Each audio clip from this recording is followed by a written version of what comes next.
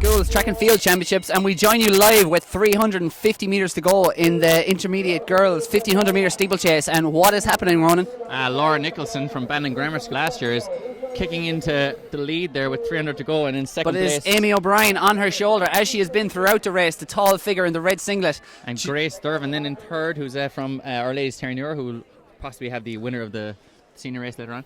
Also have the winner of the bronze medal here, it seems, because she's all alone, but the gold medal still up for grabs, and at the moment it is Bandon Grammar's Laura Nicholson. Time on the clock with 200 metres to go is 4:33, so it's going to be just outside 5 minutes here, but it's all to play for here. Gold and silver. Who's going to get it? Who's going to get the intermediate girls 1500 metre steeplechase title over the water jump? Good technique from both, but kicking off much the best there. It is Bandon Grammar's Laura Nicholson. Surges into a 5 metre lead off the bend. She looks to have this in her pocket.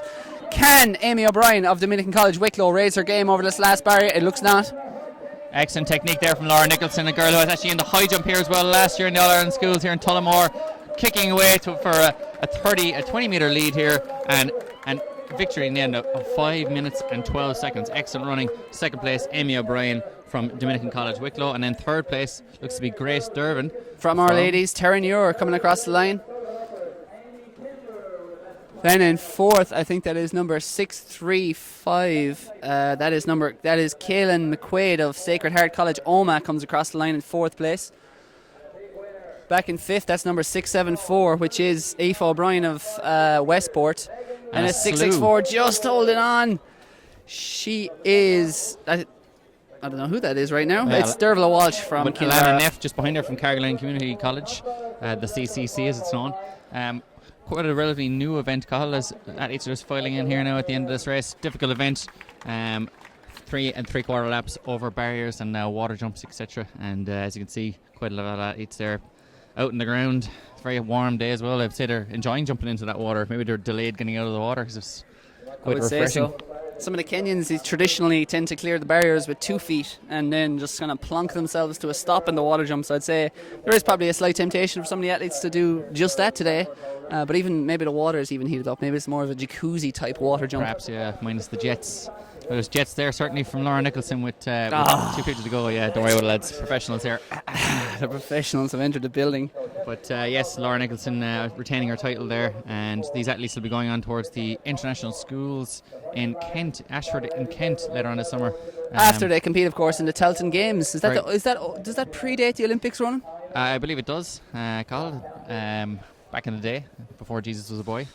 Telton Games. They were chucking spears, chucking tin, sprinting, doing all the things, hitting hurls, bashing heads. That lad Cuchulainn was there, I believe. Still holds the intermediate shot put record. May or may not be factually inaccurate. We'll have our fact checker Dave O'Shea verify that. Yeah. And as we see, he's on the case. 1500 metre there, steeplechase in the back straight.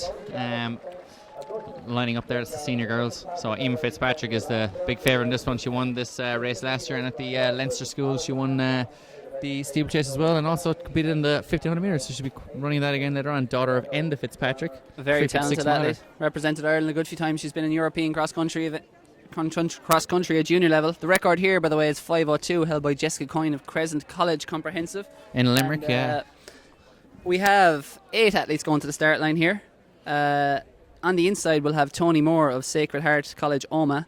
Then it's Chloe Fennell of St Augustine's Dungarvan, Emer Fitzpatrick of Our Ladies Terranure, Lauren Dermody of Loreto Kilkenny, Krista Mead of Ursuline Waterford, Alison Armstrong of Institute of Education Dublin, Shannon Lee of Presentation Athenroy, and as the gun fires on the back straight, Aideen Casey of Our Ladies Grammar Omagh, or Loreto Grammar Omagh. And I'm going to put out there, Carl, that Chloe Fennell could actually be related to David McCarthy, who is former winner of many titles here at the Irish Schools. In fact, one year won a cross country and a 400 title in the same year. So she'd possibly be related to David McCarthy. I'm going to put that out there. Someone can confirm that for me. Nice one. Eamon Fitzpatrick's gone straight into the lead here. She's already got 2 or 3 metre lead. They don't do the water jump on this lap. They will be hitting the barriers as we go around here, and you have to kind of sight the barriers, make sure you have plenty of space. And Eamon Fitzpatrick's given herself plenty of space here to run, and she's got 2 or 3 metre lead as the others start to file in behind her now. As you see, Laura Nicholson getting her medal there from Bandon Grammar School on the podium, the champion, intermediate champion. So it's Lauren Dermody there in second place at the moment in the bright blue singlet, and it's Tony Moore of Sacred Heart College, Oma, on the inside in the blue and red stripe there. But at the moment, the class has already risen to the top of this field and may even be in search of the record. If you see some of the flags that are lying around the arena here, just up to our right, they're pretty much hanging dead as a limp fish. So there isn't too much wind in the arena here. It's a beautiful day, especially for 1500 metres. Not out there for too long. 5k maybe not too good, or 3k. That won't be fun. But for 1500 metres, it's just about perfect conditions. Probably around 22 degrees centigrade. It's glorious, Cathal. Probably the greatest week in Irish history, and I think there's about a 5% chance of rain, but there's definitely a 100% chance of pain for these athletes out here. With Ian Fitzpatrick making about a 20 metre lead here. He goes up to the water jump for the first time. Now things can change massively in the steeplechase, because one fall, as you saw for Evan Yeager last year, going to break 8 minutes and fell over the last barrier. Can happen here as well. Always entertaining. It can. Yeager bombed that day, but Emer Fitzpatrick is not bombing here at the moment. She is out ahead with 2 and a bit laps to go. 900 metres to run for Emer Fitzpatrick. She's got about a 15 metre advantage at the moment. I think that's Lauren Dermody in second. And third place is Alison Armstrong as well, who's a very competitive steeplechaser. Was second in the Leinster schools as well, or third in the Leinster schools. Lauren Dermody was second. So these three athletes, first three in Leinster, going for it here at the All-Irelands. But Emer Fitzpatrick at the moment just stuttering slightly, coming up to that jump there as the two girls, Lauren Dermody and Alison Armstrong, hop just over the barrier. Ian Fitzpatrick still looking easily the class of this field, but things can change, as we said, over the course of this last, what is it called now, maybe 500 metres? Exactly. Well, I'd say it's more like 700. Sorry, counting. Maths isn't your strong point. No, Ronan, of course, is a PE biology teacher by trade. Will not be a mathematics teacher at any point soon. No. I actually regularly try to go into fourth year or third year maths and then get second and get dominated by Sid kids. Emer Fitzpatrick has a 15 metre lead here over that is Lauren Dermody. And then Alison Armstrong in third. And Alison Armstrong. The medals appear to be set, bar a fall, bar an accident, bar an injury. Emer Fitzpatrick, the class of this field, she's taken the reins from the outset, shot off in the lead. Probably ran her first lap as the fastest, but she's built up that lead and she's consolidated it up to this point. 500 metres to run for Emer Fitzpatrick. Can she challenge the record? 3:25 on the clock as she runs down the home straight here. She'll need a last lap, probably around the 80-second mark, if she's to challenge the 5:02 record set by Jessica Coyne 2 years ago. And she's well capable of doing that, Cathal, and I believe she's running the 1500 metres later on as well, so she'll be hoping to have a nice confident start today here with a win. She looks ready to go. 3:42 on at the bell. Exactly. She's got to run about a 79-second last lap here, and again, remember, it's slightly less than 400 metres, but those barriers sap the energy like a dry sponge in the Sahara Desert. The way they sap your momentum, especially on the last lap of this race. But Emer Fitzpatrick appears to have a commanding advantage. Very good technique there. Leans forward into the barrier. Good steeplechase technique, accelerating into the barriers, using that momentum rather than letting it stop you. But at the moment, is Lauren Dermody closing in just a little, maybe? I think she might be slightly, Cathal, but it's, as you said, at this stage I think we're pretty much set unless there's a barring a fall, but you just don't know. She looks to be fairly confident over the barriers at this stage. Lauren Dermody, could see Alison Armstrong maybe with those long legs there catch herself up to Lauren Dermody. In fact, she seems to be edging ever so slightly closer, but Ian Fitzpatrick is away in the lead here, looks to be set. Into the water jump for the final time, plants one foot in the water, very good technique, accelerates off it, gives no hope to those behind if they're going to try and chase this gold medal, because Emer Fitzpatrick has it, 100 metres to go. Alison Armstrong is coming here for second place though. Will she catch her? Emer Fitzpatrick looks away and gone. Here comes Alison Armstrong. It's going to be a great battle up this home straight here for second place. They're going to jump over the barrier at the same time. Oh, stuttering into that one. Working all the way to the line. Alison Armstrong with the long legs looks to have got second place here, but it's not over yet. And here comes Lauren Dermody, who's going to catch this one on the line. And, I wouldn't want to be calling that one. I do, I want to call it. It was Okay, Alison Armstrong on the near side who won that. Yeah. I'm going to say it was either Lauren Dermody or Alison Armstrong for that one, for second place there. Big call. Thanks, man. Emer Fitzpatrick is hunched there, if we see to our right, over the steeplechase That barrier. is, yeah. She's got up now. She was, shall we say, in bits, and she left every ounce of effort in that hunt for the record, but I'm sorry to say she came up short. She ran 5:03.87. As we have Tony Moore crossing the line there now as well, from Sacred Heart College, Oma, and what looks to be Shannon Lee from presentation at Athenry. So a good shot there down towards down on the final steeplechase, or just past the finish line. All the girls Rivals, but friendly rivals, it's fair to say. They're all Exactly, panning out there and taking a seat on the steeplechase barrier. In the sun, and 5:03 they're called. Fantastic running with just shy of the record of 5:02.62, just over a second shy of it. So I suppose with a little bit more competition up front, maybe, or maybe a slightly less temperature, she might have managed to get round. Yep, exhausted and elated there. The champion, the gold, silver and bronze medalist all as one there on the final barrier. And then they say, you know what, enough of this friendliness, let's go. Yeah. I've got a 1500 metre to run later. Exactly, yeah. That's it, the frivolities are over. Interestingly enough, Yes, Carl. on a side note, personal sick brag, bro. Oh, yeah, go on, yeah. Many years ago, I think it was 2003, 13 years ago, I ran the intermediate 1500 metres and steeplechase in the same day. And after running the steeplechase about, this time of the day, around 1 o'clock, Yes. came back to run the 1500 metres. And Emer Fitzpatrick, our champion there's dad, was the starter of that race, Enda Fitzpatrick. And he saw me on the start line for the 1500 metres and went, "Oh, Dennehy, jeez, glutton for punishment, you're back." So, yeah. Jeez, he's obviously been That's my inspired by said. And he's now, Sorry. ironically, inflicted that same punishment on his daughter Emer, who is an equal glutton for punishment, except she's winning. Far more talented, than you were. What?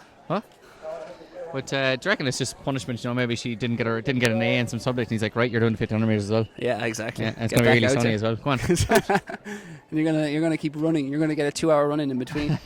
The boys' intermediate 1500 metre steeplechase are on the start line at the very top of the back straight there. Is that the top or the bottom of the back Bottom straight? of the back straight, yeah.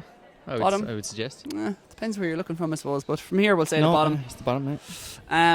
So they're ready to go. We have, I think it's 12 athletes going to the start line here from the inside, even though you can just about make them out there. Sun shining brightly. Hard to decode the colours. But it is Christopher Whittle of Coláiste Isagáin, Dublin. Outside him will be Kevin Horrigan, St Mary's, Galway. Dean Holmes, Tullow. Community school. Nice one. No worries. Ethan Dunn of Dromore High School. Ethan's a fine name. It is, very Ethan Batman-esque. Hawke and Other Ethans other who we Ethans. don't know. I've lost it now there. Callum Harris of St Patrick's Lisburn is outside him, and then it's Joseph Wagacha of St Louis. Callum Harris is certainly not here. Oops, did I skip him? You did. Callum Morris. Sorry, continue on though. I'm sorry. So after Joseph Wagacha of St Louis Kiltima, it is Aaron Donnelly of Abbey Community School, Waterford, Dane Ryan of Nina CBS, Stephen Flaherty of St Mary's, Galway, Rourken O'Gibna, very Irish name from a very Irish place, Coláiste Lou, Dundalk. And then it is Conor Devan of St Flannan's, Ennis, and Jack Moore of Sacred Heart College, Omagh, who will be requiring every bit of courage deep within his heart of the Sacred Heart to win today. There, no, yeah. It's pretty good. It's not good either. It's not great, but it'll start us off in terms of puns for the day. But yeah, no, I think if I can remember correctly, I went down for a bit of recon on the Munster schools, because I knew we'd be doing this today. Professionals going professional. I believe our man from St Flannan's there took the win down at the Munsters, so it'll be. It's always a very, very strong race, this intermediate boys steeplechase. So the third years normally entering this. Noel Collins holds the record at 4:18. He beat the record held by Colin Costello, and he ran that in 2007. Second place was Tomas Cotter, who's qualified for the European Championships, I believe, this summer. So it just goes to show if you mightn't even win the schools and still turn out to be a damn fine athlete. Exactly. Michelle Finn there launched this event the other day. Didn't even make the All-Ireland school, she said.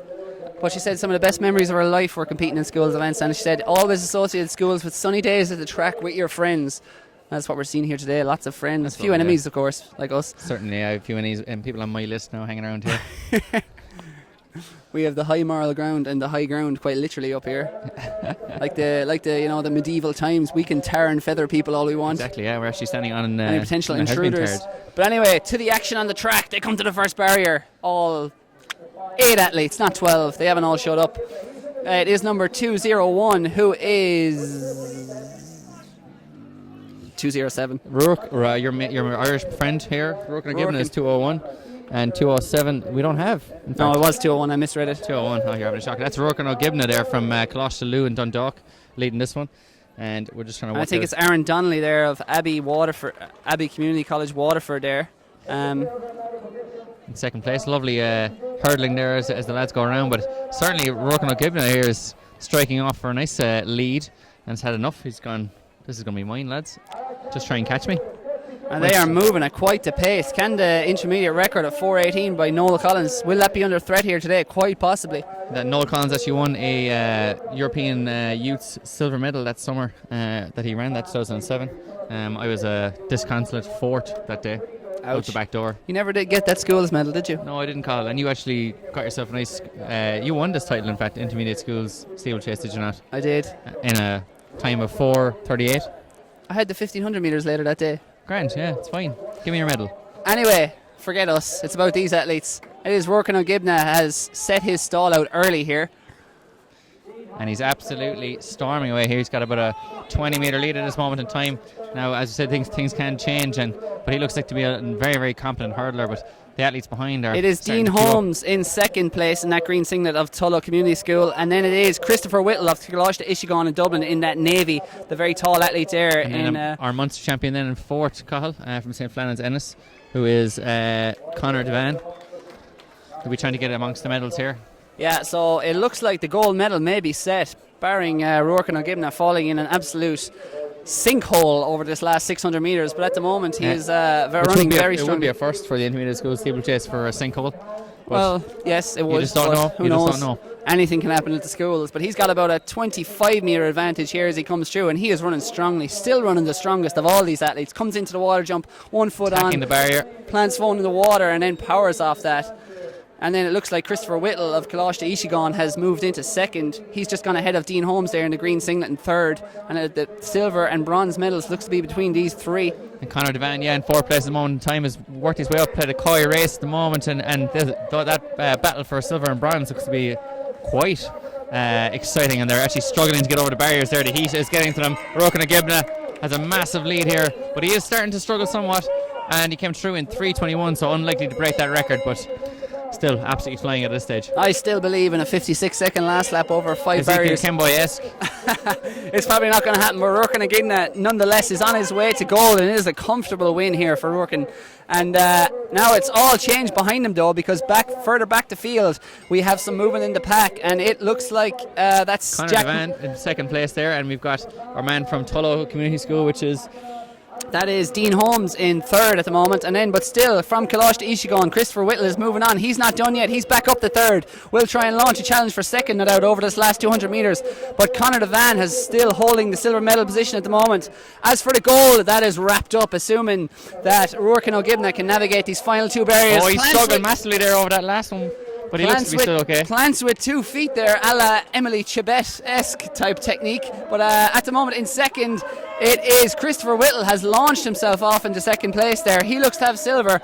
He's getting tired out front, Rourke O'Gibna. Yeah. Those feet don't quite have the same spring in them they had a couple of laps ago, but he's done enough. He's going to get home for gold. Dean Holmes versus Conor Devan here for third place. Will Dean Holmes make it? I don't think he will. A fantastic finish, 4:36 and change, and a few lads there just behind the second, third and fourth, probably a couple of seconds off. 4:36.60 for the win there. Fantastic running on his own as well. On his own. From the gun. Steeplechase on his own is a very good horse steeplechaser who retired this year after the Aintree Grand National, incidentally. Do you know the origins of the steeplechase, by the way? Incidentally, both horse racing and human steeplechasing. I do, but just for the purpose of playing devil's advocate here. Okay. Carl, please tell me the origins of the steeplechase, please. What is it then, if you know it? No. You brought this up now. No, you tried to deflect here instead of answer the question. No, I want you to tell me. As a Cork man and a former steeplechaser, do you know the origins? Former steeplechaser. Okay, well, I'm not done yet. Sorry, go on, yeah. Anyway, where did the steeplechase originate, Roman? I believe it was between Charleville and Buttevant in Cork. Correct. And they used to run from steeple to steeple.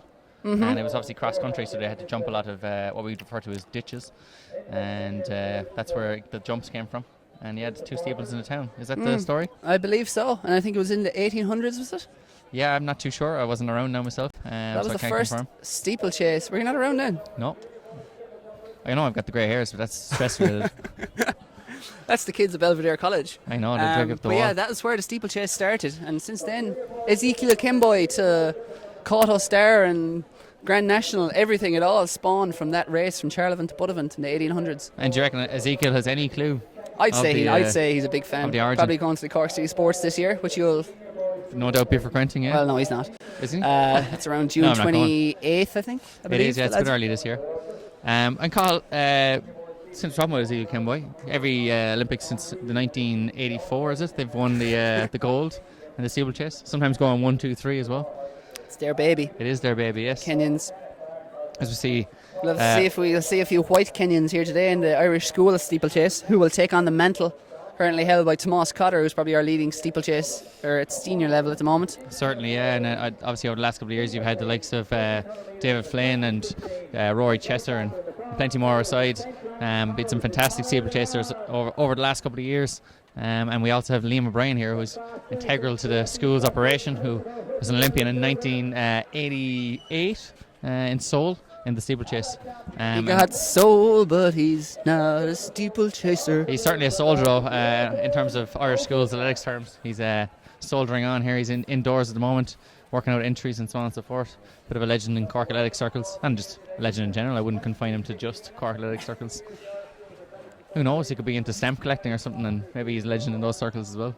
Ronan, give us the lineup, seeing as they're almost on their marks for the senior boys 2,000 metre steeplechase. Lining up, as you can see, just behind the start line due to the indented nature of that water jump. Gives them a bit of ground so they make it back at the start here. We've got about 9 athletes on the start line. So we've got Owen Bradley from Mulroy College, Milford. We've got Owen Reddy from Maynooth post-primary, who won the Leinster School steeplechase in time just outside 6 minutes. He'll be the favourite for today. We've got Owen Kelly from St Mary's Galway, Ty McGinty from SMNP Swinford, Ben McKibben from Dromore High School, Aaron Quigley from Nina CBS, Owen McKenna from Clarion College Athenry, Paul O'Donnell from DLS Churchtown Dublin, who's second in the Leinster Schools, Jamie Roach, St Flannan's Ennis, who won the intermediate title last year and is up in 5th year now. He's running in his senior debut, and he won the Munsters quite handily. We also have Andrew Kennedy from St Mary's Newport, Sean Carrick from St Aidan CBS, who was third in the Leinster Schools, and we also have David Gormley from Omagh Christian Brothers, who will be looking forward to it. It was a false start there. Nobody got too excited. I think everyone was aware of said gun practice. But the lads are just lining up here in the line on the outside there in the blue. You can see Owen Reddy ran 156 for 800 metres there recently enough as well. So certainly has the speed.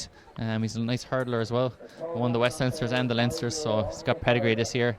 But all can change here at the Irish schools. One of the big things I used to notice at the Irish schools is coming from Munster College, we'd see all the results from North Munster, and then you get the Munster results, you'd see the Leinster results. You mightn't see the Connacht results too often in the paper, and you mightn't see the Ulster results too. So you always come up here with a sense of mystery.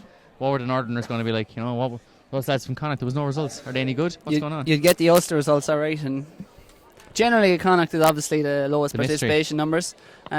So you generally disregard them, but in reality you got a few ringers in Connacht, a few stars standing out, and when they landed, they landed big. You knew about it. So when they hit you, you stay hit. They kicked off here, and already just on the outside there, and we also have our man from DLS Churchtown, who is, as I wrestled that from you there, Cathal, is Paul O'Donnell. Sorry, Paul O'Donnell, and already, just like they did in the Leinster Schools, straight to the front, 1 and 2 at the moment, looking like they're ready to go. And we've got a man from what looks to be, I'm going to guess, Ty McGinty from Swinford there in the red, has gone straight into the lead.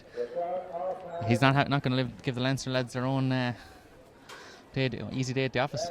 Exactly, they may be at home just about here in Leinster, close enough to Munster of course, but he's sticking it to them on foreign soil, so to speak. But he took that barrier out front there with great technique. He didn't even plant a foot in the water, so at the moment his 2 spikes are dry for the ensuing 400 metres. It's a bit of an advantage. We will try and get a few spike soakage updates as we go around. But it is Owen Bradley from Milford moving through here. Then on the outside it's 446, that's Owen Reedy of Maynooth. So Owen Bradley in that darker blue of the singlets moves to the front. He was biding his time for the first lap, but now decides it's time to take command. And the diminutive Paul O'Donnell there in 4th place.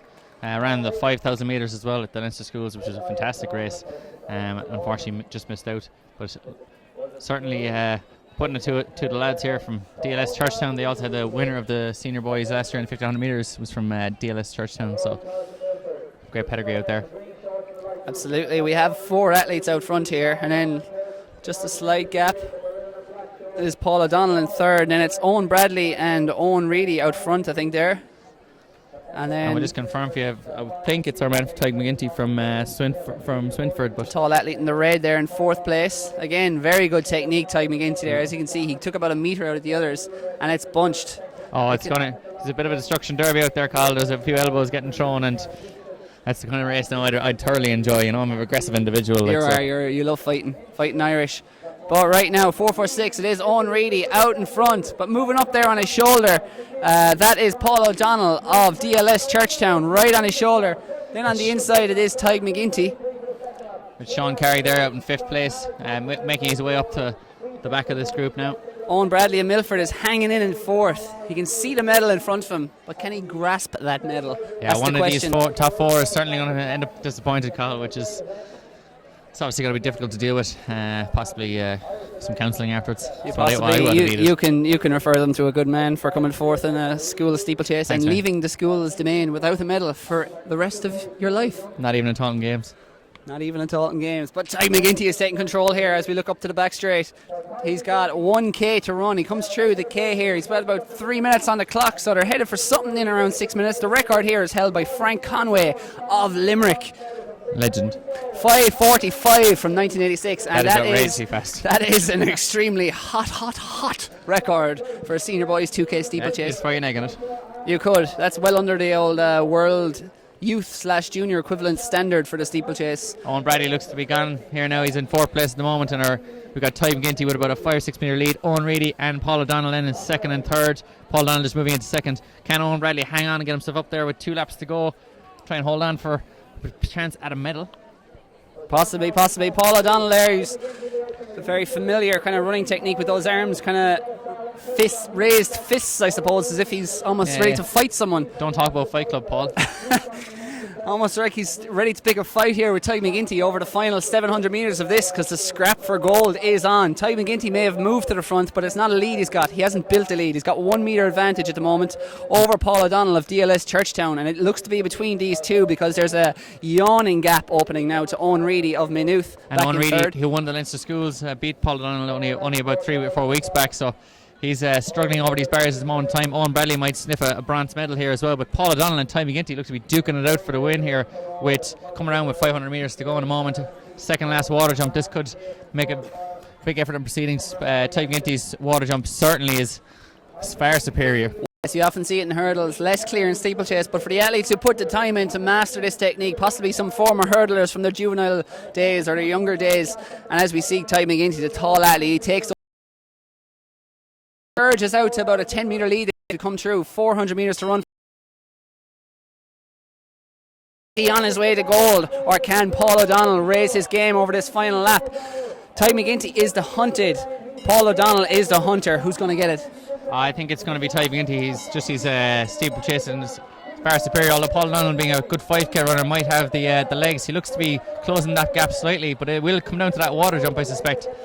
But it's going to be a great finish here. Owen Ready is been and gone. He's got 3rd place sewn up. I don't think Owen Bradley's going to get up there at all, but Paul O'Donnell grinding his way back up to it. He's closing the gap slightly. Tyke McGinty's just barely making headway there, but there's certainly that 3 or 4 metre gap at this moment in time. He's got contact, Paul O'Donnell 100. He is in touch if he's ready to strike. If he can raise one more gear, he might be able to challenge Tyke McGinty, but Tyke McGinty has been excellent so far over the water, is again there despite the stumble, has about a 12 metre advantage, and he looks to be on the way to goal with 100 metres to go. He certainly does, Carl. I don't think his technique is going to fail him now, although commentators cursed there, but Paul O'Donnell took a look behind there. I think he's gone himself. He knows he's not going to make it up to Tyke McGinty over this last couple of metres. So it's Tyke McGinty. He's going to get the win here. Paul O'Donnell in 2nd. Really fine running here. 6:05, 6:06, 6:07 as he 6:08 as he jogs over the line. Paul O'Donnell in 2nd. We have Owen Reedy in 3rd.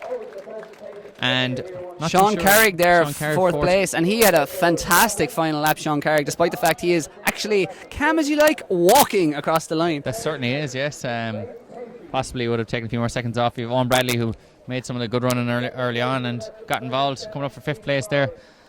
And we probably couldn't catch it because it was far back from the camera to see, but Sean Carrick ran a fantastic final lap there of St. Aidan's. He came powering through from well back down the field and again sniffed the bronze medal, but possibly just left it a little too late, and it is difficult to do over the steeplechase. It's quite a long way. And sometimes you can see athletes will start to suffer in the later laps, and it's probably a good idea from Sean Carrick, but unfortunately not able to pull it off today. And when you die in the steeplechase, ashes to ashes, dust to dust, because you are dead. Very much so, yeah. I do remember Rory Chester laughing at me on several occasions over the last couple of summers in the National League, laughing at me as he did so. No, he didn't. He's a really nice guy. Lovely guy is Rory Chester, and a damn fine steeplechaser. Yeah. I think he's run something around the 840 region for the 3K steeplechase. Yeah, certainly. Certainly under 850, I think, anyway. Next up on track, by the way, it's going to be the 100 metres. So for all you sprint nuts out there, the time for honouring yourself will soon be at an end, to quote Maximus Decimus Meridius. Who's actually not here today, unfortunately, missing his first Irish schools. I think he lost a battle with some guy in Rome there last week. Rome Diamond League was on Thursday as well, Carl. Fantastic events. It's on every weekly Diamond League, so if you get after today, if you're not getting your athletics fixed, make sure you tune in to the Diamond Leagues. Birmingham is on tomorrow afternoon. Catch that on the BBC / possibly Eurosport. Yep. And several streams such as Entry. Just we were. I think it's next year. Dave, out there and stop mentioning those other channels. Yeah, I think Dave is currently under negotiations with the IWF and Dentsu and all these other broadcastings to secure rights for the 2017 Diamond League and Entry. Exclusive rights. As he is for the Olympic Games, he's going around making threats to national broadcasters in several countries. Holding them up, classic Limerick. Sorry, we're very much outnumbered here, yes, Ronan. I should remind you of that. And I'm on a ledge. And it's a quick move to throw someone off this ledge. I know, I feel quite fearful here. You should. The 100 metre minor girls is going to be the first race up on track, so we'll just give you a look at those on the start line now. And it looks like we have a couple of lanes empty here. We have 6 athletes going to the line. Scott sneezes there, lovely, off camera though, so it's all good. I'm not going to get infected. But yes, we have Alva Doherty from St. Flans Ennis, Freya Bohan from Presentation Athenry, Katie Monteith from Sullivan Upper, Nicola Stefankova from Laurel Hill, SS, Limerick. Any ideas what the SS stands for? Secondary school, perhaps? And then we also have Rasidat Adeleke from Presentation Terranure. We have Ellen Kilcoyne from St. Attracta's Tubbercurry. We have Alice Rogers from Ballymena Academy. And we have Emma O'Brien from Mount Anvil in Dublin. So there are the fastest under 14, I believe 14, yeah, under 14 girls in the country that are in school. So it's Freya Boyne of Presentation Athenry in lane 2 is missing, it seems. And then it's also 2, 3, 4, it's lane 5, which is Rasidat Adeleke of Presentation Terranure, she is a late arrival. She's got her blocks and she is setting them up. So she was just chilling somewhere, warming up. She was messing with you, Carl, there, making you look like a fool there. And she did. Yeah. So 7 athletes to the line here. And obviously the minor events have only been introduced in recent years, and no minor in Orde. Sorry? No minor in Orde. No. That could have been your chance, your school's medal. No, I was actually absolutely atrocious until I was about 15. All right, as opposed to just atrocious. Just atrocious, yeah. I knew where you were going with that. I could see it in your eyes straight away. Don't worry. Why? No wonder I'm so insecure. Jokes. Seriously though. 7 athletes to the line here. Lane 1's going to be Ailva Doherty, St. Flannan's Ennis. Lane 3, Katie Monteith of Sullivan Upper. Lane 4 is Nikolka Stefankova of Laurel Hill, Limerick. Lane 5, Rasidat Adeleke, Presentation Terranure. Lane 6, Ellen Kilcoyne of St. Attracta's, Tubbercurry. Lane 7, Alice Rogers of Ballymena Academy. And on the outside, on their far left of your shot, is Emma O'Brien of Mount Anvil, Dublin. Tubbercurry, home to the great Dave Kelly, Sligo All-Star. Home to some fantastic tubs of curry as well. I actually believe the Indians have been takeaways have been banned in the area. Trying to get rid of the stereotype, the unwanted stereotype that hangs around Tubbercurry's shoulders. Cuisine the curry. We have a lot of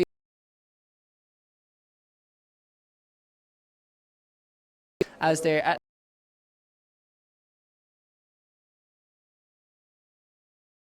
obviously it's a new-ish event that stands to Patience Zumbagola of Dundalk at 12.17, which is a very fast Extremely time fast, for a minor girl. I do remember running it last year. extremely swift as they get into their blocks here, and there's a hush. Philip Kelly telling people to shush. They're off. Going very well there in lane 4. That's Nikolka Stefankova. She is out and away at the moment in lane 4. Going well on the inside too is Elva Doherty and also Razidat Adeleke, but it is Nikolka Stefankova. 12.20, just misses the record.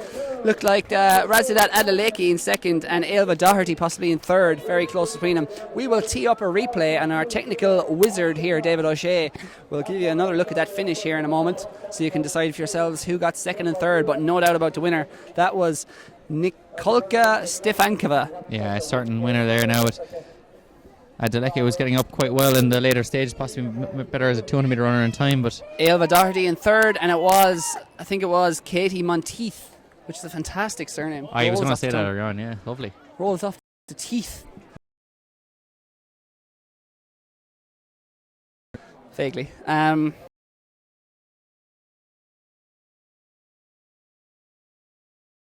Blood there, Nikolka Stefankova, no doubt.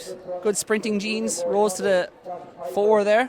They only wearing long tights, so you know they're used to this hot weather. Other than these Irish people are like, oh my. Yeah, even at 8 o'clock this morning, I was impressed. I'm Billy Milton. Next up, it's going to be the minor boys 100 metres. 8 athletes should be going to the line in that, if any of them haven't bothered to show up. I do. You do see it quite rarely. There are schools. It is close to exam time for your junior certs and leaving certs, and it is quite the distance to travel from the likes of Castletown Bay down in Munster.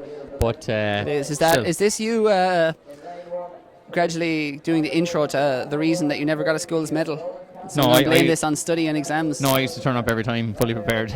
Just not very good. Thanks, Colin. 4th is very good. Sorry. I mean, it's not great, but it's very good. Average. To quote the movie Prefontaine, they can name a street after you for that. They call it 4th Street. But to be fair, Noel Collins was great. I was 4th. But to be fair, it is a very difficult thing to get to. Like, there's a lot of very fine athletes, such as our future Olympian Michelle Fain. Never even made it to an All-Ireland school. Marcus O'Sullivan, I believe, has no schools medals. Went on to run over 100 sub 4 minute miles. So you do see it. People mature at different stages. A lot of athletes like Derval O'Rourke did not shine at schools level as such. Certainly no hints of the stardom that would be to come at senior level in comparison. Sonia Sullivan, of course, was a standout, won 3 titles in a row, 85, 86, 87. Jesus, yeah. 3K, 800. Did the old 3K, and then, you know what, I'm so good, I'm going to drop down and win an event that I don't even need to win on our final year. So in the minor boys 100 metres, that's next on the line. We have a full complement of athletes. On the inside in lane 1, it is Adam O'Dwyer of Thurles CBS. Lane 2 is Ronan Campbell of Slemish Institute, let's say, Ballymena. Lane 3, another fantastic name, is Raphael Salaja of Athlone Community College. Lane 4 is Rhys Gregory of Lurgan Junior High School. Lane 5 is Mervyn Shalamba, Mercy Mount Hawk Tralee. Lane 6 is Michael Farrelly, St. Fintan Sutton. Lane 7 is Shidera Idmili of Colashton Navi. And lane 8 is a man called A.N. Other, and it's otherwise known as A.N. That would be brilliant. I totally would do that if I was that parent, certainly. But we strongly suspect that is incorrect. And well, that's actually correct. And confirm that it's A.N. Other. His name might actually be A.N. Other. Another? Another. So we'll try and race will be long since over. So let's just hope A.N. Other doesn't win here. No, I'm kind of quite. I'm rooting for him. Yeah, he's the underdog here. From the inside, Adam O'Dwyer, Ronan Campbell, Raphael Salaja, Rhys Gregory, Mervyn Shalamba, Michael Farrelly, Chidera Idmili, and our friend A.N. Other. They are off. Very good start in lane 3 there from Raphael Salaja. Looks to be leading at the moment, but in the yellow there it's Michael Farrelly of St. Fintan Sutton has got it. Mervyn Shalamba beside him though. Looks across. What confidence, he has got this. Dips at the line, 11.46. What a win. What confidence from Mervyn Shalamba ahead of Michael Farrelly. Mercy Mount Hawk, over the last couple of years, and many schools titles won over the last few years. Great staff down in Mercy Mount Hawk Tralee. And I've news to you, Ronan. That's a record. 11.46, subject to official ratification. Previous record held by Josh Piper of Presentation Bray at 11.65. So Mervyn Shalamba has obliterated that record. Let's tee up the replay there so you can see the Usain Bolt-esque final 30 from Mervyn Shalamba. The look across, Just the took confidence. A look. The look of love or look of derision. Look of disdain. You ain't got me. Mervyn Shalamba there, as you can see in lane 5. Michael Farley flew the first 50, but he got to the front there. Took a glance across, dipped at the line. He knew he wasn't safe. Had the experience to make sure he dipped to ensure that win. He is your national champion in the minor boys 100 metre 13 schoolboy in Ireland. So we come up now, junior girls will rock it off. So as you can see, as time goes on here, it goes girls and then boys the entire way through, with the exception of a few intermediate long distance races. Blur wrote a song about the school's athletics timetable called Girls and Boys. What was it called, Carl? Boys and Girls. Boys and girls, yeah, that's the alternate. Yeah. They weren't Blur, they weren't on the ball there now. Be more of an Oasis man. Nothing is wasted, only reproduced. You get nasty blisters. This, quite possibly hitting the right notes there. So as you can tell by that reference, we are dinosaurs at the school's athletics championships.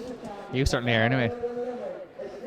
But we have the junior girls getting up here now. Shortly, we'll have Laura Nicolakin from Garmskull Cua Ulla, Niamh Foley from SMI Newcastle West. You have Bevan Parsons from AM Ballinasloe, Isabel Little from Banbridge Academy, Lauren O'Leary from Nagle Rice Doneraile. We have Patience Drumbagulo from St Vincent's Dundalk, who I think won the 200 last year. And we have Carla Hudson from Wesley College in Dublin. And then we finally have Gospel Idahor from Moyne Community School in Longford. Record here is a 12:10, jointly held by Olive Burke back in the days of hand timing in 1981. Very good. Emerald AC sprinter from Limerick, but she was running for Laurel Hill, Limerick at the time. And Karen Mills of Methodist College, who appears electronically, 12.10. So possibly Karen Mills there, being a bit hard done by, given she ran. Yeah, exactly. Yeah. Olive Burke's hanging on by the skin of her teeth there, by the stopwatch, yeah. By the whims of a middle-aged man with a stopwatch. To the line in the junior girls 100 metres national schools final. Lane 1, Arnie Kialacon. Lane 2, Niamh Foley. Lane 3, Bevan Parsons. Lane 4, Elizabeth Little. Lane 5, Lauren O'Leary. Lane 6, Patience Jumbo Gula. Lane 7, Carla Hudson. And Lane 8, Gospel Idahor. Which makes the getting ready to run juniors. And they're off. Patience Jumbagula going very, very well there out in lane 6. Looks like she's going to get the win. And in lane 2, we have Niamh Foley.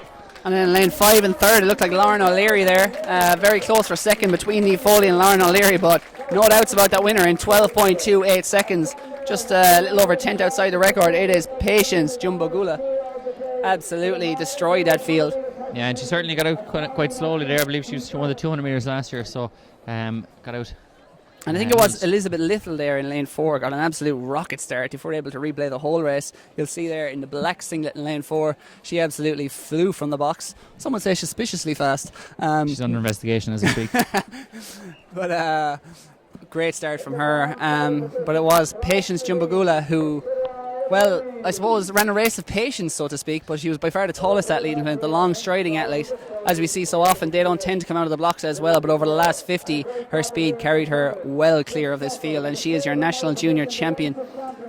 Certainly, once she was in touch there with 50 metres to go, she was away. You can see there she's still in touch there, and her long legs just unravel there now, and she gets away as we pan the camera around. Exactly, and she has time to celebrate before the finish. Probably a good 4 or 5 metre advantage there over Lauren O'Leary and Niamh Foley of Newcastle West. Great stuff, ladies. That is the junior girls 100 metres. So junior boys up next now. It's very easy, Carl. Very easy to follow the programme here. It is. Even we can manage it. You think we're messing though? We normally fail miserably at these kind of things. Do pan over, a great shot here as a replay. Patience Jumbagula again, easily winning by must be 3 or 4 metres there. Yeah, and I think it was Lauren O'Leary, right, of Nagle Rice Doneraile who got up. So a proud Cork man, Ronan. Well done, Lauren. Fair play to you, kid. She's more, you're probably closer to her than I am up there in Doneraile. Yeah, that's virtually Limerick, so we'll claim that as a Limerick silver medal. But the gold went to Dundalk. Yeah, very much so. Just had a little patience. Yeah, great Guns N' Roses tune as well as Take That, I believe. Yep. Patience-related effort. So we've one athlete, I think, missing the junior boys 100. You can see it there in lane 2, unless he's going to be a late show. Could well be a no-show, but the blocks are set up. You've been stung here before, Cathal. I've been stung. I'll make no assumptions because that makes an ass out of you and me. Lane 1 is going to be Mark Jones of Kalosh de Vera Cove. Lane 2, who's currently absent. Is he? Possibly? He looks to be He absent. may be there. He looks to be absent. That should be Ethan Lloyd of Sancta Maria Louisburg. So maybe he got... That sounds like a very American place. It does, yeah. Louisburg. So quite the commute here. Surely he got ruled out when he showed up with an American draped in a Stars and Stripes. Lane 3 is going to be Matthew Buckley of Ratoath College. Lane 4 is going to be Ben Ida of St Gerald's Castlebar. Lane 5 is Conor Crowe of St Patrick's Keady. Lane 6 is Jack Ryan of Thurles CBS. Lane 7 is Josh Piper from Presentation Bray. And lane 8 is Jack Levum of Carrickfergus Community School. So Josh Piper is actually the minor boys record holder up until today when he was beaten. But Josh Piper, so he's going to be smarting from that. He looks quite upset at this moment in time, yeah. But very much smarting. He was heavily involved in the Presbury Junior Cup team as well, in rugby. Possibly as a flying winger. What's rugby? It's a town in England. Oh, nice one. From the inside once again, lane 1, Mark Jones. Lane 2 is empty. Lane 3, Matthew Buckley. Lane 4, Ben Ida. Lane 5, Conor Crowe. Lane 6, Jack Ryan. Lane 7, Josh Piper. And lane 8 is Jack Levum. On their marks. Quite cheer for the pole vault there. We'll try and bring you that result when we have it. Away they go. Nice even start. Going well there in lane 4 at the moment. It is Ben Ida of Castlebar. Looks to be ahead. No, that is Conor Crowe of St Patrick's Keady. Conor Crowe is away here and gone. Lane 3 there gets second. That is Matthew Buckley of Ratoath College. And then Mark Jones of Kalosh de Vera Cove, I think, on the inside in that white t-shirt, looks to have got third place. Yeah, snuck up there on the inside, yeah. 11:59 was the winning time there. So good running there. It actually slower than the minor boys race, interestingly enough. Mervyn Chalamba will be licking his chops for next year. Next year, yeah. He'll be already. He'll go up to the podium and say, you know what, give me the junior medal too, because I run faster than them. Quite an impressive record there by Aaron Sexton last year from Bangor Grammar at 11:06. That's some swift running as a junior boy. So yeah, as you can see there, the replay, Conor Crowe in that luminous green singlet. Very short striding athlete for the size of him, but very effective out of the blocks and powering away from this field. He was a different class there. Lane 3 then it was Matthew Buckley in second. And I think maybe on the inside, very close for third, but it looked like Mark Jones, Kalosh de Vera Cove, running on his own there. The only athlete in the field in a t-shirt, so he's winning the fashion stakes, and he's won a bronze medal here for his effort. Not unlike Bosse from France, wearing his French t-shirt and shorts combo. Yeah, as you can see the replay here, I think gold and silver pretty much clear cut. Ooh, on the outside there actually, lane 7, that was Josh Piper with Jack Ryan beside him on the inside. They may have taken third place, and as you can see the judges are asking all these athletes to stay in their lanes here. So there's going to be I think some the decisions officials made, yeah. Upstairs, of course, will be. I see Pat Hooper there as well at the very, very top, spying like an eagle there, trying to figure out who was third in that one. Although he does consider any event that doesn't have a bell to be sacrilegious. Correct. Josh Piper, I think, may actually have got third there, but so they're all nervously waiting the other athletes just to check. But no doubt about the winner. That is Conor Crowe, St Patrick's Keady. Despite the fine head of hair on him there, did not hold him back with any aerodynamic drag. Certainly a lot of hair there on all the gentlemen. No short back and sides. If he was a dog, he'd be molting at this time of year, but he is a human, and he is keeping the 70s look in vogue. Certainly is, Cathal. Cathal, you've had the same haircut since you were 9, I believe, and have no intention No, of I lost changing. the bowl cut. I had the bowl cut up until I was about 14. I was one of the last people in Ireland to lose the bowl cut. You're holding strong. And then I've had the same haircut ever since. It's never actually been cut. My hair stopped growing. The surgical procedure. Very expensive. We have Sweden for it. the anti-Rooney. We have the intermediate girls come up now. One of the stars of the day. There are many stars here today, but there are many superstars of schools athletics, and Ciara Neville is one of them from Castletroy College in Limerick. As we see there, she is in the luminous green t-shirt. So cool she can wear a t-shirt, but while she's before she's going to be called for marks. So there's 8 athletes going to the line here. She set this place alight last year, ran 11:64 record, the fastest time in the history of schools athletics electronically timed. As a third year. She's only 16 years old. A very, very high calibre athlete. She's also running the 200 metres later on and will be anchoring Castletroy College in the relay, who are Munster champions at intermediate level. So Ciara Neville should be on her own here. Maybe Janine Boyle can give her some trouble, but it should be Ciara Neville's to win.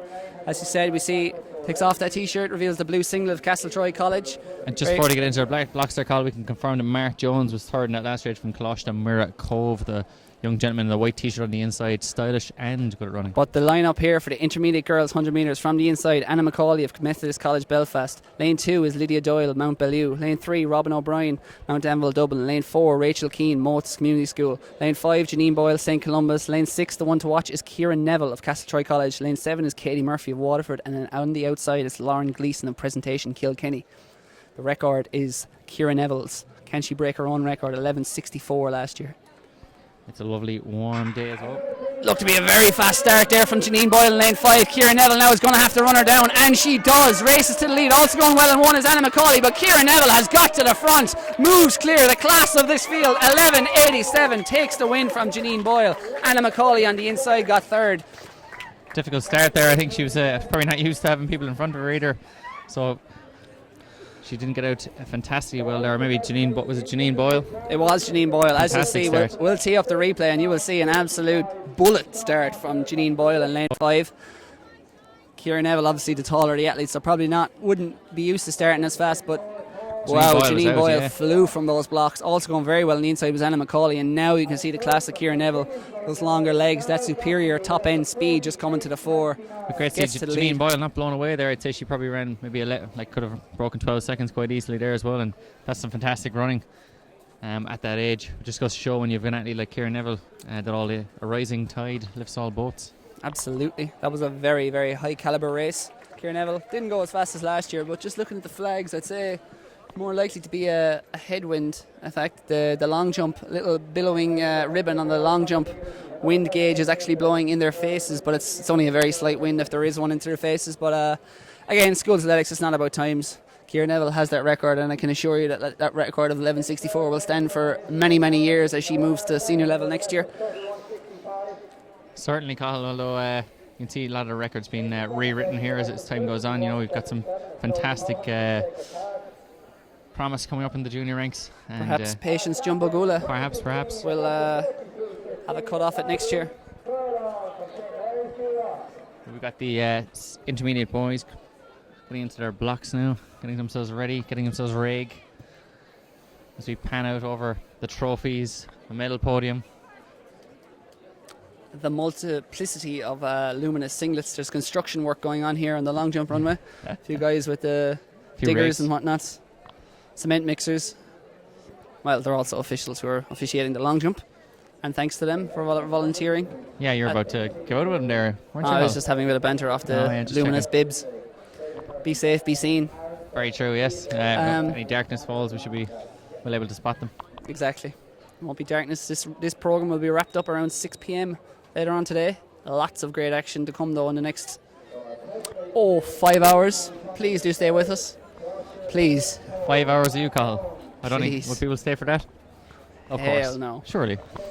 Intermediate boys, 100 metres are behind their blocks. Lane 1 is Michael Macaulay of St. Louis Ballymena. Lane 2, Josh Finnegan Murphy, St. Macdara's Dublin. Lane 3, Tony Udabude, Rice College Ennis. Lane 4 is David Murphy of CBS Kilkenny. Lane 5, Jack Dempsey, Mount Bellew. Lane 6, Aaron Sexton, the Ulster champion, Bangor Grammar. Lane 7, Killian Dolan, Presentation Athenry. And a fantastic name in Lane 8, Daniel Lanzad, Bandon Grammar. Your own alma mater? No? St. Brogan's College Bandon, but Daniel Lanzad, he'll be running the senior boys relay later on. I know he's only an intermediate boy, but he's getting into his blocks now, second in the Munster Schools. So Killian Dolan is actually missing in lane 7, so 7 athletes to the line here.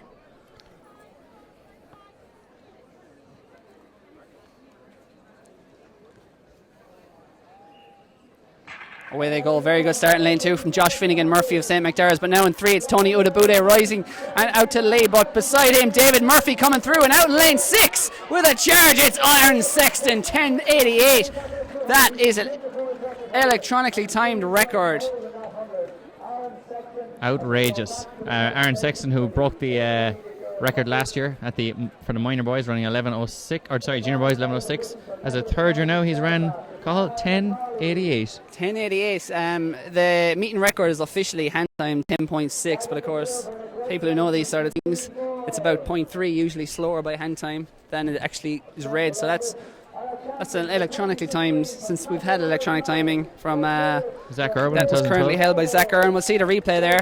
Aaron Sexton probably just trailed at this point with David Murphy going well there in the middle. Looked like David Murphy holding at that point, but holding his technique together brilliantly there was Aaron Sexton on the near side. Came through in the final 30. The class rose to the top. What a win for Aaron Sexton of Bangor Grammar. Yeah, 10.88 is some exceptional running as well for such a young man. And despite what I said about the wind, the flag to our right here is actually blowing on the backs of the sprinters at the moment, so maybe there was a slight tailwind on that. Billowing. We have, the action comes thick and fast here. Key word being fast, because we're watching 100 metres, and we're now watching one of the stars of Irish underage athletics about to watch. We just saw one in Kieran Neville. Aaron Sexton also proving himself to be one now with that electronically timed, I suppose, record. But the next one you're going to see is Charlene Mausley of St Mary's Newport. Ran, I think it was 23:55 possibly last week for Dave O'Shea says yes. Yeah, certainly. I got the thumbs up from Dave O'Shea there. 23:55 or so ish, sort of. When it take a second or two. Yeah. For 200 metres at the Tone Laguiha meeting in Waterford. Fantastic one. And you know what was even more impressive? It was into a headwind. Whoa. Very minor headwind, but into a headwind. Outrageous. So she will be not too far off the Olympic standard, which is 23:20. If she can find a good race, tailwind and a good field. But outstanding stuff from Charlene Mausley. She was the Munster champion over the 100 metres and 200 metres, and she will be, I dare say, if she rises from the blocks okay and stays healthy, an unstoppable force in this senior girls 100 metres. Can she go faster than Kieran Neville? Can she prove herself the fastest schoolgirl in Ireland? That's traditionally held by the senior ones, but Kieran Neville has set down her stall with that 11:88 run. The record here is held by, of course, Phil Healy of Bandon, 11:83. Phil Healy? Never heard of her. I remember her. Lane 1 here is going to be Kate Bernard of Coloston and Tiverton, Bandon. Lane 2 is Natalie Cahoon of Ballyclare. Lane 3 is the one to watch, Charlene Mausley of St Mary's Newport. Lane 4, Sophie Becker, St Mary's New Ross. Lane 5, Aisling Forkin, Swinford. Lane 6, Kathleen Maguire of Belfast. Lane 7, Laura Ann Costello of Yates College, Galway. And Lane 8 is Aoife Lynch of Lutchelstown Community College. Outstanding. And Kate Bernard will be looking to follow in the footsteps of Phil Healy, same school, Coloston and Tiverton, Bandon. Charlene Mausley, as you said, the massive favourite here, and Aisling Forkin as well from Swinford.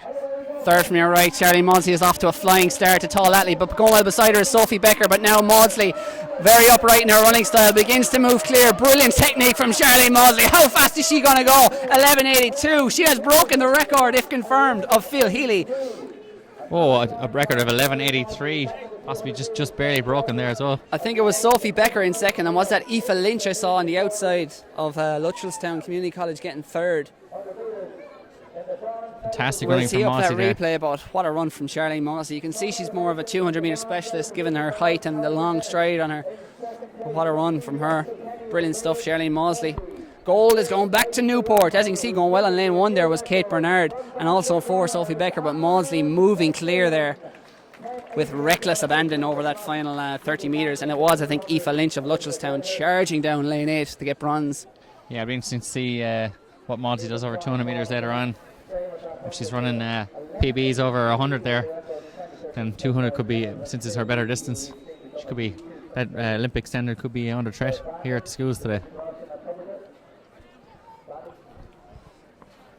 Wouldn't that be something? That'd be incredible. I think it's very unlikely we'll see an Olympic standard. 23:20 is an outstanding time, but Charlene. Go on, Charlene. Aaron Sexton has done 10:86. It's even faster than we thought. That time has been electronically checked via the screens and been corrected. It is faster than we thought. The new record will stand at 10:86 in the intermediate boys 100 metres. That's exceptionally fast. We'll try and get the confirmed time because it could be very close to Charlene Mausley.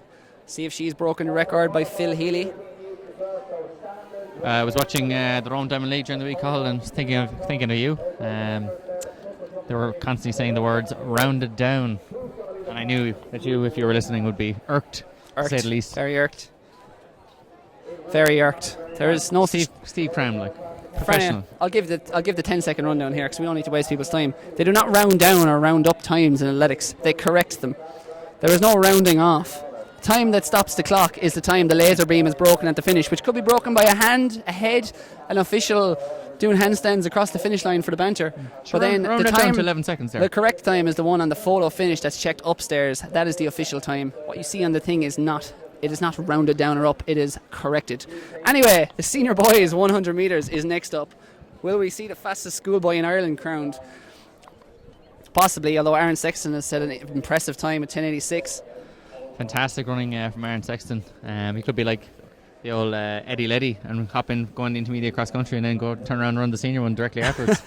Impressive stuff. Lane 1, and we've 8 athletes here. Lane 1 is Ikena Nzuewi of Wallace High School, Lisburn. Lane 2, Killian Green of Athenry. Lane 3, Craig Newell of Larne. Lane 4, Joe Gibson of Bandon Grammar, Munster champion. Who is not actually competing today, Cathal. It'll be Joey Hinchy, I suspect, instead. Oh, yes. Good knowledge there. Lane 5 is Leinster champion Sean Lawler of Kylemore College, Dublin. I think it's that white singlet. Lane 6 is Graham Kerr of Sligo Grammar. Lane 7 is Cormac McCann of De La Salle Waterford. And Lane 8 is Owen Doherty in the blue singlet of Drimna Castle, Dublin. So possibly Sean Lawler here, the favourite? Yes, certainly, Cathal. And Owen Doherty going to be in the mix as well. Owen Doherty, Keith Doherty's younger brother. Keith Doherty was told the national junior indoor 60-metre record. But Sean Lawler has been ripping it up over the last couple of years and certainly is the favourite for this one. But you just don't know, as you saw in the last couple of races, technique can fall apart in the last 15-20 metres. So it'll certainly be a fantastic run here. Sean Lawler, can you run faster than 10:86? Be the fastest man in the day. And that little ribbon on the long jump wind gauge, I can confirm, is now blowing behind the athletes. So we may see a very fast time here. Slight tailwind blowing down the home straight here. How fast can they go? The record stands at 10:59 by the Carlow Cannonball Marcus Lawler 3 years ago now. Exactly, yeah. As Phelan Kelly attempted to put him off by constantly talking about him and he false started before getting another shot. But yes, this will be a fantastic run here. 10:59, probably out of reach, but certainly expect to see a time under 11 seconds. Other blocks settling down. Heads have dropped. Hush descends.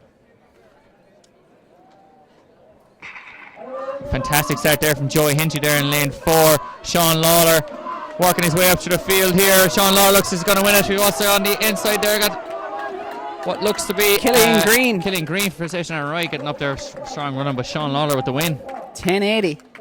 Faster than he went in the Leinster's. Great win there from Sean Lawler. Sean Lawler, Killian Green. We'll just try and figure out for you who ended up third in that one. Joey Hinchy got out very, very well. Maybe he got up there for third, having subbed in for Joe Gibson, who I believe hurt himself only yesterday. We'll show you the replay here. It looked like Joey Hinchy in the green there got off to a flyer. Very low coming out of the blocks, always helpful to build that momentum, but then the long stride. Tallest athlete in the field. Killian Green Sean coming Lawler through there as well in lane 2. Really, really close. Oh, and just at the outside there, I'd say Owen Doherty, but from this angle it's difficult to tell, but I think Owen Doherty from Drimna Castle, following in the footsteps of his brother Keith, and also in the footsteps of Anthony Lehio, who won an Irish Schools 800 metre title in 2008. All from the same school, the Castle. The Castle. So the intermediate girls pole vault is also on down here in front of us. I actually see one of the officials down there working on 100 metres is Dean Power, who raced against Owen Doherty's brother Keith, and actually never managed to qualify for the Ireland Schools, even though he was a 10-8 man himself. Cutthroat business, the sprints. It is. 2 from each province. No room for those weak of flesh, body or mind. Dave? Or spirit, or anything. Dave so O'Shea here. The long jump, and as you can see, I think that is that's the boys' long jump. That's it's the triple jump. It's the intermediate boys It triple is not, jump, I it's think. in fact they might have changed there. Sorry, it's the junior boys triple jump. Yes, I believe 2 of my lads were out there earlier on. 2 of Brendan O'Shea's lads before he gives out to me. At the moment, it's hard to tell from this angle who exactly is. So yeah, we in have lead. the junior boys triple jump, and to the left of just to the left of shot, it will be the girls intermediate pole vault. So I think where the girls are just on, I think the junior boys pole vault, unless that's them getting ready for the triple jump instead, but they look to be getting ready for the pole vault. Don't see many intermediate girls hanging around.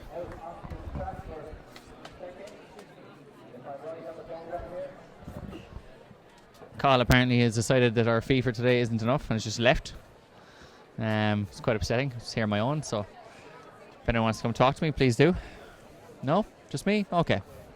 We'll continue on. He's gone down to get some field event results just to make sure that we keep everyone abreast of everything. We don't want to be considered to be track-centric, and we want to give you a few field event results. I know many of you are watching at home. I hope you're sitting out the back, possibly with a barbecue on, live stream on in the background.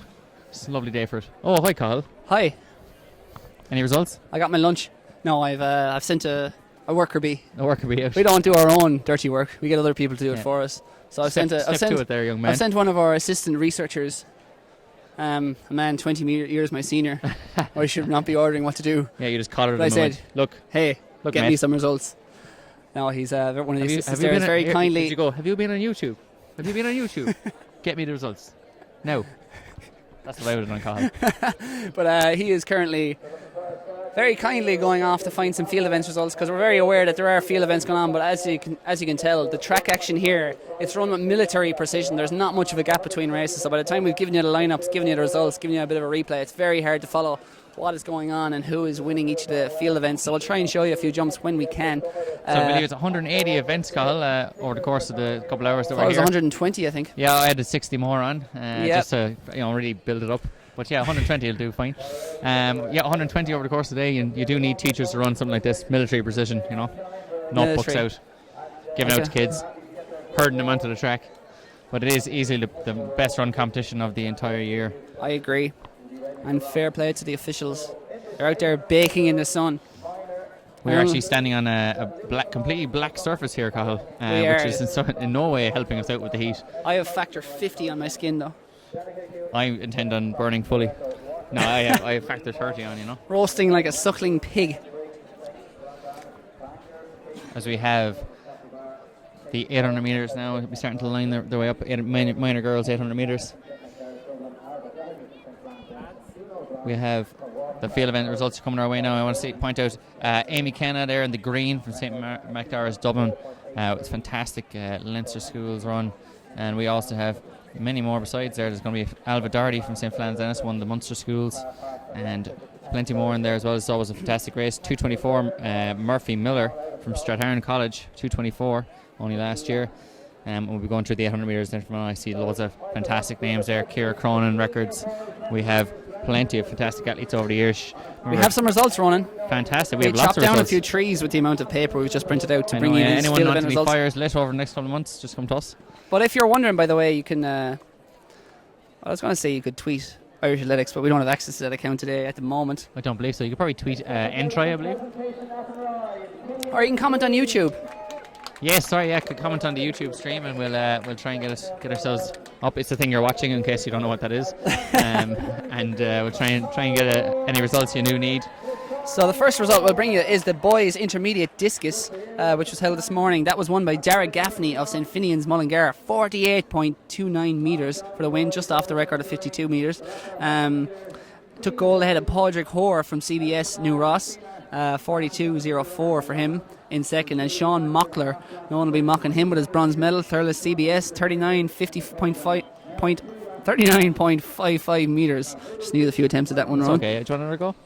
Fourth was Johnny Bell, 38.94 metres. Fifth, Jack Hallahan of Middleton, 37.7. St. Finian's Mullingar, following the footsteps of Owen Sheridan there, who actually won the set the record and won the discus last year from St. Finian's Mullingar as well. We've got the 100 metres which you've seen.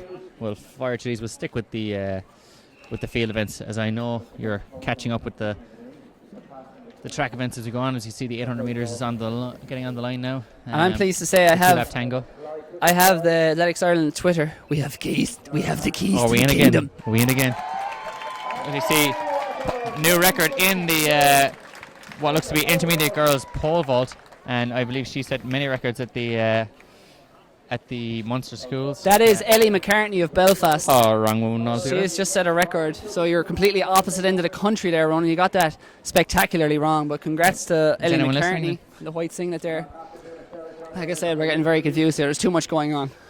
it's very, very difficult to stay up to date. But we, in the long jump, intermediate girls long jump, Kate O'Connor, St. Vincent's Dundalk, 5:68, fantastic jumping. Sophie Meredith from SMI Newcastle West, 5:64, and Ruby Millett from Kilkenny College, 5:58. That was the top 3 in that one, in the intermediate girls long jump. We've got the girls javelin, senior girls javelin, Orla O'Brien, Yates College, Waterford, 40 metres, .22. Elena Hull from Glenoa Collegiate, 37.85, and Grace Casey from St. Mary's Naas, 37.61.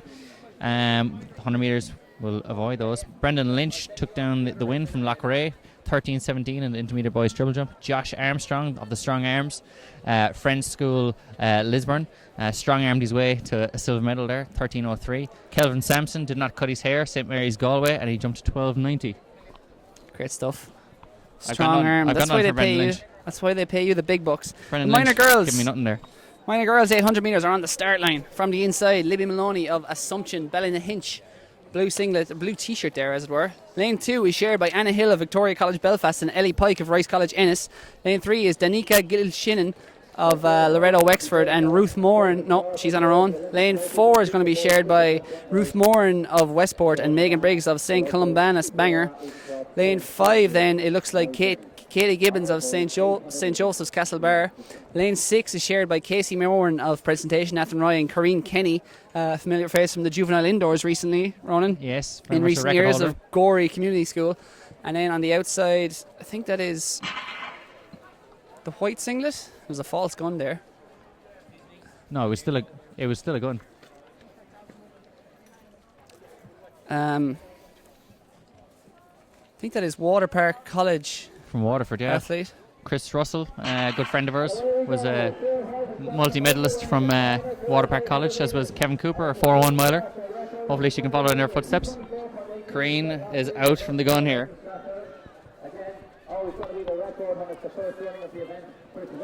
So it's a very fast start here. The record here stands at 2:24.83 to Murphy Miller, and they have rocketed through the first 150 here.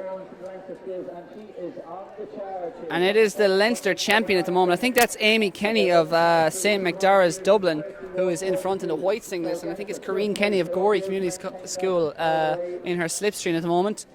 We'll get a better look because we are quite far away from them here when they come around in front of us. And Macdara has actually supplied us with Carla Sweeney and Nadia Power over the last couple of years as well, so obviously someone's doing some fantastic work over in Temple Oak. It is Amy Kenny out front. She's gone out hard. It's going to be a very fast 400 metre split for a minor girl here. And then I think that is 7.63. That's St. Flannan's Ailva Doherty in second. And then back in third is number 6.73. That's Ruth Moran of Westport. As Amy Kenny makes her up in fourth place there, they came through in about 67 seconds. That's 2:14 pace, is well inside the record.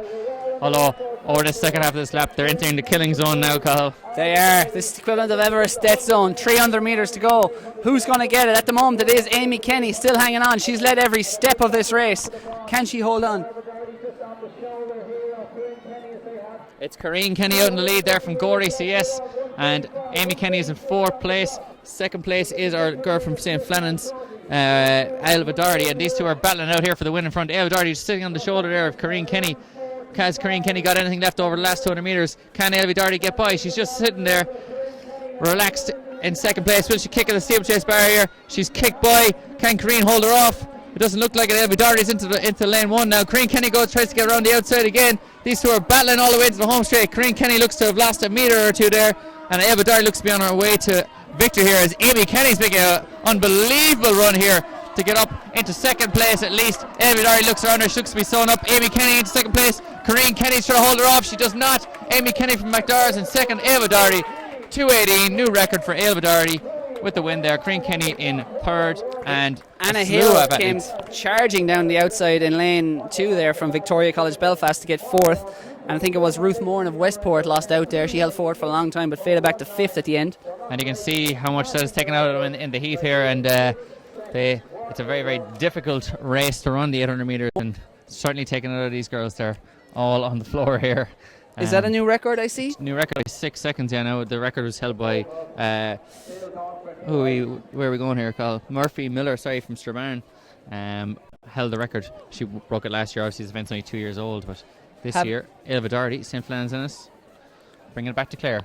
So we'll just get a quick look at the field events there. It's Amic because Ellie McCartney has just failed her first attempt at the next height in the pole vault. 360 call, I believe, which is outrageous, but vaulting at that age. So you can see there, Record worthy, some might say. finish of the minor girls 800 metres. Next up, it's going to be the junior boys 800.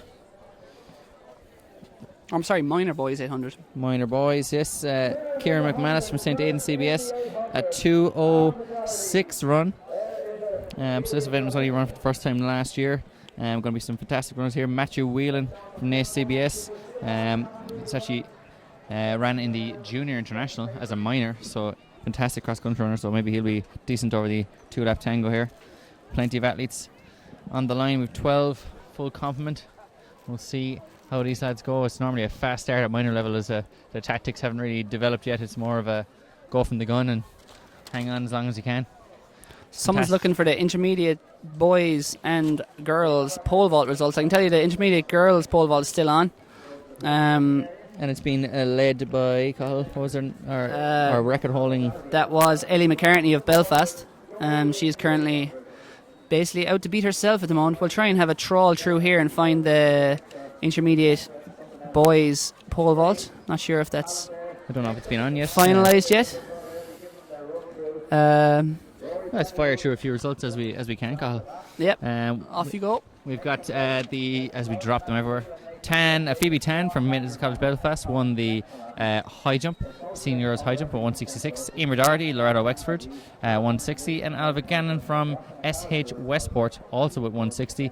And unfortunately, Leisha Bennis from Hazelwood in Drummond-Collar and Dervla Ryan from Gael Costa Limnick also jumped 160, but obviously we're beaten on countback, so that's unfortunate there now. And Cathal has got himself some sort of makeshift hat. It's a fleece top that I'm wearing as a hat to protect from the sun. It is certainly heating up here, roasting here. Not only on the track but also just in general because it's absolutely roasting.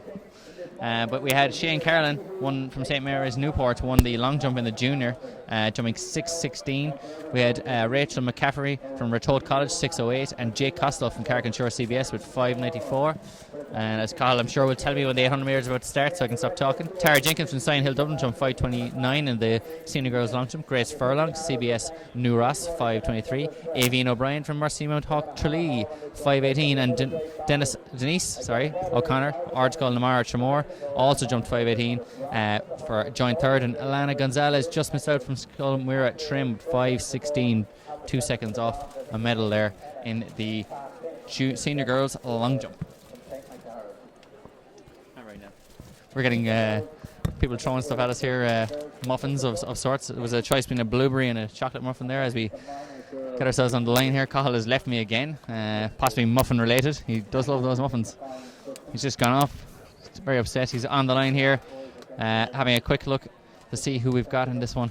I know Matthew Whelan there from Nace CBS is on the line. Minor boy, 800 metres. The lineup here from the inside is Rory Prenderville of John the Baptist Hospital. Then in lane 2 it's Nathan Wright of Desmond College, Newcastle West. Lane 3 is Matthew Whelan of Nace CBS. Then it's Jacob Swan of Bangor Grammar. Then it is Glenstall Abbey's Ted Collins, I think maybe missing. Iswosa Omorebge, he's in lane 5 there in the blue t-shirt of St. Joseph CBS Drogheda. Then outside him is Jack Scott of Tandragee High School, I think. Then we have, I think that is Killian Jordan of St. Enda's Galway, Matt Smith of Methodist College Belfast, and Michael Spillane of Clongowes College Kildare.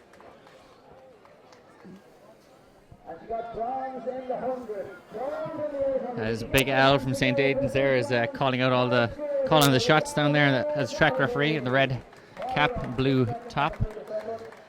St. Aidan's cleaning up now in the cross country over the last couple of years at senior level. Great relationship there with Clonliffe Harriers, Morton Stadium.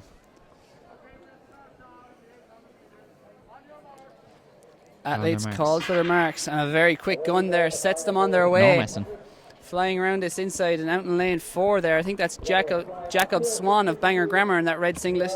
Long striding athlete is powering away at the moment.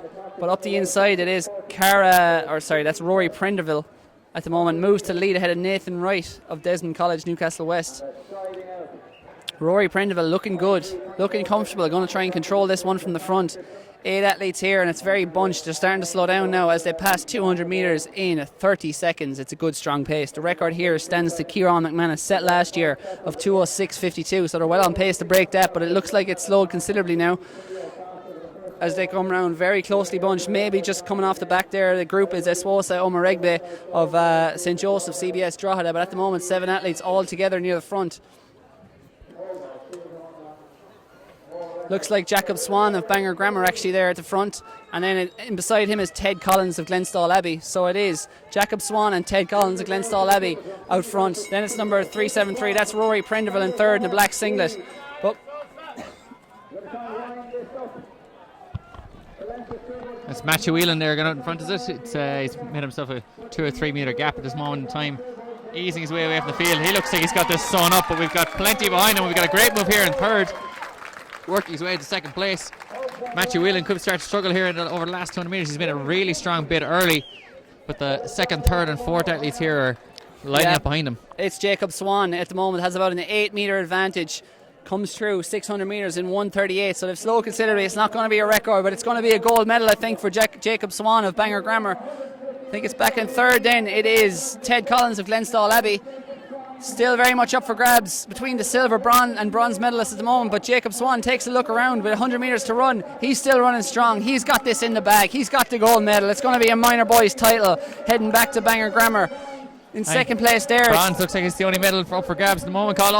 It's Matt Smith in second of Methodist College Belfast. Then in third it is Ted Collins of Glenstall Abbey. Then back in fourth it is Rory Prendeville of John the Baptist takes fourth. Then with a yawning gap back to field there to the fourth place finisher, who is Michael Spillane of Clongowes College Kildare. Coming across the line there is number 276 is Nathan Wright of Desmond College. And then just at the back it was Eswosa Omaregbe of Drogheda. So that was your minor boys 800, winning time of 2:09.13. It's good moving. Wouldn't run that myself. Stop. Next up, it's going to be the junior girls 800. So naturally, we ascended the age groups here. Girls before boys. If you're wondering when to tune in and when to tune out, but why would you want to do a crazy thing like tuning out? I haven't got a clue now, to be honest. I know I wouldn't. More results to bring you. Officially, Charlene Mosley, by the way, ran 1180 into a 0.4 headwind in that senior girls. So that is a new record, we can confirm, electronic timing. Back to the field events. In the hammer, it was Stephen McCrory, 52.68 for the win. That is the senior boys hammer. Took the win ahead of Andre Christie from Colossus Spirit Nave in Cork, 49.75 in second. Tomas O'Neill then of Skull Wirracan Turk to third in 49.14. In the minor boys shot put, Adam Sheridan took the win. And a record, I believe, 13.61. Gergili Pap from CBS Wexford, 13.08 for second place. Jordan Cunningham, De La Salle Belfast, 12.21. Sean Carlin, that was in the minor boys shot put. Boys javelin junior level, Sean Carlin, St Mary's Newport, 45.77. Josh Hewitt, Rockwell College, 45.77. They were tied for the win there. Connor Cusack in third, Ballon Road CS Community School, 39.24. Senior boys Tripleton, Jordan Wang, Closh Colum Tullamore, 14.35. Shane Joyce, Ashburn Community School Meath, 14.07. Ian Brennan from St Columbus Stranraer, 13.57. And Sean Thompson in fourth there from Belvedere College, 13.12. So the junior girls 800 metre lineup. In lane 1 it's going to be Cara Nivacker of Carlow. Lane 2 is going to be shared by Sinead Nick Sean of Castleknock and Maeve O'Shea of St Joseph's Castlebar. Lane 4 in that blue singlet is Murphy Miller of Stratharn School. Lane 5 is Amy Stitt. I think, no, that's Aidan Nealongon, I think, of Colossus and Corva. I think it's Amy Stitt there. Or is it Quivo O'Brien of Loretta Mullingar, actually in the middle there in the blue singlet. Then outside her it is Caitlin Coffey of Gaels Colossus de Wirra, Cork. Then Sarah Galuli of Presentation Athenry. Then in lane 7 it looks like Loreto College's Ava Fennessy, I think that is. And then it is Lucy Holmes and Daniela Janssen completing our lineup. So we'll see how this unravels here around as they cut in here on the back straight. 2 laps. We now have coming up towards a lap and a half to go, 600 metres to go, and this field is already strung out as it tends to be at this age group. Go from the gun, see what happens, and athletes are almost in single file at this stage. It is a swift pace. They've passed 200 metres in a lightning quick 31 seconds for a junior girls athletics. The record here stands to Ciara Cronin of Waterford at 2:11.83, so they've gone through in about 2:04, 2:05 pace. May not be able to keep this up, but we shall see. Certainly will make for interesting viewing over the last 250 metres, Carl. I know you love a good blow up. We all do. So as they come down, the 4 athletes have separated themselves from the field here. Out front, that looks like Daniela Janssen. And then in second, it is Quiva O'Brien. Back in third, it is 4:01. That's Ava Fennessy. So at the moment, Daniela Janssen of St. Columba's Stranraer is out front. Then I think it's Ava Fennessy in second of Loreto Clonmel. And the record is 2:11. They're actually under that pace. They're in 265 seconds, but unlikely to hold it in that second lap. Quiva O'Brien there also is in that leading pack, and at the moment there's a leading pack of 4 at the moment, Cathal, and 3 medals between 4 just doesn't go, so someone's going to be left disappointed here. And we certainly have a bit of a gap growing here between first and second, and then back to third. As you said, the pace might tell over this last 200 metres, but at the moment it looks to be still single file here. Yeah, Daniela Janssen looks to be rounding there again into third, I think, maybe able to raise the game here for a challenge in the home straight. But at the moment, even from the back in fifth and sixth, it's going to be very close to the last 100 here. The athletes have gone through very quick. They're sub 2 minutes with 100 to go, and it is going to be a death march up this home straight, but who's going to get it? Plenty of athletes here. 7 athletes in contention here. That's Quiva O'Brien in second, and out front though it is 7:54. That is Daniela Janssen. Strides on again, led through the lap. Back in third it is. Oops, that's so savage close. finish. That was Caitlin Coffey of Gales Colossus in that green singlet. And actually, if you were to watch back that race, you'll see at 200 metres she's about 20 metres behind the lead, so she's pulling a Dave Wattle there and trying to sneak up for a bronze medal. Brilliant run though by Daniela Janssen out front. Certainly, I thought she was going to struggle there coming into the home straight, but she found another gear, and what a finish for second and third. Yeah, and we have next up it's going to be I think it's the junior. Yeah, so we'll tee up the replay as you see the athletes strewn on the track there. 200 to go. Lactic acid starting to make its presence felt in that last 50 metres. So they come around the bend here. There was plenty of athletes in contention coming into the home straight. Athletes all over the track out into lane 3 and 4, just like you always want to see in an 800 metre race. Athletes everywhere.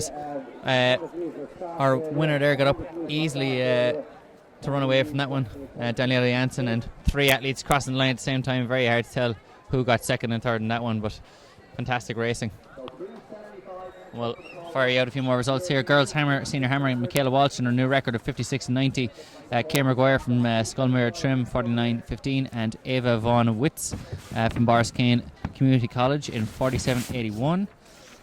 We had Lucas Moylan in the boys junior high jump from Patricia Newbridge. He jumped to 188. Nelvin Apaya from Mind CS in Longford. Troy jumped 185, just missed out. And we also had Lurgan Junior High School's Troy McConville jumping 179 there for third place. Then we also had the girls senior pole vault, Laura Cusson from Gloucester Cullum Ballincollig, 3 metres. Got the win. Sarah Derman from Dominican Griffin Avenue, 280. And then also Molly Healy from Caroline Community School also jumped 280, finished third.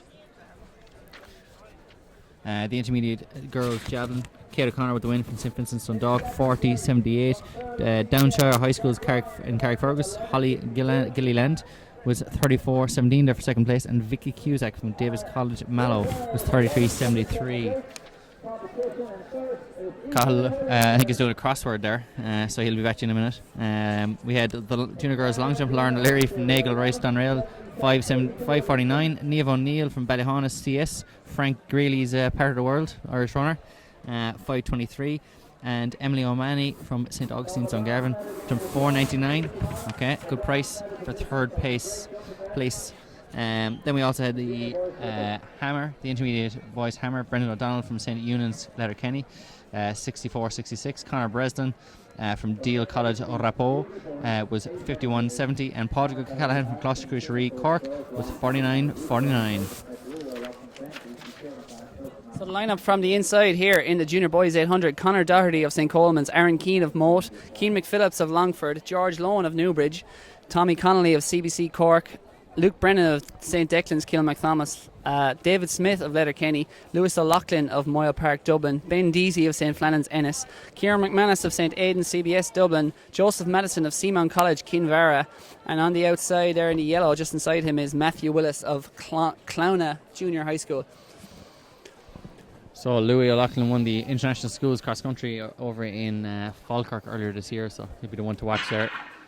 He is out on the very, very outside in lane 8 in the blue, tall striding athlete in blue. The record here is held by Mark Miller of, is that Templemore? That's Gloucester Cullen Templemore, yeah, 157 last year from the front. What an athlete.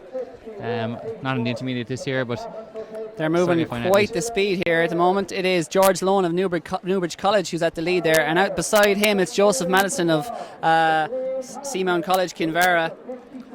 And they've passed through 200 metres in under 30 seconds. It's about 29 seconds, so it's a good, healthy, strong pace. And as you can see, the athletes are kind of bunched, but lots of room to run there. It's kind of strung out. At the back there in the green, it's Keane McPhillips of Longford, maybe just be struggling at this point, the only one to kind of slightly become detached from the field as they pass 300 metres. So it looks like St. Aidan's CBS there out in the Kieran McManus, who actually holds the minor record, is out in lane 3 at this moment in time. We've athletes all over the track. Louis Loughlin in second place. It's George Lohan on the inside though, leading it at the moment, just ahead of I think that's Lewis Loughlin is just taking the bell there in 60 flat with Newbridge College. It's Leinster 1, 2 and 3 at the moment. Louis Loughlin, the class of the field, big favourite, starting to make a bit of a push there with 3:50 to go. And we also have Newbridge College there, who is what's his name there, Cathal? You had it for me. George Lohan of Newbridge College is up in second at the moment. They're on the outside in second. Back to third now, just shuffled a little bit back. And I think it is St. Flannan's, the St. Flannan's athlete, I think it is there, of Ben Deasy is in second at the moment. But it is Lewis O'Loughlin is shot clear again, finds an extra gear with 200 to go, rockets around that bend. He's got about a 3 metre advantage. Can Ben Deasy raise a game here again in the home straight? It could be under 2 minutes if they play their cards right. It's going to have to be a big finish. Lewis O'Loughlin looks strong, looks very strong. He's an upright runner, very strong runner for a junior boy. He's got 50 metres to go. He's got the title in his hand. Back in second, Ben Deasy can offer no more. You're champion. You're junior boys 800 champion. Two flat. Back in second, it was Ben Deasy. Then in the white, it was Conor Doherty of St. Coleman's. Newry got third. Then a man from Aidan's there was fourth. In fourth, that was Kieran McManus, who holds the minor record. But what a sub 2 minutes there. If he wasn't celebrating coming up the home straight, but what a fine athlete, and certainly we'll go 2 minutes, sub 2 minutes possibly later on in the season, but fantastic running. We'll show you the last 300 metres there in the replay, and as we're showing you that, we'll give you some field event results I think that Ronan has to catch up on, our field event guru. We will certainly. I love the field events. Kira Sheehy with the win in the junior girls shot put, 13-12, St. Mary's Charleville. Chloe Casey from St. Raphael's in Loughrea, 12-32, and then Katie Murphy from St. Louis Dundalk, 11:81. That was the junior girls shot put. Junior boys shot put, David Sigel was from Tralee CBS. Beat his good friend Sean Quilter, also from Tralee CBS, 13:56 to 13:13. They'll be fighting over that one on the way home. Ben Carson from Wallace High School, Lisburn, 12:96. And Jamie O'Carroll just missing out there, Summerhill's Scottish Sligo by fourth. Finally, senior boys high jump, Dion Ryan from Waterpark College, Waterford, 2 metres. We also had Quayle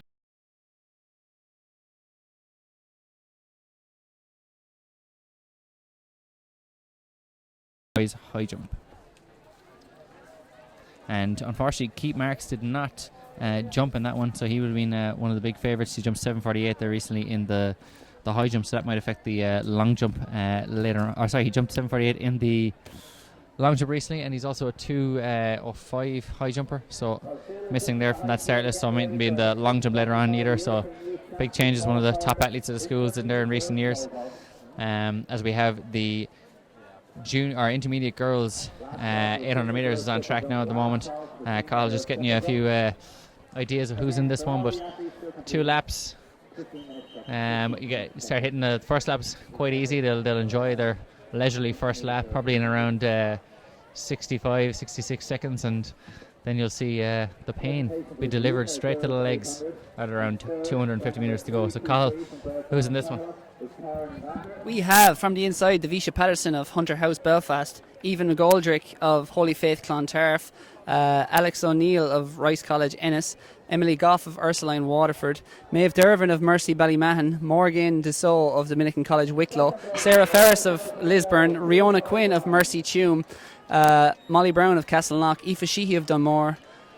All these athletes aren't present. Sean O'Brien of Presentation Milltown, and Enya Heine of Loreto Grammar Oma. And Big Al from St. Aidan's there, showing his fleet foot getting out of the way after an early start there, I suspect. Exactly. It is Alex O'Neill at the moment of Rice College Ennis who is taking control of this at the front. On the inside is Davisha Patterson, though, who is just drifted to the lead there inside lane 1, and it's very bunched. It's gone quick through the first 100, but they've slowed considerably through the second 100. Colin, you know what this is? This is a good KG 800. A very KG 800, and I think it is Even McGoldrick there of Holy Faith Clontarf who may have just shot to the lead. She's heading up. She said, I'm not going to sit around here and wait for the kick. I'm going to try and get out nice and fast. And there's still a bunch. There's one athlete just slipping off the back there at this moment in time. But if athletes out in lane 3, and if they're in lane 3 in the first lap, then we know it's not really a very, very fast pace for these athletes. So the record is held by Shifa Cleary Butner, 2:10 intermediate girls. She was obviously running in Villanova. Molly Brown of Castleknock College there coming through, just up on the outside. Then I think it is Eve McGoldrick, yes, on the inside there at this moment in time, and plenty of athletes still in contention at the moment. The athletes, a bit of a tumble there, as does tend to happen in the 800. A lot of athletes bunched together, running too slowly here at the moment, but athletes will start to kick in now with 300 metres to go. So we've got a clear 3 athletes there going into the lead. Yeah, one of them is Alex O'Neill in second there, and just in third, that's Davisha Patterson of Hunter House Belfast in the red singlet, has moved up into perfect position here with 200 to go. And Alex O'Neill from Rice College Ennis actually stormed home to a monster. They hit 600 title. Hit 600 here. Oh, it's a fantastic finish here, Carla, with 3 still in contention. Alex O'Neill just sitting on the shoulder of the leader there, getting ready to kick by, coming into the home straight, and Alex O'Neill looks like she's kicking for home here. Davisha Patterson moves up on the outside. Can she get there? It's going to be a very big tussle here to the line. Molly Brown, though, tries to respond on the inside. Molly Brown and Davisha Patterson. Molly Brown looks bankrupt, and Davisha Patterson, the of Rice College Ennis. Then in fourth, it was Morgan Dussault of Dominican College Wicklow. Winning time was 2. It hasn't stopped. It hasn't stopped, Carl. So it's currently 2:26, getting slower all the time. It's ever changeable. Well, yes, I suspect we'd know if it was a sub 2:10 clocking there, Carl. I don't think it was. Shifa Cleary Butner's record is safe for another year. An athlete who has won many schools titles. I think she's 6 cross country titles and many more track titles, as well as leading her school team to victory on many occasions. So I think she has up to 19 school titles, which is a bit greedy, to be perfectly honest. It is. We know you're listening, Shifa, all the way over there in Villanova. Hashtag Go Wildcats. So just on the replay there, you'll see that last 200 metres there. Sorry, we're seeing the first lap at this moment in time. Athletes still bunched, but unravelling over that second lap. They're coming into the home straight all together, and at this moment in time, you couldn't really tell who was conserving their energy and who was going as fast as they possibly could, but all still bunched here. There was a bit of a kerfuffle then with come past the bell as athletes were bunched together, pushing and shoving, and always tends to happen when the athletes are all around the same calibre, and you'll see it happen just in a moment now. I'm not too sure which athlete was directly affected. We'll see it happen just around now. 2 athletes on the outside there getting pushed. I think most of the top 3 there were pretty safe at that moment in time. You always have to try and stay out of lane 1, trying not to be boxed, and you have athletes trying to get out and get into position. We've got the intermediate boys here. I see young Harvey there. Is it Patter Harvey? There's a attempt to check. Niall Harvey, in fact, from Prez Carlo, is there in the white in lane 4, and he won the intermediate schools at the Leinsters, and he would be one of the major favourites for this one. We also have Derek Dara Finn from St. Declan's Cabra, who was second. He's there in lane 6. Actually beat me recently in a fun run out in Phoenix Park. So he's got one win this season. Will he get another? There's no fun here though. This is big time competition. Certainly is, Cathal. The full lineup from the inside: Brian O'Malley of Roscommon CBS. No, actually it's St. Malachy's Cormac O'Rourke on the inside. Then beside him, Charleville CBS's, that's Damien Manigan. We have Kieran Maloney of Thurles, Rourke and O'Gibna once again of Dundalk.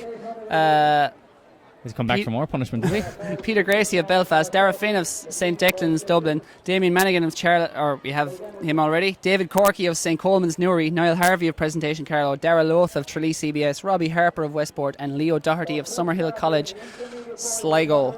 And at this moment in time, our man from St. Declan's Cabra, Dara Finn, has gone out into the lead there, just like he did in the Leinster's, going through in 27 seconds. So that's 1:48 pace. Don't think they're going to hold that call, but no. Certainly a strong pace from the start. Looks like David Corky of St. Coleman's Newry there in second as well, just right up on his shoulder at the moment. And moving around the outside from Tralee CBS, that is Dara Loth. So it's very tightly bunched at the moment. St. Malachy's Cormac O'Rourke also moving up there in 5th place, right on the outside. And it is Niall Harvey of Presentation Carlow there, I think, in the middle, beginning to move to the front. And so Niall Harvey's just in 4th place there at this moment in time, won the Leinster Schools with a big finish. So Dara Finn holding lane 1 as he since they cut in, and he seems to be looking to win this one from the front, taking the old Wilfred Bungay approach, but he's let our man from Malachy's Belfast get into the lead here at the moment. Pater Harvey just sitting behind there in 3rd place, and these lads are moving away from the rest of the field. Pater Harvey looking really, really good there in the Leinsters, but seems to be struggling here as Dara Finn is getting away from him. Dara Finn back into the lead with 200 to go now, coming up shortly. Dara Finn, and behind him is Cormac O'Rourke. Pater Harvey looks done there in 3rd place, but Dara Finn looks like he's going to try and get away and reverse the tables from the Leinsters. Dara Finn in the lead, and Cormac O'Rourke in 2nd place. Pater Harvey there in 3rd place, coming into the bend. Is he going to try and have a big, huge finish like he did at the Leinsters? He is gaining on them at this moment in time. Here comes Pater Harvey in 3rd. Will he get up? Pater Harvey is going to win this one. He's away. Dara Finn is going to get beaten again. Pater Harvey celebrating up the line. Pater Harvey to win, 156. Dara Finn in 2nd, and it wasn't our man from Malachy's. It was David Corkery from St. Coleman's Newry. Niall Harvey is the winner from Presentation Carlow. not Pater.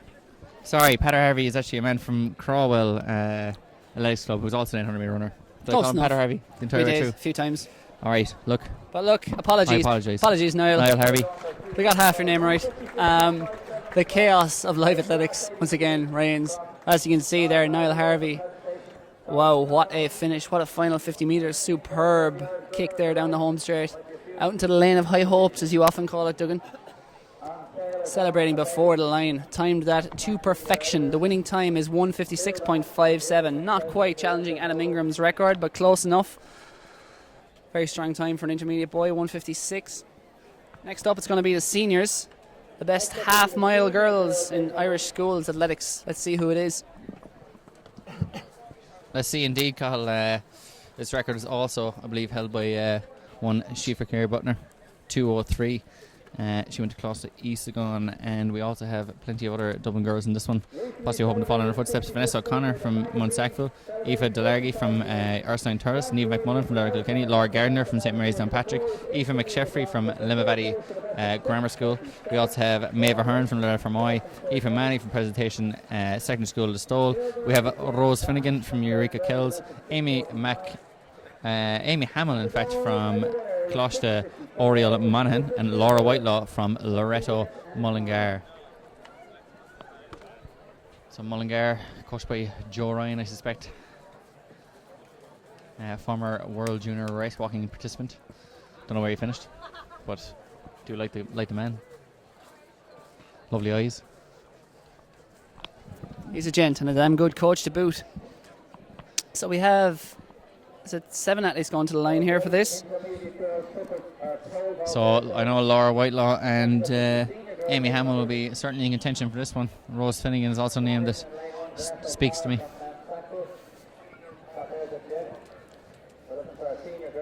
So senior girls 800. These tend to be very tactical. Very surprised if anyone can challenge the record of Shiva Cleary-Butner, who will be running in the NCAA Championships in America next week. Try and If tune into anyone that. runs quicker than that, I'll jump down off this ledge. You'll swan dive off this ledge Yeah, right down certainly. into the poor Onto long the jumpers gravel beneath there. us. Actually, while we're getting on our line there, we've just below us, we've got if anyone's ever been in Tullamore, the standard bottleneck that is the Tullamore Stadium. It's a hazard.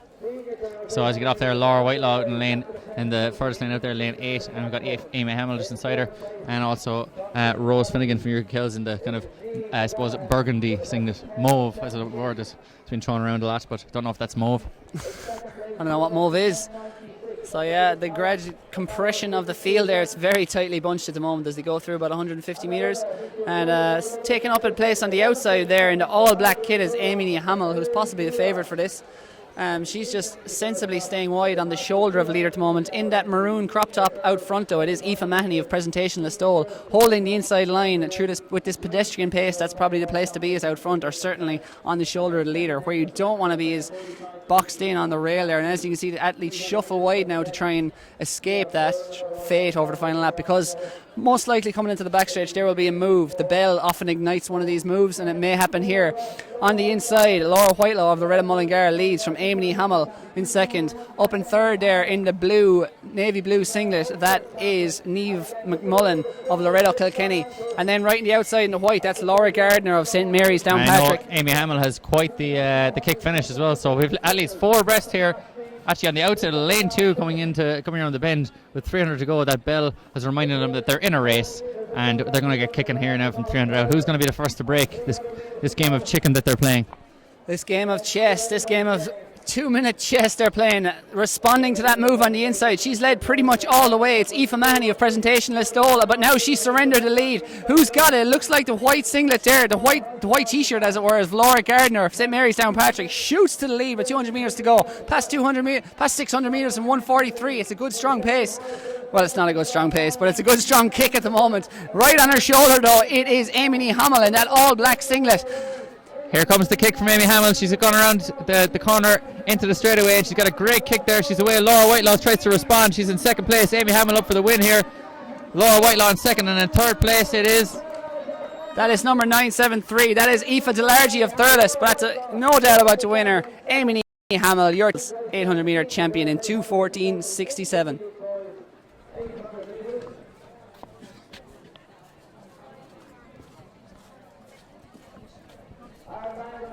So absolutely fantastic racing there in the home straight. Amy Hamill, as we predicted, great kick finish and just bided her time and kicked for home. Then we also had Laura Whitelaw, who was always in contention, but fantastic race there, as there tends to be often in the girls' races. You tend to have really competitive affairs. Many still in contention with 300 to go. They tend to be a tiny little bit slower. There's no real front runners, and there's always a bit of consternation in the home straight. But we've got the senior boys lining up here. I can see Chinny from Tullamore. They're lining up. You've got Paul Peppard, whose father was a 148 man. You've got Joseph Lyons, who completed a 400 and 800 double, or attempted to anyway, at the Leinster schools. We've got Conor Driscoll Collins, a 143 man out there in the fluorescent Carrigaline Community College singlet. We've got Donald Mernan there, who's in about lane 5 in the classic yellow, black and red singlet of CBC Cork.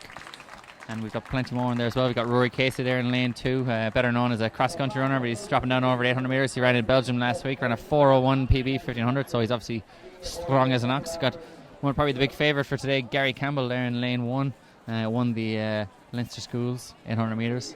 He's around 153, tends to run from the front, so certainly all to play for here. Carl's taking notes there as we speak. I've got a call.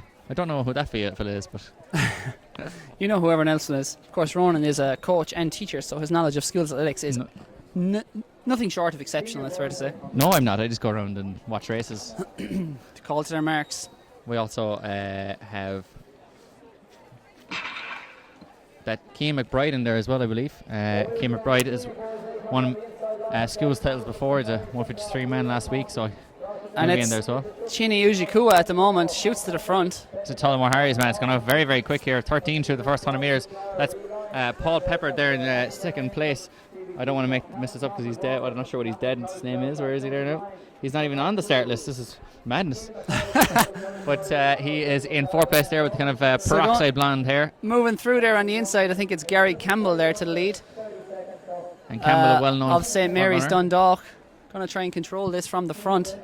So we have Rory Casey there in lane 1. We've got Chinny just on his outside, and then we've got Paul Pepper then in lane 3. Donald Moran just behind him. You've got the kind of light blue singlet of Gary Campbell there, who's trying to get out of this awkward position. He's got himself into lane 1. Rory Casey still here after his 4-1 in Belgium last week. He's got a lot of confidence. Everyone's still involved in this. Roland Surlis is in there as well, and he won the 800 metre title last year from nowhere.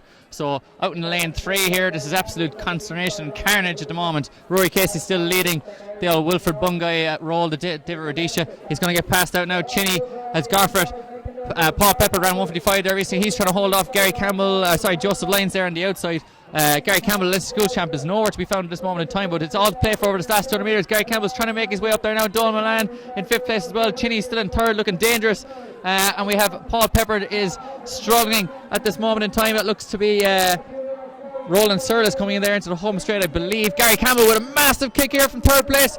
He's getting himself in around the corner into the straightaway. Will he have it? Here comes Chinny, then 3 abreast up the home straight. Who's going to take this? Joseph Lyons up the outside as well. Gary Campbell, will he get the win? I believe that's Roland Surlis there in lane 1. Has he got it? Roland, the winner from last year, defending champion, just beaten by Gary Campbell. Joseph Lyons in for 3rd, Chinny 4th. Donald Moran coming over there in 6th place. He'll just get the 5th placer for you there as well. Rory Casey, who did all the early running, getting up there as well. Haven't got a clue what the time is. I got very excited there. Very sorry. 154.8, I think it was. That is a fantastic running. Outrageous. My cap is off to you, to the athletes out there, Cathal. That was absolutely outstanding running there all around. You had everything. You had Rory Casey trying to lead it from the gun, getting absolutely bowled out of it with 300 to go. You had Gary Campbell sneaking around the back and then jumping to the lead in the last 100 metres. Chinny was in there for the whole way through, got himself up. Joseph Lyons came from nowhere to collect the bronze, and just outstanding running all around. Top stuff. What a finish. I think we had about 3 different estimated winners there at one point. I think we should wait till the end in future. Just say nothing and then go. Gary Campbell won that. Yeah, exactly. Maybe easier. Yeah. But what a performance. Next up, by the way, it's going to be the 200 metre races. They're already, like we said, it comes thick and fast. They're already out in the track. They're about to set up their blocks on the far side. We'll probably try and show you the end of that 800 metre race again. I'll be honest, I'm quite tired there from all that, Cathal. It's really, really hot, and we've got ourselves an umbrella here. We're hiding under it at this moment in time. Cowering from this sun. It is blistering here. I think it's supposed to hit 24, 25 degrees in Tullamore today, and it certainly feels every ounce of that. Must be 40 degrees, Cathal. Oh, 60. Death Valley, I think they call Tullamore Harrier Stadium today. Certainly Death Valley in the home straight for a couple of those athletes there, Cathal, over the 800 metre distance. That was smooth. You'd think we practice this, lads, but we don't. We don't. You wouldn't think you practice this, and you're right. And it shows. But just a quick warning for everyone out there, sunscreen, very, very important. And if you're looking for a good way to spend 6 minutes of your day, I highly recommend Googling Baz Luhrmann's song Sunscreen, big hit in the mid-90s, where he dispenses much life advice, which is very thoughtful, well considered, and will possibly make you cry. But most of all, his key message is to wear sunscreen. Yeah, the crowd is actually giving you a round of applause there, Cathal. That's such a great suggestion. Could be pole vault related, but I think it was your choice of sunscreen there, the tune. So 200 metres up next. It's going to be a cracker. We've got no minors, of course, here. It's just straight to juniors for the 200s. The minors only get to contest the 100 at sprint level. We can't give them everything at such a young age. So at the moment, it's going to start with the junior girls 200. And once again, the name Joan Healy, her sister, her older sister, the Healy sisters, sprint queens, you might say, of Bandon. Joan Healy holds the record at 24.67 in this. Yes, and she got up and won the varsity title, I believe, this year over 100 metres back for a long injury layoff. Fantastic athlete in her own right. Actually, they're from either Ballina or Niskeen. They're not from Bandon. Oh, really? Although they are Bandon AC members. Shout out to Catch and Duggan there, just so I don't get in trouble. Fair play, Catherine. Keeping that ship moving. So from the inside in this race, it will be Jane Drury of Our Lady's Castleblaney, Inez Duane of Cross and Passion Kilcullen, Roseanne Fitzgerald of CTI Clonmel, Patience Jumbogula, who we saw win the 100 metres earlier in record time of St Vincent's Dundalk, Sarah O'Toole of Ballinrobe Community School, Hannah McCann of St Killian's Carnlough, Orla Winston of Loretta Clonmel, and Chloe Casey of St Raphael's Lochray. Outstanding stuff. It's going to be a hot pace in this 200 metres, Carl. It is, and I think given her performance, her record-breaking performance earlier in that 100 metres, it'd be very hard to look past Patience Jumbogula here. Certainly, that record might be under threat because she is a long striding athlete, so it certainly could be over a 200 metre distance. I'm sure she's much more accomplished. She did win this title last year at junior level, even though she was a minor, so definitely some pedigree there in Patience Jumbogula. Definitely some patience. Yep. No patience, she's just winning everything at junior level. Exactly, yeah. Gone. Not waiting around for anyone else. So we'll have after that we'll send the course through the age groups once again, junior, intermediate and senior. Girls, boys. That's the one. We'll see a few doubles, of course. I see Aaron Sexton is down to run the 200 also, as well as Charlene Mausley at senior level. Kieran Neville, intermediate girls level. She's coming back for more in the 200. Senior boys, Sean Lawler is also back, so we may well see a rake of sprint doubles. All these greedy teenagers today, they want everything. They want double gold. I suppose sign of the times, Carl. It is. You know? Their iPads. Can't wait to update their Instagram accounts. Yeah, I actually think one of the athletes there in the 800 metres was updating the Twitter there as he was finishing the race. I think so, yeah. Do you call it the Twitter or just Twitter? Just Twitter. You know Ronan doesn't use Twitter very much. Don't use anything. Books. Big fan of the books. Turn off the live stream there and read a book.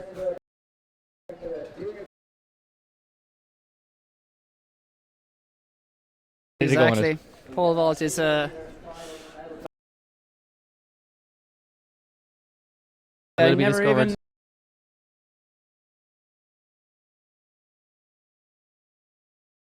To master because it's so difficult.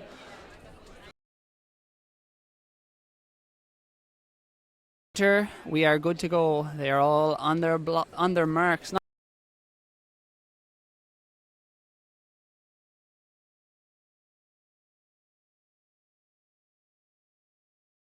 Out for her.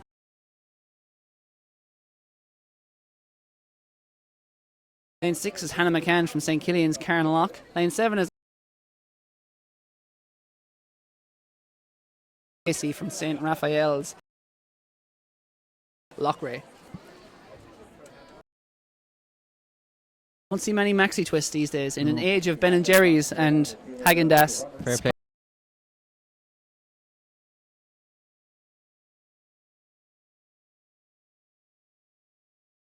Twist.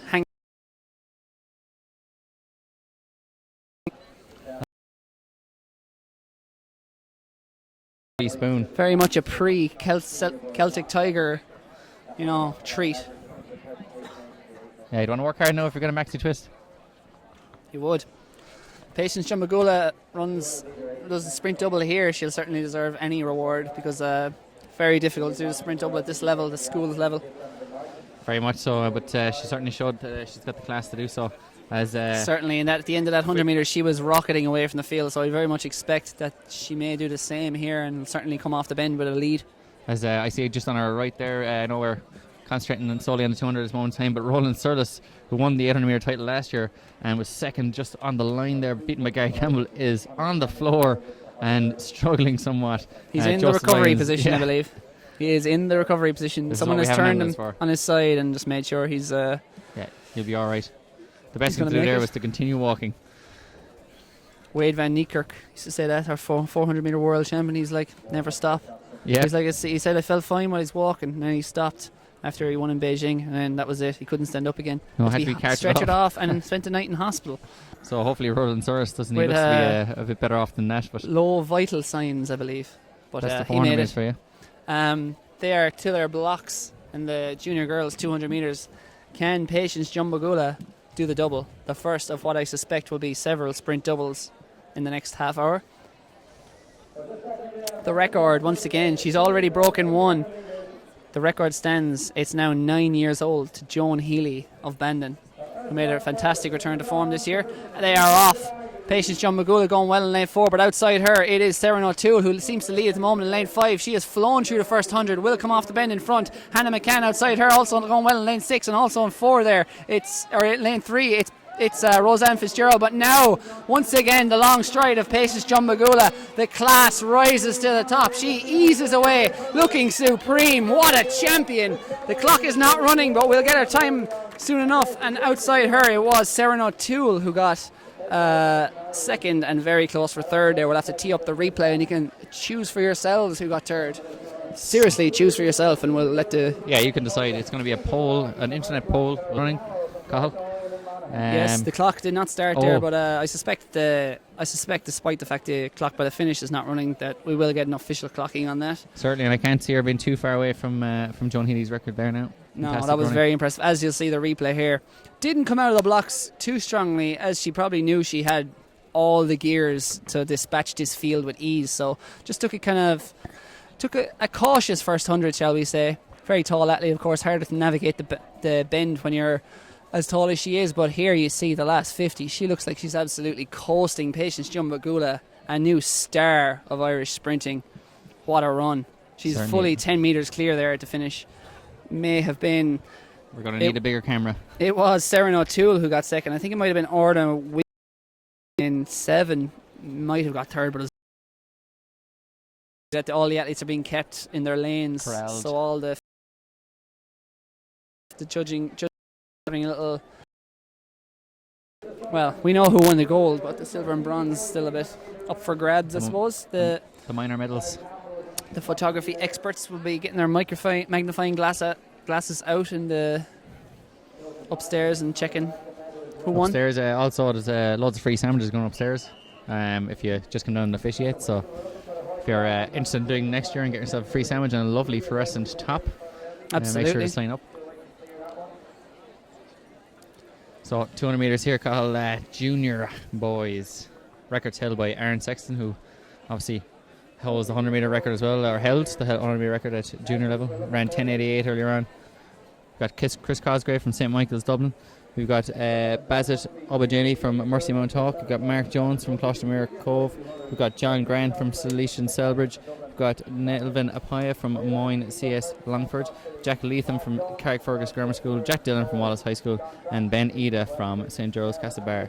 So I would assume that Aaron Sexton's record will be out of reach, but you just don't know. 22:47 is a remarkable time for a junior boy over 200. Outstanding running, but as we saw, I suspect that was a very fast time from Patience Jumbagula, and it looks like there's pretty much still conditions here at the moment. Yes, and the heat will help those sprinters, Cathal. They'll be absolutely joyous over these conditions. As someone said to me earlier on, there's a big meet that a lot of Irish will go to over in Ardegam this weekend in Belgium. Many distance runners head over there for the good weather, but the good weather appears to be in Tullamore this weekend. Absolutely, it's cracking here. If only Ireland could be like this every weekend, there'd be no need for all our athletes, or indeed most people even, to go abroad. But certainly they do, and that's the reality of the situation, is that you can't really rely on the Irish weather. So many people chasing standards. We have a World Junior Championship this year. We have a European Championship. Something else on as well, isn't there? The Morton Morton Games. Games. I went really small ball there, but yeah, I know. fair enough. The Olympics is on, Cathal. Oh, of course, yeah. The only thing that matters in our sport, apparently. Once every 4 years, our sport exists. For a they are week. called to their blocks. 9 days. Sorry, as I tried to prod your eye out with the umbrella. Struck me with the umbrella. Junior boys, 200 Excitement. metres from the inside. Chris Cosgrave, Bazit Oyebanji, Mark Jones, John Grant, Nelvin Apaya, Jack Leatham, Jack Dillon and Ben Ida. And flying out there in lane 5 is Nelvin Apaya at the moment. That green singlet going very strongly. Also going well on the outside. Looks like Ben Ida. And Bassett Obajeni from the Mercy Mount Hawk Tree that won the 100 metres earlier on is in lane 2 there. But in lane 5 it's Nelvin Apaya. Away and gone. Jack Leatham looks like he's going to get second, and right beside him John Grant will take third. But what a performance from Nelvin Apaya. 23.55. It's not a record, but it is a gold medal, and that's all he wants. And as he collapses on the track, takes a well-deserved lay down for himself. What a win. Nelvin Apaya. They'll be scraping him off the track after that performance. Fantastic running. 23.55 is excellent running. I know it's a bit off the record there, but I think Aaron Sexton's 22.47 will take some beating. As we see the replay here, very much the first 100 metres that won it for him. Had a commanding advantage, maybe about 2 to 3 metre advantage as he came into the home straight, and he consolidated that all the way to the finish. Was not going to surrender that. Jack led him there in lane 6, also going strongly. Managed to hold off John Grant to take second. And on the inside it was Bazet Oyebanji got fourth. I think Jack Dillon fifth in from Wallace High School, Lisburn. Next up it's going to be the intermediate girls 200. And it's double time once again because Ciara Neville will be going in lane 4 here. Janine Boyle gave her a scare, I suppose, earlier in 100 metres, but again, similar to Patience Jumbagula in that 200 metres and the 100 metres earlier, she was going away with every metre in the last 30 metres or so at that 100, so as was Ciara Neville, so I'd expect Ciara Neville to hopefully get the job done here, I suppose. From a Limerick perspective, obviously the Stranraer people will be cheering on Janine Boyle. Stranraer? St. Columba's Stranraer. No, never been. Can't say that I don't know how to say it, to be perfectly honest. Maybe that's why I've never been. Exactly. You live in fear of being asked to pronounce it. I have woken up many a time, just like you guys were trying to pronounce, what was it again? Well, Toker has always been pronounced Toher, so regular screw up. Exactly. So we have the triple jump going on down here in front of us as well. We'll get some more results via the field events when we can. They're sporadically kind of handing out results here, sometimes behind us. Yeah, like tend to give us confetti. It's a flood or a feast or famine, I suppose. We tend to get a massive pile that we can't even deal with and then get none for a while. But we'll give you as many field event results as possible, and obviously we'll try and catch some of the jumps, obviously, but without a bit of context, without the measurements. Obviously, it's hard to understand what exactly is happening, who's winning. Yeah, we wouldn't want to be bluffing, you know. We wouldn't be like that. In the intermediate girls 200, they're behind their blocks, ready to be called to their marks. And once again, Ciara Neville throws off that luminous green T-shirt, the Castletroy College singlet, the navy singlet. She will be the hot favourite for this. If the bookies are making odds, she'd be a prohibitive favourite for this. From lane 1, though, the full lineup, 8 athletes going to the line. Katie Murphy is on the inside of Abby Waterford. Lane 2 is Anna Macaulay of Methodist College Belfast. Lane 3 is Janine Boyle, second in the 100 earlier of St. Columba's Stranraer. The 100 metre champion who did the triple last year at intermediate level. Can she do it again? This is the second leg of it, the triple crown. She'll have the relay to come later. That's Ciara Neville of Castletroy College. She is in the centre of your picture, or just to the left of your picture there in the all-navy strip of Castletroy College. Outside her in lane 5 is Chloe Nahidon of Carlow. Lane 6 will be Lauren Cadden of Ursuline Sligo. Lane 7 will be Emma Cheshire of St. Vincent's Dundalk. And right on the outside, Rachel Keane of Moat Community School. The one to watch, bang there in the centre of your shot. The GloHealth banner, our sponsors here today, bottom of your shot, is basically pointing to the favourite. That is Ciara Neville. They are off, and she's away to a good start. Lane 6 is actually missing at the moment, but Ciara Neville is flying around that bend. Looks to be in front at the moment. Going well inside her too is Janine Boyle, unsurprisingly once again. And also inside her in lane 2 it's Anna Macaulay, but Ciara Neville is away and gone. That long stride is taking her clear of this field. Very close for second. Janine Boyle starting to come back. Can Ciara Neville hold on? It's going to be close. Ciara Neville just takes it. Gets the double, 24.67. Janine Boyle once again runner-up. And then in third, Anna Macaulay of Methodist College Belfast takes the bronze. These three pulled well clear. 24.67 there for the win, and that one from Ciara Neville. Just the record in that one, Carl, was Ciara Neville's from last year at 23.99, so only a couple of ticks outside that. But good running there from Ciara Neville, getting the double again. Here's the replay here. You see Ciara Neville, I think she probably came off the bend with a bigger advantage, but was starting to just tie up. Maybe the fatigue of earlier hanging in her legs. Janine Boyle possibly paced it a little bit better, but coming through, she was comfortable, but made sure of it that she was going to dip and take that title. Once again, 5 straight schools titles for Ciara Neville. Did the triple last year, and now she's 2/3 of the way there this year. She'll be in action for Castletroy College later in the intermediate girls relay. Dumps the spikes off there. No doubt overheating from having to warm up and warm down twice already today, and she'll have to do it once more if she wants that triple. No, was it Mo Green with the fire extinguisher? Yep, US Olympic trials, I think it was 2000 he did that. threw off the spikes afterwards, got a friend to run out into the track and fire extinguish his feet. So outrageous use of a fire extinguisher and probably somewhat illegal. Contravenes all health and safety procedures, which we're big fans of. Wouldn't be recommending it, yeah. We're certainly big fans of it, considering we're standing on a ledge, which seems extremely dodgy.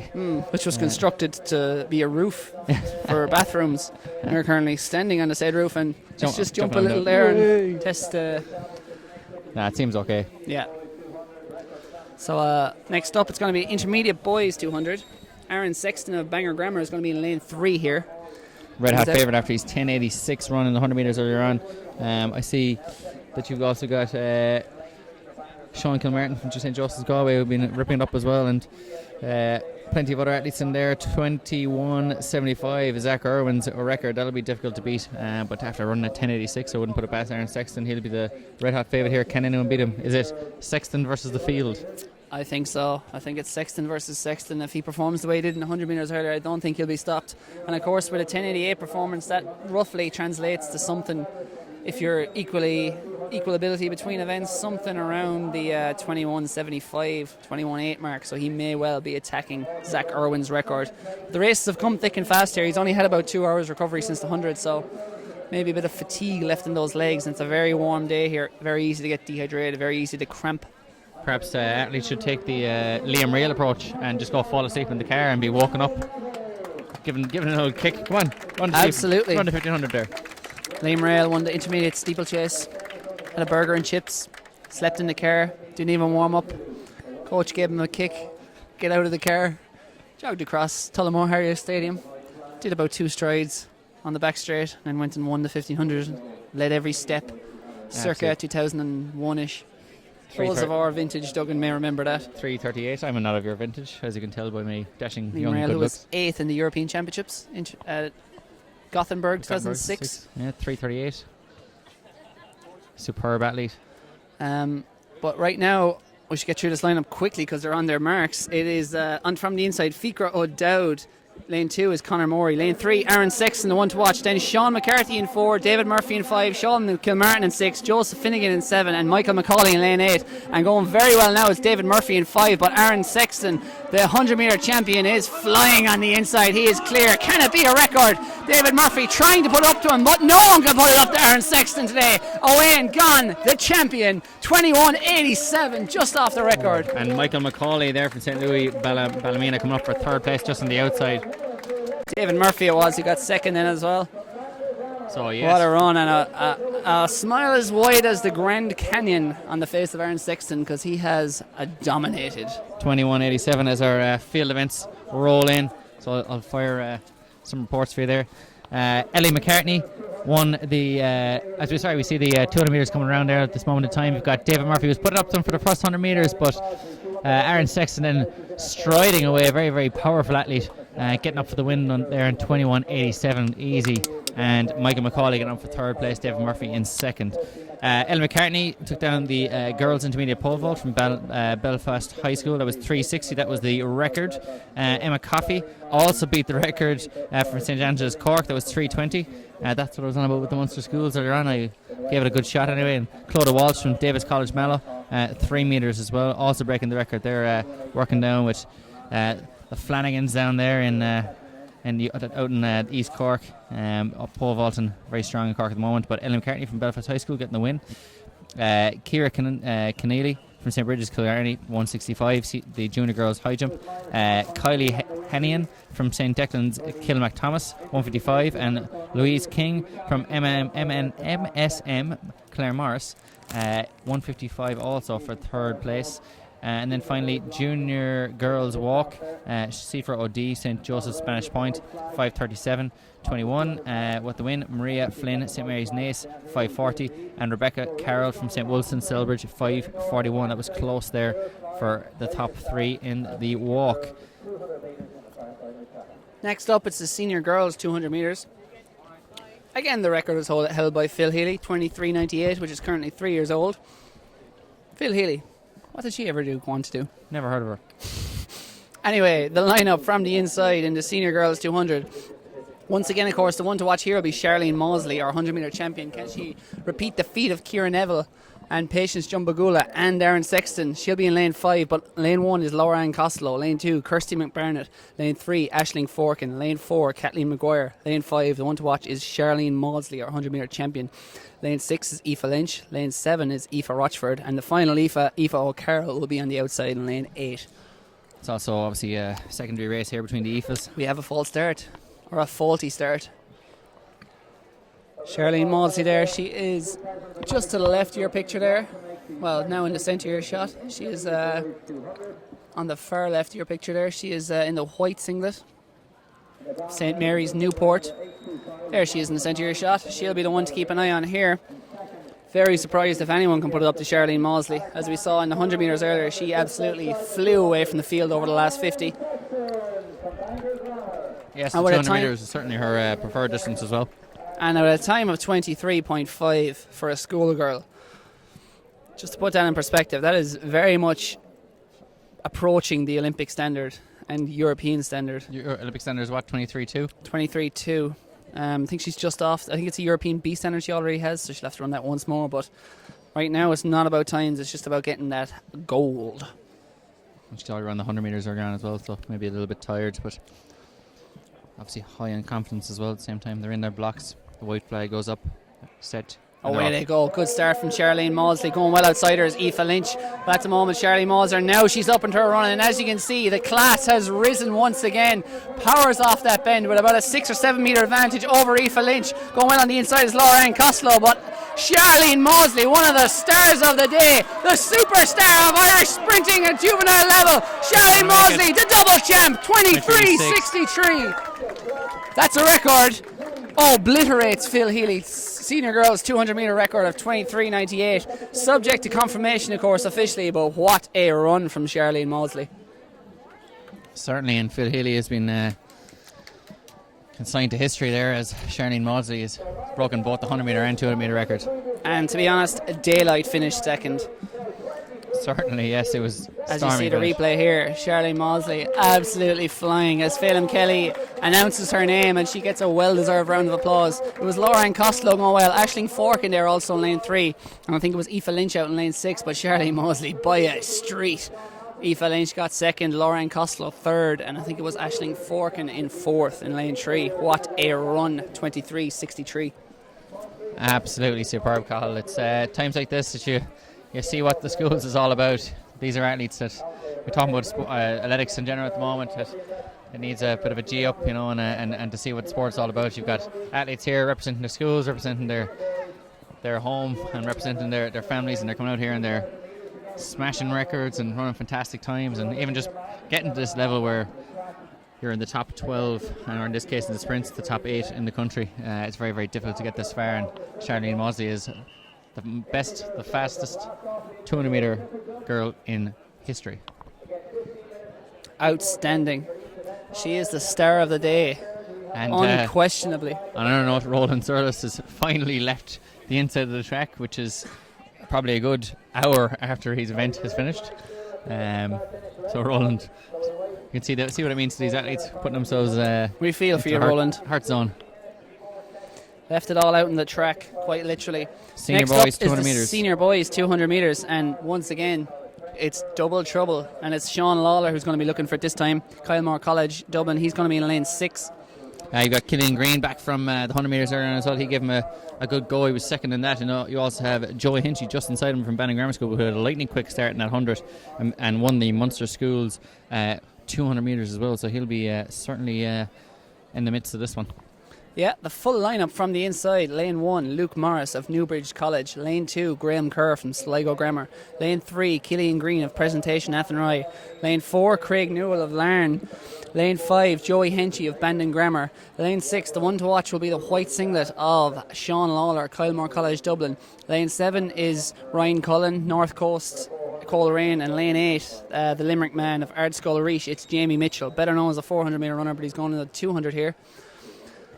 Keep your eyes on the white singlet, black shorts of Sean Lawler in lane 6. He's just obscured from view there, I think, behind that pole. There he is, he's up, he's flying out of the blocks. Jamie Mitchell also going well on the outside. Great start from him too. And going well in lane 5 is Joey Henchy. But Sean Lawler, can he get this double? Can he be the fourth athlete today to do a sprint double? Flying up the inside is Affin Rice, Killian Green. Here comes Sean Lawler. Can he get him? Killian Green though. This bird has flown. He is your senior boys 200 metre champion. 21.61. Sean Lawler stunned in second. Looks across at him. And back in third it was Sligo Grammar's Graham Kerr. It wasn't. I wouldn't think it was. I think it was Luke Morris. Correct, it was Luke Morris. I thought we were going to have a bit of a scrap there, Cahill. No one. Newbridge College, the winners of the Leinster Schools relay as well, will be in the relay later on. So Luke Morris will be back after that, hoping to get another medal. But the winner, clear winner, Killian Green. For such a big guy, Killian Green flew around that bend in lane 3. What a run. Sean Lawler trying to come back at him, but no one could touch Killian Green today. Leaning forward slightly, just struggling for the line. Absolutely flying at the finish, 21.61. Again, doesn't approach the record. That's Marcus Lawler's 20.87, but he won't care about that. He has dispatched the best 200 metre runners in Irish schools athletics. Certainly, he is on screen. As you can see, he's a very long-limbed athlete, and he's decided to have a bit of a lie down now after all his exploits today. It's been a tough day. Some of these athletes have had their leaving cert now in 4 days, so I'm sure he's immediately turned his thoughts to, Irish Paper 1. Yeah, I think I see his maths teacher down there throwing books at him. Get working now. Look at Take him off there that track headache and get lying working. on the track there, just to our left. So as we see the podium there, we see Charlene Maudsley has just been gifted her medal, the white singlet, and she does a well-deserved round of applause rings across Tullamore here, heralding your double champion at senior level, the star performer so far of the day. 2 records, 2 wins. Take a lot to dislodge her, I suppose, as the athlete of the meet. Have we already had our athlete of the meet already, Colin? Well, we won't speak too soon. We've got about three and a half hours of action left, but it normally does come from the sprints, though, Colin, due to the fact that the doubles are much more likely in the sprints. So Charlene Maudsley, very tough to do. Of course, some of the Munster Championships is a single day event and stuff. I think the Ulsters are as well, so it's very difficult to do the doubles and middle distances across both Munsters and seniors, or Munsters and All Ireland schools. And I believe Kevin Mulcair is actually out of the 5k later on, Cahill, who could have maybe won athlete of the meet by breaking John Tracy's 5k record, which he tried to do last year, but on his own it's very difficult to do. And obviously John Tracy's record is there to be broken at some stage, but what a record it is. And John Tracy is no mug. No, he's not. Do you know the McDonald's in Dungarvan is actually on John Tracy Avenue or John Tracy Road, which is a bit ironic. Very ironic. Next up is going to be the intermediate boys 3,000 metres. They're already over in the start line. Just if we pan upwards on the camera, you'll see them. Here they are. And I know that we've had a scratch from this field. That's Sean O'Leary from St. Aidan CBS, who's actually sitting behind us, stealing himself a free meal. And we also have Cian Kelly in this one, who is related to the Kellys there from St. Albans. And he was heavily involved at the front end, the pointy end of the Leinster Schools 3,000 metres. Paddy Maher, who's won an international schools cross country as a junior from Dunshaughlin, back to his best there now over the 3k, and plenty more in this one as well. We'll call them out as they get onto the line. They're on the line as we speak. Jack O'Farrell, St. Colman's Newry, Cian Kelly, Knockbeg College Carlow, Donald Devan, St. Flannan's Ennis, will be in the blue, Ian O'Coolan from Gloucester Corba, Patrick O'Rourke from Mary Immaculate Secondary School, Listune Varna, Paddy Maher from Dunshaughlin Community College there. Is a 302. He'll be in the yellow. Tony McKember from St. Patrick's Belfast. Sean O'Leary, as I said, has been scratched from St. David CBS. John Walsh, Tralee CBS. Pat Lochray from Skullmirror Buncrana, and Joseph Wagacha from St. Louis Community School in Kilchima, and Finlay Daly from Abbey Community School in Boyle. And they're underway in the intermediate boys 3,000. But before we get into the thick of this race, I just want to give you some field events, because we don't want to ignore the field eventers here, of course. Lots of great action happening in there. And the senior girls discus 1 kilogram. Champione is Nia Fogarty of St. Joseph's Rush, 42.72 metres. She's the winner. Aoife Doyle is second from Intermediate School Killorgan, 36.46, and in third it was Shona Hoy of Colosta Ishigon, Port Arlington, 33.42, just denying Kathleen Heary of Waterpark College, who was 32 centimetres behind her in fourth. Another field event, and it's another throw. It's the intermediate girls shot put. Marguerite Furlong is her champion here with 11.37 metres. Elaine Niag is Serna, 10.96 metres, and Niamh McGranahan from Finn Valley College, 10.78, takes the bronze medal. Again, nowhere near the record held by the standout thrower at juvenile level at the moment, who is Michaela Walsh of Swinford, who was your champion earlier.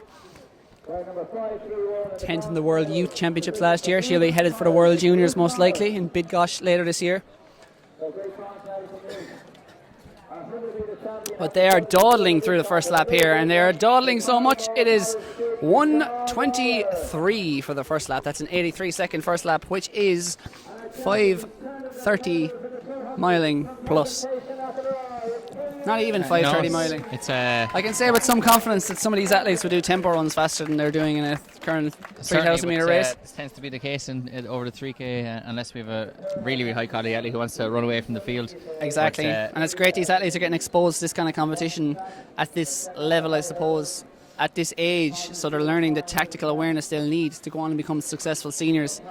Certainly, and I can see Joseph Wagacha from St. Louis Kilchima there, out in the red singlet, just out in lane 2 there, and all these athletes. Big Cian Kelly there in the blue and white of Knockbeg College Carlow. John the Bomb May down there in Knockbeg College.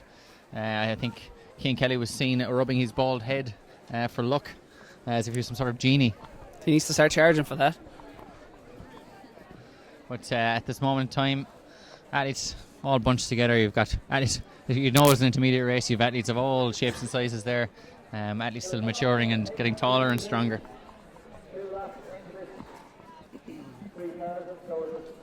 So just to confirm the result from the 800 metre intermediate boys, Niall Harvey took the win. Official time is 1:56.56. Second was Dara Finn of St. Declan's Cabra, 1:57.36, and third was Aaron Mangan, St. Mary's Eden Derry, 1:57.69. Certainly, and this one here now, we're coming around with 4 laps to go. I see Pat Hooper is making his way towards the lap counter there, getting himself ready, and I'm sure he'll be ringing the bell now later on. He's got interested now the long distance is on. Exactly, the pace is slowly beginning to wind up here. I think it's Sean O'Leary of St. number 653, Pat Lockery of Buncrana in the blue singlet out front. And Paddy Maher there, and instead of being in the yellow singlet, is actually in the blue singlet. He's in. He was the Leinster Schools champion there. He's in inside lane 1 there. He's the athlete in third. The tall athlete there from Listoon Barnow, Patrick O'Rourke, won the Munster Schools with ease, running about 9:43. So at this pace is well within his grasps here. Plenty of athletes still involved. Watch the tall, rangy figure there, just in second last there at this moment in time, Cian Kelly. He'll have a great kick finish as well, so he'll be heavily involved. But all the athletes still involved here. Athlete in blue just striking up from the outside as he had enough, taking closer order. Yeah, athletes at this stage just wanting to shuffle for position, don't want to be doing too much work. You see Jack O'Farrell there up on the outside of St. Coleman's Newry.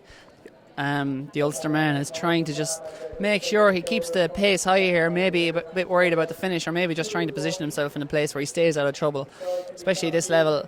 A lot of athletes are inexperienced. A lot of athletes may not be used to running in a close, tight bunch pack like this. But at the moment we see number 382 coming through. That's that is Paddy Maher. Paddy Maher is going into the lead there at this moment in time.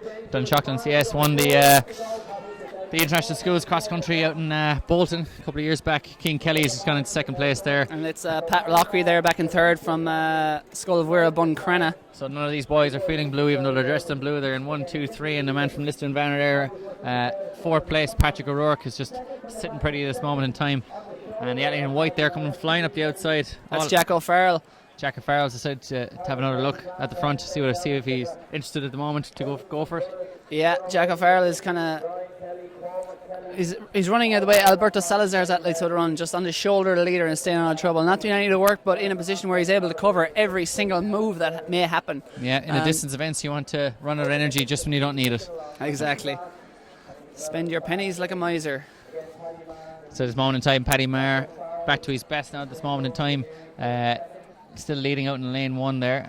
And the rangy figure of Cian Kelly just there in fourth place. As you said, our man in Jack O'Farrell from Comas Newry, who would have won a schools cross country title 2 years back in a team title. And we also have Patrick O'Rourke there in the black in fifth place. And it's Cian Kelly there up on the outside, closest to the camera, and the tallest athlete in the blue and white singlet. Also going well as they come through with 3 laps to run. So Cian Kelly's still out in lane 2. He's running a bit wide there at this moment in time, but it's still slow enough that it's not too difficult for them. Most of the athletes still in contention here. Yeah, it's a tepid enough pace at this point. Paddy Maher still, they're letting Paddy Maher. It's a bit of a stumble there for Patrick O'Rourke, who's decided he's sick of getting kicked, so he's going to go for it here, and has moved his way up to Paddy Maher. Paddy Maher had made about 1.5 meters of a gap, but he's been closed down now again. They passed through 2 kilometres now in 6:25, so it's pretty slow. The record stands to Kevin Mulcair at St. Flannan's Ennis at 8:33, which is a phenomenal time. Also holds the senior record of 5,000 metres. Oh no, he doesn't. He doesn't. Failed to break it last year. Almost broke it. Does hold the national junior record of 5,000. That's the one. But yeah, this is Kevin Mulcair's record, and that's not going to be under threat here. This is all about medals, not about times. It's been a cagey race so far. Paddy Maher there has controlled this in the recent laps. Stuck at the front, trying to stay there for 800 more metres. Right up on his outside though, that's number 443, Patrick O'Rourke. And then just behind him is number 239, that's Éanna O'Cullen of Coláiste na Curraba in the luminous green, the peroxide green. He was over in Falkirk at the intermediate school or international schools cross country as well, and he was the first man home of that Irish team, so he'll be in the mix here. Patrick O'Rourke in second, Paddy Maher in the lead. Cian Kelly taking closer order there. These top 4, the medals are between these. 700 metres to run, and here comes Cian Kelly of Knockbeg College, Carlow, by far the tallest athlete in the field. He has drifted up on the outside there and just putting himself, hasn't quite made a move, but put himself in the perfect position to make a move whenever he sees fit. 600 metres to run, and he just eases into the front there. Paddy Maher sits in second with a push there. A push between Liston Varna's Patrick O'Rourke and Paddy Maher of Dunshaughlin. Éanna is tripping off there at this moment in time, but he's managed to work his way back on after that little stumble. But Carl, this is going to be a great tactical battle now here over this last lap. It is. Pat Hooper, the official there, is just turning that lap counter to 1 and is about to ring that bell, which often ignites a move in the pack. These athletes, all of these 4, should be pretty comfortable at this kind of pace. Hasn't been too stringent so far, but now Paddy Maher fights his way to the lead again. Who trusts their kick the most? Who's going to have it? Who's got the speed work done? Cian Kelly just puts a hand on his back to say, get out of my way and don't trip me up, and just again moves to the right, moves out into lane 2, just wants to be in a position to strike. And Liston Varna's Patrick O'Rourke is also ready. Out he comes, out into lane 2, 3 wide. Gap made there, and Éanna Follen, who's going to be in 4th place, looks to have been bridged, can't bridge that gap. Cian Kelly's gone to the lead, Patrick O'Rourke in second, Paddy Maher's going to go for it again. Cian Kelly to the front. Has he gone too soon? Patrick O'Rourke is right on him. So is Paddy Maher, who moves up once again. Perfect position to strike, but who's got the legs in this last 200 metres? And Paddy Maher's kicking it in. Patrick O'Rourke looks like he's done his between Paddy Maher and Cian Kelly. It's a head-to-head. We've got 150 metres to go, but who's it going to be? Cian Kelly reminiscent of Brian Kelly coming down the home straight here in the intermediate boys 800 a couple of years back. Paddy Maher looks like he's done. Cian Kelly long straight and that lead is away with this one. 50 metres to go. It's going to be Cian Kelly, Carl. Knockbeg College Carlow is going to have an intermediate boys 3,000 metre champion this year, 2016. It is Cian Kelly, champion, 9:15. Back in second, defeated. He looks disgusted with that silver medal. It's Paddy Maher, and back in third it was Liston Varna's Patrick O'Rourke. Long gap back to 4th, then to Éanna O'Cullen. And then in 5th place, that is number 7'5". Oh, that's Jack O'Farrell of St. Coleman's. Nuri gets 4th. Then I think it is number 6'3", who is Pat Lockery of Sculvera Buncrana, will take 5th. Close race then for 6th. And number 2, that's Finlay Daly, takes it. Just ahead of Joseph Wogacha of St. Louis CS Community School at Kiltima. Oh, really? Ronan has just informed me that it's Kiltima. And Kiltima is very incorrect. Kiltima, it's actually where Sharon Kilduff, who used to hold the 100 metre senior girls record, sorry, doesn't hold the record, but won in 2008, was from Kiltima, and ran sub 12 seconds back in the day. And we have a change of command at the helm in the stadium emceeing here. The new breed has been dispatched. It's Liam Morgan on the mic. Phelim Kelly has been thanked, but Liam Morgan says, Phelim, I got this. Liam Morgan, of course, is outstanding commentator, as is Phelim Kelly, but Liam Morgan's been doing it a few years longer, so it's a long old 9-hour programme here, so they've switched it up midway through. Liam Morgan will now take the last 3.5 hours or so. I think I actually saw Liam Morgan walk over to Phelim and go, that was a fine job now he did there, but let the big dog take over. Let the main man take this. We got this.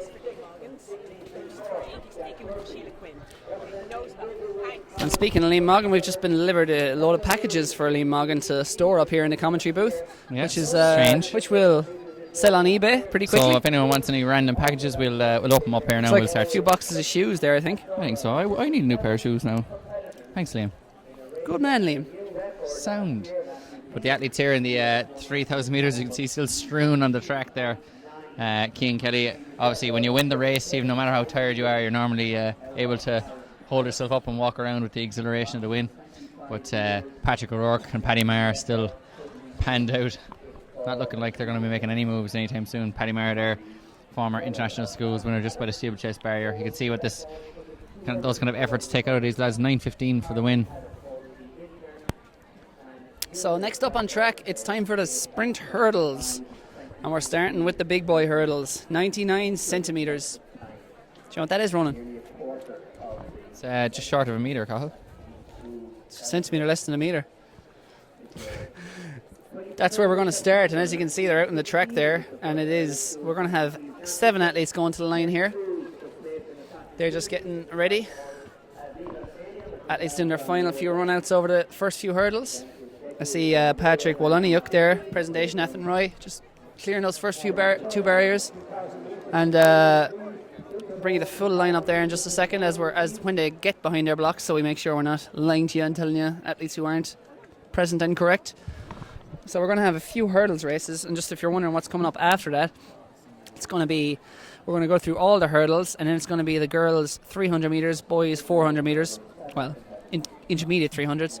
Both genders will be running the 400, and then we'll Moving have on towards the miles then. the girls' mile, minor mile, and or under 16 miles, and then we're going to get into the 1500s, which will take us all the way up to the 5k, and then after that it's time for the relays, time for the athletes who've got the double to go and get that triple, go and get that sack full of gold.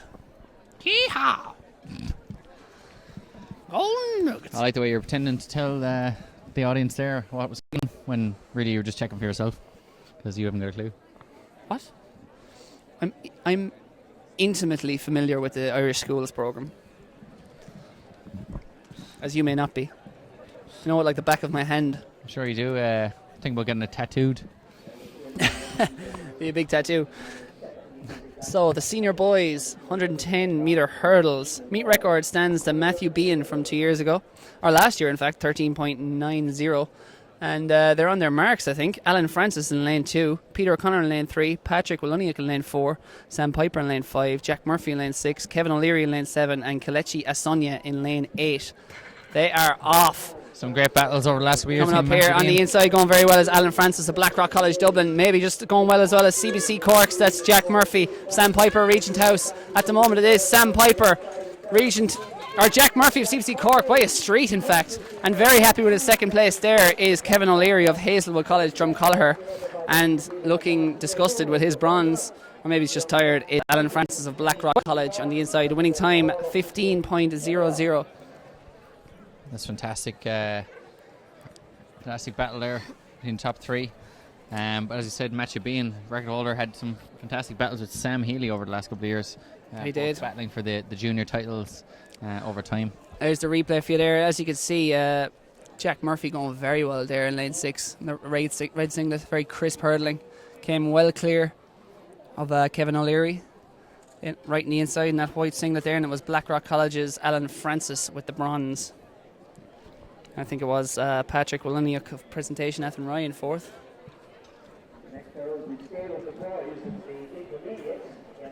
So intermediate boys still up now. We've changed from the regular program, and we're going to go and fire through all the boys races first in this case. Yep. They're going descending heights, which is usually the easiest way to run the hurdles, just for all the officials there. It's not a case of raising them and lowering them again as they would. Just up. We see a javelin here in the background. I know the senior boys javelin is extremely hot this year. We've got Shane Joyce, who was second in the triple jump earlier on, has thrown 52 metres, but we had 3 athletes from Ulster throw 53 metres. So he's defending his title this year and could be under threat from the north and from the south with another 52 metre thrower in Munster at the moment. So it'll be difficult for Shane Joyce to retain his title. But certainly in the hurdles here, we can see at the moment quite the army of officials out changing hurdle heights and hurdle positioning on the track. And over time, it rarely happens at the schools, but it has happened in many other races where you come around the bend in the 400 metre hurdles and there's no hurdle there. It happened on many occasions to many an athlete, or the hurdles are wrong size. So it is incredibly important that the officials get this absolutely spot on, and that the hurdles are of the correct height and in the correct place. But plenty of practice here. And the schools being the schools, that's what they tend to do, really, generally. Usually very accurate, run with brilliant professionalism always, despite the fact it's amateurs and volunteers who are doing the work out there. So fair hats off to all of them. Yeah, running the show. Such a large task that could easily go so wrong, and they give up their time and do it brilliantly every year. I think the word seamless. Seamless is correct. So next up, it's going to be intermediate boys 100 metre hurdles. 10 metres less for the lads to race here. Record stands at 12.97 to Carlton Haddock of Scláiste de Crease. That's now 16 years old, so can we see someone here challenge that? From the inside, your lineup will be Dara Miniter of Kilrush Community School. Lane 2 will be Anton Robb of Methodist College Belfast. Lane 3 is Shane Monagle from Ardskull Namara Tramore.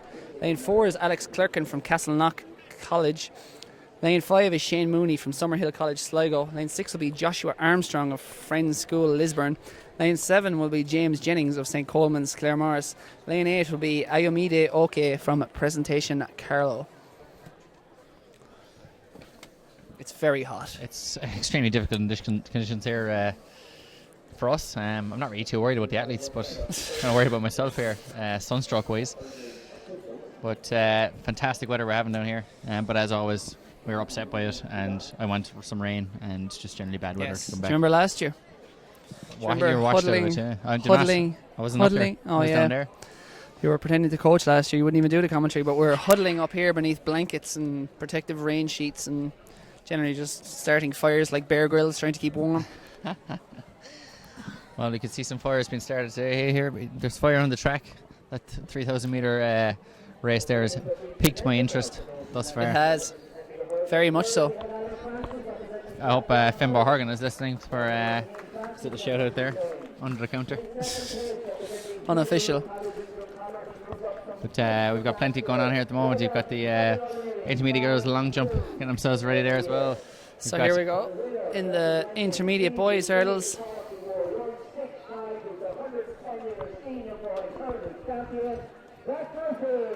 Jack Murphy there gets his gold medal for the intermediate boys 100 metre hurdles. Or that was actually, I think, the senior boys 100 metre hurdles. It was probably, yeah. Intermediate boys, are just on their blocks at the moment. The lineup once again, as we'll pan back around, they're about to be called to their marks. From the inside, lane 1 is Darren Miniter of Kilrush Community School. Lane 2, Anton Robb. Lane 2 is Anton Robb. Lane 3 will be Shane Monagle, who is not wearing a monocle. No, he's wearing a cape though, I believe. Yes. Lane 4 is Alex Clerkin from Castleknock College. Lane 5 is Shane Mooney from Summerhill. Lane 6 is Joshua Armstrong of Lisburn. Lane 7 is James Jennings, JJ they call him. Well, we did. Of Claremorris. And lane 8 from Carlow is Ayamode Oke. Are you okay? Are you okay, Annie? That's pretty funny.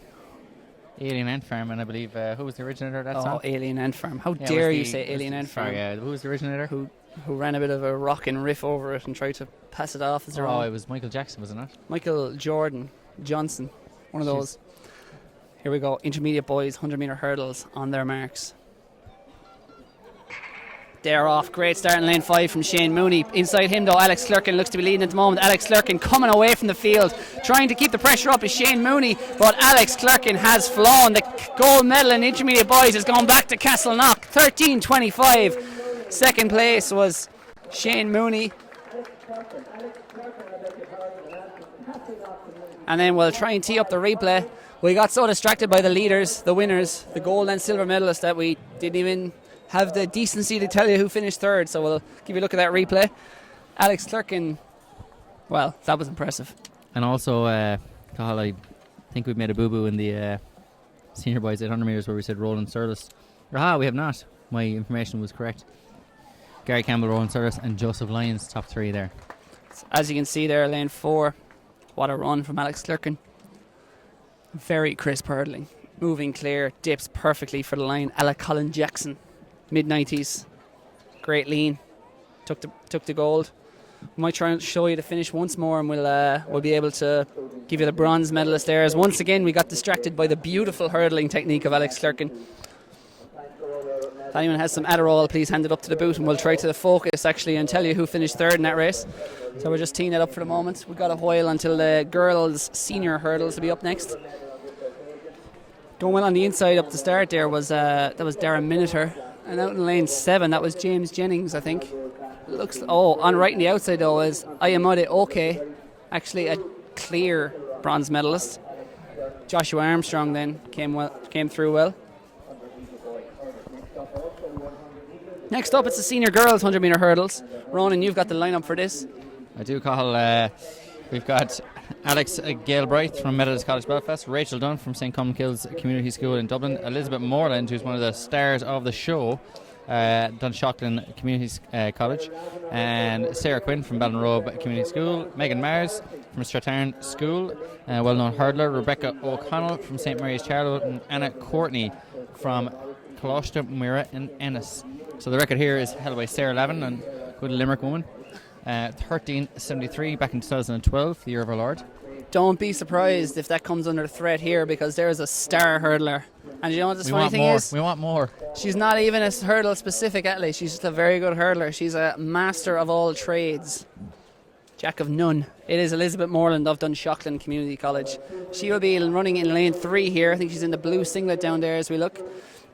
She finished 10th in the World Youth Heptathlon Championships last year in Cali, Colombia. Outstanding performance, and has already, at the age of just 18, broken the junior and senior Irish heptathlon record. Broke Kelly Proper's record by over 100 points last weekend at the National Combined Events. Elizabeth Moreland, if we're to pick out a few stars, she is one of them undoubtedly here today. Fantastic hurdler, fantastic high jumper, fantastic long jumper, and all that of course adds up to a very, very, very good international multi-event athlete, and she'll probably be headed for the World Junior Championships in Bydgoszcz. In fact, she qualified for them last weekend in Century, so keep your eye. Megan Mars is also a very accomplished athlete. She'll be going 2 lanes to the left as we look down at them in lane 5 from Strathern School. Certainly, and Elizabeth Moreland, as you said, was in Cali, Colombia last year for the World Youth Championships. It was an excellent competition, what a great experience, and that experience will stand to her on a day like today. She's dealt with far more intimidating atmospheres than exactly. This. And she ran that 800 heavily strapped and heavily injured in her hamstring, but still had to struggle home the last 200. Fought with the heart of a champion for outstanding top 10 finish at the World Youths. So the full lineup for your senior girls. And Elizabeth Moreland is so good that she won the Leinster Championships despite falling, getting up, and still won. That's how good a hurdler she is. That's how good an athlete she is. She's just focusing on the hurdles today, and she'll be the one to watch in that light blue singlet, third from the right of your shot. The full lineup from the inside: Alex Galbraith is in lane 1. Lane 2 will be Rachel Dunn. Lane 3 will be Elizabeth Moreland, that blue singlet. Beside her is Sarah Quinn of Ballinrobe. Lane 5, another danger, the light blue singlet of Strathern School, is Megan Mars. Lane 6 is Rebecca O'Connell. Lane 7 then, the final athlete, will be Anna Coutney of Ennis. So just to the centre of your shot there, Elizabeth Moreland. She'll be the one to keep your eye on, and if anyone's going to put it up to her, we'd expect it to be Megan Mars of Strathern School. 2 lanes to the left. See, when you have 2 high-powered hurdlers going head-to-head, it's obviously good to have them separated usually, because it can very often tangle arms, tangle legs as you're going over the barriers. Yeah, they can often be quite close. Saw that last year or the year before in the World Championships with Darren Robles and Liu Jiang. Exactly. This is our answer to Darren Robles, or should we say Kendra Harrison, Sally Pearson. It's Elizabeth Moreland. See Kendra Harrison, 12.24. They're off. Elizabeth Moreland, great start. Very crisp hurdling. Is already moving clear to field. As expected, Megan Mars is putting it up to her. Who's it going to be? It's very close. They're dead level as they come to the third last hurdle. Elizabeth Moreland maybe just in front, but Megan Mars gets to the lead. Megan Mars gets it. 13.80. It's just off the record. Maybe just by a mere foot, it looked to be as if Megan Mars took the win. Elizabeth Moreland seems to lead, and Elizabeth Moreland is very happy with that. What a finish there from Megan Mara. She was certainly behind by half a step coming into the last 3 hurdles. As you see the replay, Miss Moreland get out of the blocks better, but it was very close between them. They seem to be at the very same level all the way through. Megan Mara's just slightly taller the athlete, but both very crisp, very clean techniques, snapping down over those hurdles. Megan Mara's just ahead to the finish and makes sure of it with the final dip. What a run. 13. Very good athletes. Just off the meet record of 13.73 set by Sarah Levin, so 2 athletes that are certainly in the mix there to break that record in the future. I think both of those girls will be back again next year. But fantastic hurdling. I don't think Elizabeth Moreland is back next year. You sure? No, I'm not. Not sure of anything. No, I don't think you're not sure we're even here. This could be a dream. It certainly feels like a dream because the athletics is that good. It certainly is. Oh, that's well played there, yeah. Nice little interlude. But, yes. Junior boys 100 metre hurdles is up next. We're going all the way from senior down to the juniors. And that's going to be the down to the 83.8 centimetre hurdles. That'll make a lot more sense if it was in inches, but it's not. So they're called to their marks. Oh no, forgive me, they're not called to their marks. The athletes are actually called to set up those blocks. Yeah, they're putting them to work here, moving the blocks up towards it's going to be 80 metre hurdles here, so these athletes are running over a shorter distance. They are a bit younger, so... Of course, hurdlers' main upper body strength is carting hurdles around the track in training, like 4 or 5 at once, and just dumping them down and having to... And of course, steeplechasers' main upper body work is hauling those massive barriers out onto the track to try them. Luckily, they're normally kind of perched right next to the track, and you can normally swing them on. Yeah. Reduce the effort. But I know hurdlers do have to go through a lot of work. It's a lot of pain. Same with pole vaulters. They should start a club or something, you know. Painful moments. The group who understand, who have to train before they even have to train. But anyway, athletes setting up their blocks for this is the junior boys 80 metre hurdles. Record is held by David Sheehan from St. Munchin's, Limerick. And you know what? It's about time it got broken. It's 30 years old, 11.20. That was an electronic timing record though. 2 years later, hand timing, but must have been a budget cutback. We didn't have the electronic system then, because that record is held at 11.0. Great time for the 80 metre hurdles by Carlton Haddock of Colostic. Who also holds the intermediate record, and the 2 Haddock brothers ripped up the record books back in their day. Not to be confused with Carlton Banks, who was also shot to fame around the same time in the late 80s and early 90s. And the Haddocks, I believe, are part of the relay team that hold a record as well, which you'll see later on. Now that's what I call anorak knowledge. We don't get out much. This is the effect of not getting out much. Yeah. Gross sunburn when we do, and useless athletic stats. But anyway, you've only got another 3 hours to put up with us. 180 minutes. This is our version of hell for you. I'm having a great time. The full lineup. From the inside, it's Yasiru Kirueltia. He wins the name of the day so far, from St. Bridget's College, Loughrea. He's in lane 1. Lane 2 is going to be Mark Hughes, not to be confused with the fantastic footballer of the 90s. Sparky, as he was known. Who has aged terribly since then. Currently managing Stoke. Of Ballybay. He's in lane 2. Ethan Williamson in lane 3 of Clonagh Junior High School. Lane 4 is going to be Daniel Hurley, who has discarded the Hurley for spikes today, and he's of PBC Cork. More likely to discard the rugby ball given he's PBC man. Lane 5 is going to be Lucas Moylan from Patrician Newbridge. Lane 6 is going to be Cian O'Connell from Ballinrobe. Lane 7, who has just taken the best name of the day prize, Wyvan Sivakumar of Colossus Spear Nave Cork. And lane 8, it's Jonathan Cummins from RD Community School. 8 athletes to the line for your junior boys 80 metre hurdles.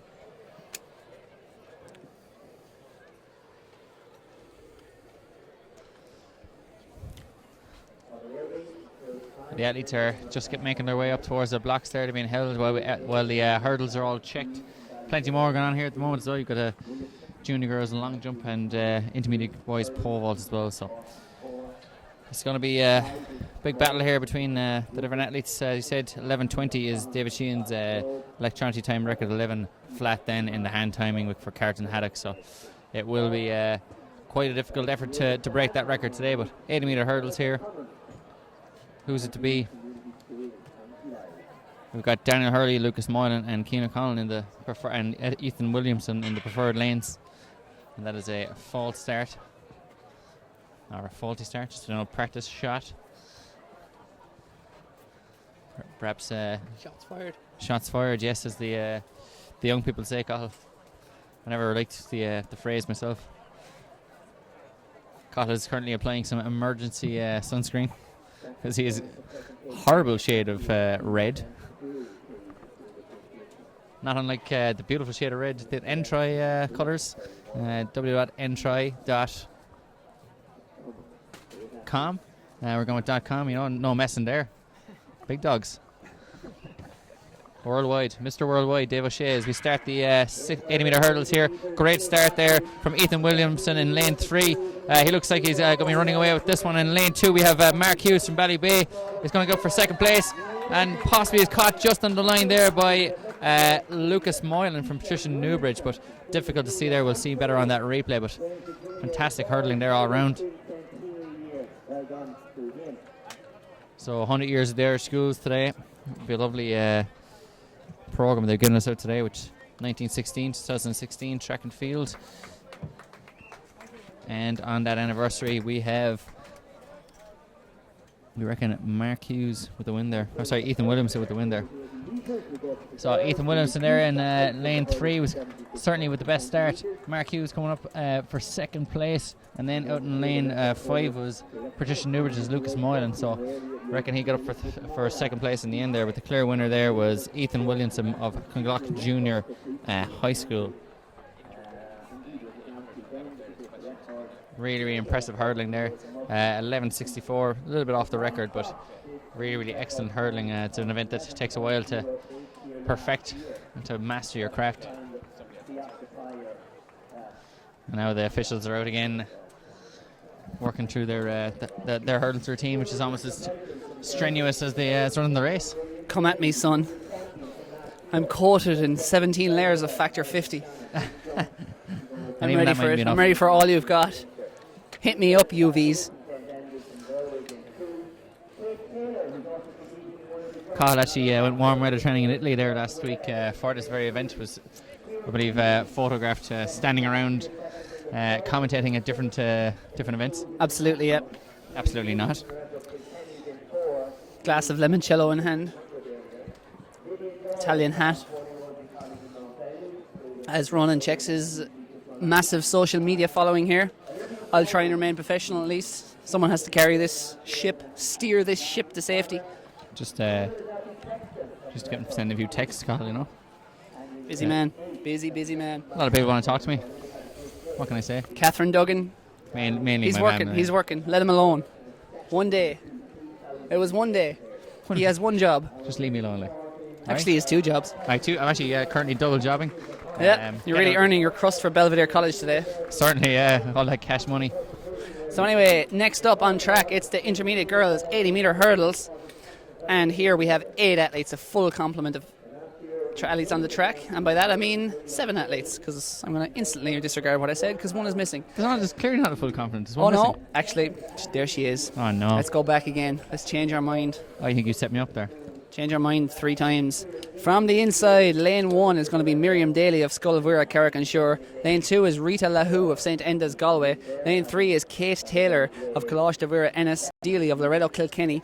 Lane 5 is Lydia Doyle of Mount Bellew. Lane 6 is Olivia Bowes of Antrim Grammar.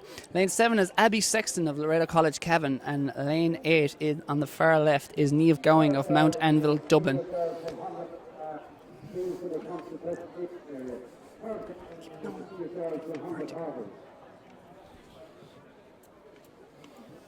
Just teaching Ronan there how to use a bottle of sunscreen. Going global on YouTube with his commentary is possible, but navigating how to open a bottle of sunscreen is... In fairness, there was no instructions on the bottle. I must write to Garnier and have my words with their Ombre Soleil range. Absolutely. Kids, in fact. Bang on a kids. Range. Kids. So, if you're old like us, you can recapture youth by using... Do you know what is fantastic, although I know we're getting on the line there, the shampoos that smell like sweets, etc. Did you ever try to eat them? You try to eat them. It does say. You think how bad could it taste, given it smells so good, and then suddenly you're just kneeling over the bathroom vomiting. Anyway, the intermediate girls 80-metre hurdles is on the start line. 8 athletes from the inside. Miriam Daly's in 1, Rita LaHoo in 2. That rhymes. Kate Taylor is in 3. Hopefully it's not a knockout for her. She makes it to the line. But Lane 4 is Ciara Deely of the Red Kilkenny. Lane 5 is Lydia Doyle of Mount Bellew. Lane 6 is Olivia Bowes of Antrim Grammar. Lane 7 in that maroon singlet is Loreto College Cavan's Abby Sexton. And on the far left of your shot in that blue singlet, it's Niamh Going of Mount Anvil, Dublin.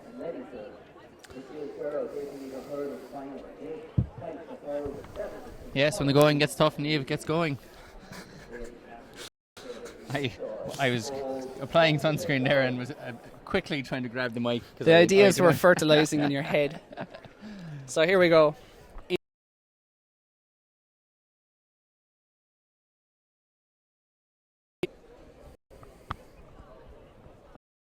Stands to Molly Scott, 11 points from last. Very accomplished hurdler, is getting faster and faster every year. The Carlow youngster, running very well this indoor season and outdoor. Certainly a fine athlete.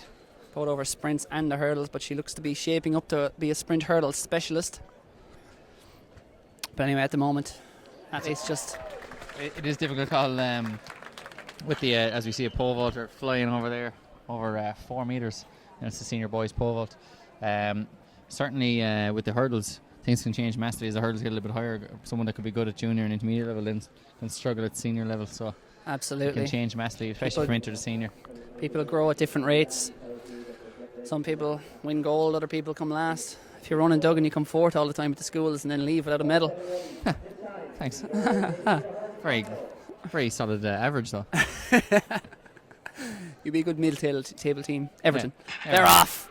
Lane 4 stumbles out of the blocks there. In lane 3 going well, it appears to be Kate Taylor. Very close. Lane 1, Miriam Daly also going well. 4 athletes in line as they come to the last hurdle. But on the inside, it's Miriam Daly takes it. Lane 4 was Ciara Deely, looked to just get second. And in third looked to be very close between Kate Taylor and Rita LaHoo. That's going to be a difficult one there. Kate Taylor fighting her way to bronze there perhaps. Don't worry about it. Sorry. Kate Taylor looked on the ropes there at one point, but came back very strongly in that last round of hurdles. As we can see, it was a very even start, going very well in lane 3 there was Kate Taylor.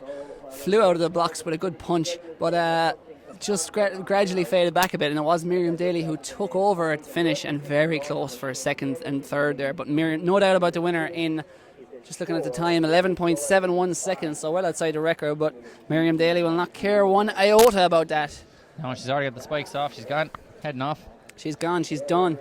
Backing up and leaving. She's looking for her maxi twist. If only. So yeah. We might have a maxi twist coming our way now. Possibly. At least just been asked to stay in position while officiating judges sort out who won. Rita LaHoo, or Miriam Daly, though, will be very happy with that. Next up, it's going to be the junior girls 75-metre hurdles. And we'll just show you the finish there. So close at the finish there between second, third and fourth. Rita LaHoo, Kate Taylor and Ciara Daly. I'd like to pretend I knew who got that, but I have no idea. I think Ciara Daly may just on the near side have got second. Rita LaHoo and Kate Taylor may have to duel. Maybe have a middleweight bout to decide the bronze medal. Okay, enough boxing puns off Kate Taylor's name. Next up, it's going to be junior girls. Hurdles height is going to be the same here, except different spacings, of course, for 75-metre hurdles, given they're juniors. Full lineup. Meet record here, by the way, is held by none other than Noelle Morrissey, current coach to many stars in Limerick such as Sarah Lavin, Ciara Neville, several others. Qualified for Olympics in 1992 in her hurdles. She's from St Mary's Nina, all the way back in 1980. As a junior girl, she ran a ridiculous time of 10:80, which I would be stunned to see challenged today. Caelan Sheehan, though, holds the electronic record according to our stats. The Waterford hurdler, who after that went stateside on a scholarship. well, several years after that. The full lineup, though, in this junior girls 75 metre hurdles. Sarah O'Toole on the inside of Ballinrobe Community School, that blue singlet. Lane 2 is Emer Kelly from St Cecilia's, Derry. Lane 3 is Holly Mulholland from Lismore Comp, Craigavon. Lane 4, which currently appears to be empty at the moment, but she may well appear, Niamh Foley of Newcastle West. Lane 5 is Ella Duane of Cross and Passion, Kilcullen. Lane 6 is Niamh O'Neill of Ballyhonus. Lane 7 is going to be Orla Winston of Loretto Clonmel. And Lane 8 is going to be Katie Rose Barry of Loretto Stevens Green. Yeah, and we just have a quick change there as well. I think in our notes in the programme and in the results has come up as Alex Clerkin winning that senior boys hurdles there, but it's actually Alex Clarkin. And he's from Castleknock Community College, not Castleknock College, which is often confused, to be fair. So, fantastic win there in the senior boys hurdles. You wearing my sunglasses there, Colin? It's quite upsetting. Don't worry about it. Just as we're getting ourselves ready there, James Kelly from Royal and Pryor FO with 16:12 for the intermediate shot put win. Dara Gaffney from St Finian's Mullingar 15:37, and Johnny Bell third in 15:33 in that one. So huge throwing there all round. And just as we're getting onto our blocks there, I'll quickly show you out the boys discus. Chris Cosgrave, who actually ran the 100 metres as well, and ran through 39.97 St Michael's College Dublin. Adam Sheridan, Rice College Westport, 35.37 in second. And Luke Power, Dungarvan CBS, 34.93 for the junior boys discus. So they're on their marks for the junior girls 75 metre hurdles. 8 athletes to the line. Who's it going to be? Ali just walks across, make sure all fingers, knees behind the line and toes, and we're ready to roll. Knees and toes. Athlete in lane 3, in fact, there has just been told to keep everything behind the line. And the athletes, sensibly, I think the starter has called them to stand up, allow them readjust, because no one wants to be sitting in the on your marks position for 30 or 45 seconds. Major distraction and stiffening and whatnot. Of course, remember, if you're enjoying the stream, or even if you're not, and just want to get the word out there, just be sure to share it on Facebook and Twitter, the Entry YouTube stream here, courtesy of Athletics Ireland and GloHealth. Make sure your friends and all the friends and family and enemies and whatnot are able to watch their schoolmates and classmates in action here today. And you'll be able to watch it back on the YouTube Entry channel later on tonight / tomorrow. On their marks, junior girls 75 metre hurdles. Away they go. Great start in lane 5 from Ella Duane. Looks to lead at the moment. Inside her, Niamh Foley in the red also flying. She leads now, but right beside her, Holly Mulholland. It's a two athlete race at the moment. Holly Mulholland to the lead. Just about takes it, I think, ahead of Niamh Foley. So close. And I think it was Niamh O'Neill there in lane 6 of Ballyhonus also coming through for third. We'll tee up that replay. Holly Mulholland and looked to just about take that, I think. It was so close. As you can see there, looked to be Niamh Foley there in the red at that moment, but Holly Mulholland powering through on the inside. Brilliant dip from Niamh Foley. We'll have another look at that and see if we can pick a winner. Holly Mulholland definitely led, but Niamh Foley led early. But Holly Mulholland led when it matters, approaching that finish line, but absolutely brilliant dip and final hurdle from Niamh Foley. Saw her get back into contention. We'll need the photo finish to decide the winner of that one. I'll give you the slow-mo of the last hurdle there so you can decide where the race was won and lost, and indeed who won the race and who lost it. Here we go over the last hurdle. As you can see, Holly Mulholland just in front. Niamh Foley made a mistake early, but charging at the line there, Niamh Foley. And remember, it's the first point on the torso, not the head. Niamh Foley's head may have looked ahead, just about ahead there, but she was lower. So Holly Mulholland may have got that. I wouldn't want to be deciding that one. It can be your hips, it can be your shoulders, it can be your chest. First point on the torso to cross the finish line is what counts when they're measuring up that photo finish. So the key is to lean kind of sideways then with your shoulder, surely. That's often done, yeah. Get further forward with the shoulder. Can't say I've ever been in a position to do so, but looks I've seen it been done by the likes of Derval O'Rourke. It's certainly a able proponent of such a method. I lost out in a silver medal at the intermediate 1500 in a photo finish. I was actually given it by the judges on the line, and then the upstairs reversed it. Devastating. Yeah, well, he deserved it. Yeah, I didn't win. Dipped too soon. Classic rookie mistake. Chump City. Anyway. At least you didn't do a Mon show on it back in the Worlds a couple of years back, and don't dip at all and lose a world title. Exactly. Who were you beaten by that day? Kieran Fitzpatrick. Danny Darcy won it. Danny Darcy. The jewel in the sun. Mm-hmm. Next up on track, it's the boys 75 metre hurdles. So same height hurdles, same distance race, but they're minors this time. And hats off to the organisers here, because it's 3:24 p.m, 3:23 p.m. even, and it's this race is scheduled for 3:25. So even after 6.5 hours of action, they're running military precision. Certainly, detentions will be handed out for anyone who's late. Absolutely. The full line, very disappointing for him. Lost out there. But yeah, what a run by Irla Golden. Took to win with ease. I'll show you the replay there so you can see just where it all went wrong. With the very first hurdle for Porrick White, his race ended essentially as soon as it began. And Irla Golden's dad is, I believe, is here to our left. And he's going absolutely wild here in the stadium for his son here who won there in 11:57. So fantastic running. First running at that event, new record. Great stuff.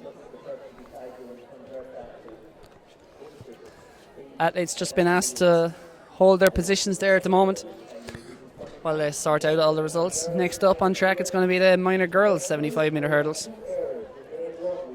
Possibly going to see a new record in this one, Carl. I suspect so, because there is no record.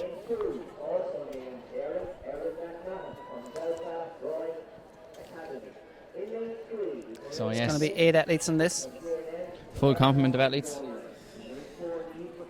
So in this one we got Erin Teeney from St Mary's Ballastair, Erin McMahon from Belfast Royal Academy, Mairead Flynn from Jaylin Salermo, Galway, Niamh McCurry from Lerdo College Cavan, Chisholm Oguri from St Fernand's Ennis, Ashton Kelly from Lara Wexford, Onikin Azadeje from Closter Kieran in Croom, and Lily O'Connor from Scuilmira. So this is the minor girls 75 metre hurdles, jumping over 68.6 centimetres. After this, we're going to be switching up in distance and losing the hurdles. It's going to be the intermediate girls 300. Then we're going to have the 400s. Of course, they're only contested at intermediate and senior level. No juniors. Deemed too hard for them. Yeah, it probably is, Carl. And we don't need that many events for the youngsters. They can decide. 1, 2, 8. Yeah, it's plenty there for them. Absolutely. So we're moving into the quarter miles and the 300 metres after this, which is always worth a good show. Athletes tend to go too fast and hurt on the home straight, so see some foolish athletes. Foolish. We'd never make a mistake like that. Never have, never will. So lane 1 is missing here. That's Erin Tahini. So lane 2 on the inside is going to be Erin McMahon of Belfast. And lane 3 is going to be Mairead Flynn. Lane 4, Niamh McCurry. Lane 5, Chisholm Oguera. Lane 6, Aisling Kelly. Lane 7, Oyinkan Adedeji. And lane 8 is Lily O'Connor of Scuilmira. 7 athletes to the line for your minor girls 75 metre hurdles.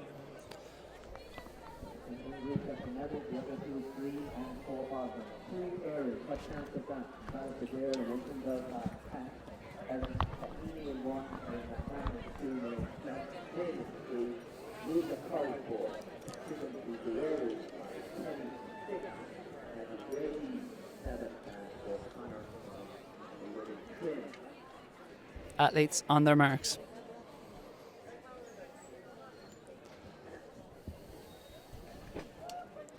Starter just walking across there, making sure everyone behind the line signals to the starter that they're good to go.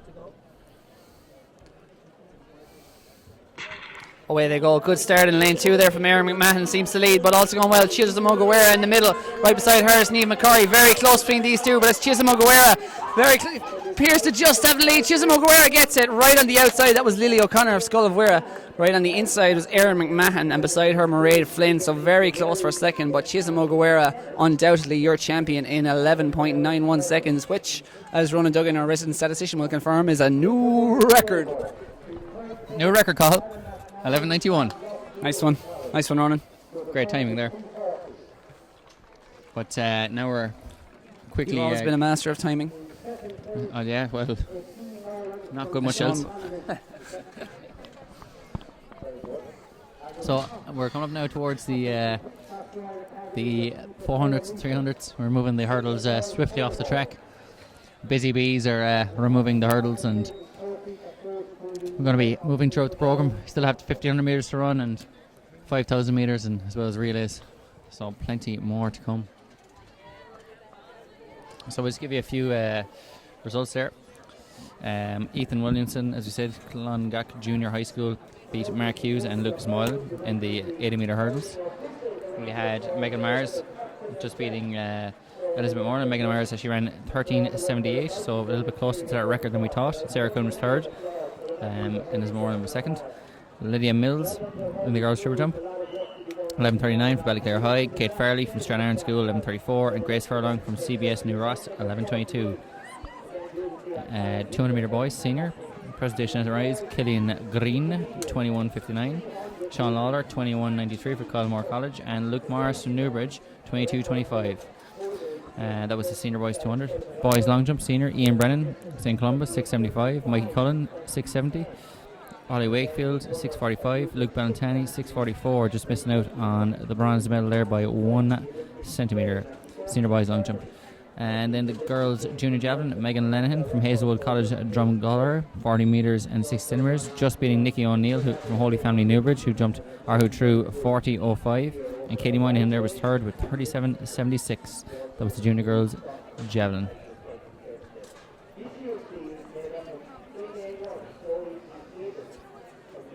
So we have just before the 400 metres, we have the under 16 girls mile, and we actually have a change start list here, so I'm going to briefly go get that. So Cathal will take over there for 2 seconds.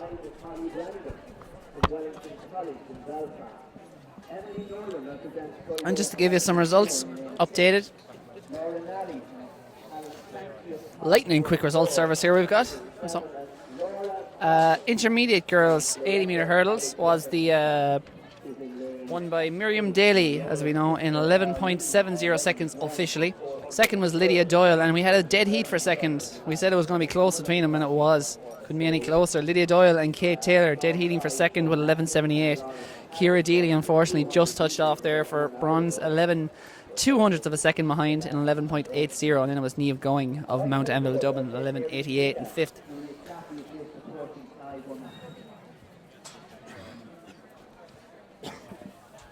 Holly Mulholland was the champion in the junior girls 75 metre hurdles. A new record was set, 11.36 seconds. And again, that was a cracking race. And also under the new record, but just touched off, was Niamh Foley. That outstanding dip towards the line. Got her under the old record, but couldn't get her the gold medal. Niamh Foley of Newcastle West with 11.37 finishes second. And again, did a 1.9 metres per second following win there, so no surprises that the record, the electronic record of Caelan Sheehan was broken. Back in third, Niamh O'Neill of Ballyhonus, 11.55, and then Sarah O'Toole in fourth with 11.63.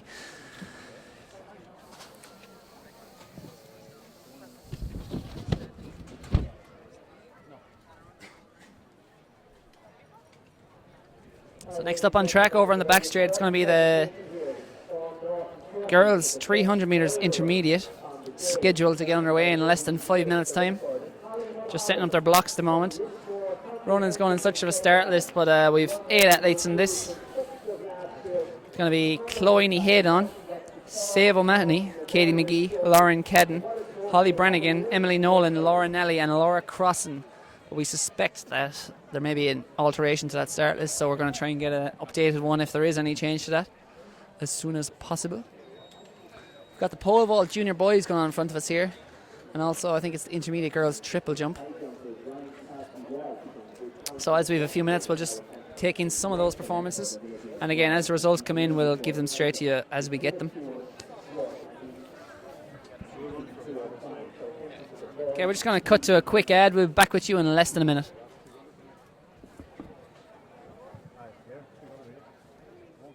It doesn't cost much to feel amazing. A pair of running shoes and a bit of determination is all you need. Running increases your confidence, giving you greater control of your life. Tailored health insurance from GloHealth means you can choose the cover that suits you, your lifestyle, and your budget. Get real value, real control, and feel amazing. GloHealth. My cover, my way. It doesn't cost much to feel amazing. A pair of running shoes and a bit of determination is all you need. Running increases your confidence, giving you greater control of your life.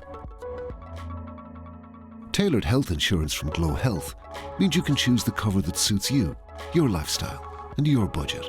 Get real value, real control, and feel amazing. GloHealth. My cover, my way. It doesn't cost much to feel amazing. A pair of running shoes and a bit of determination is all.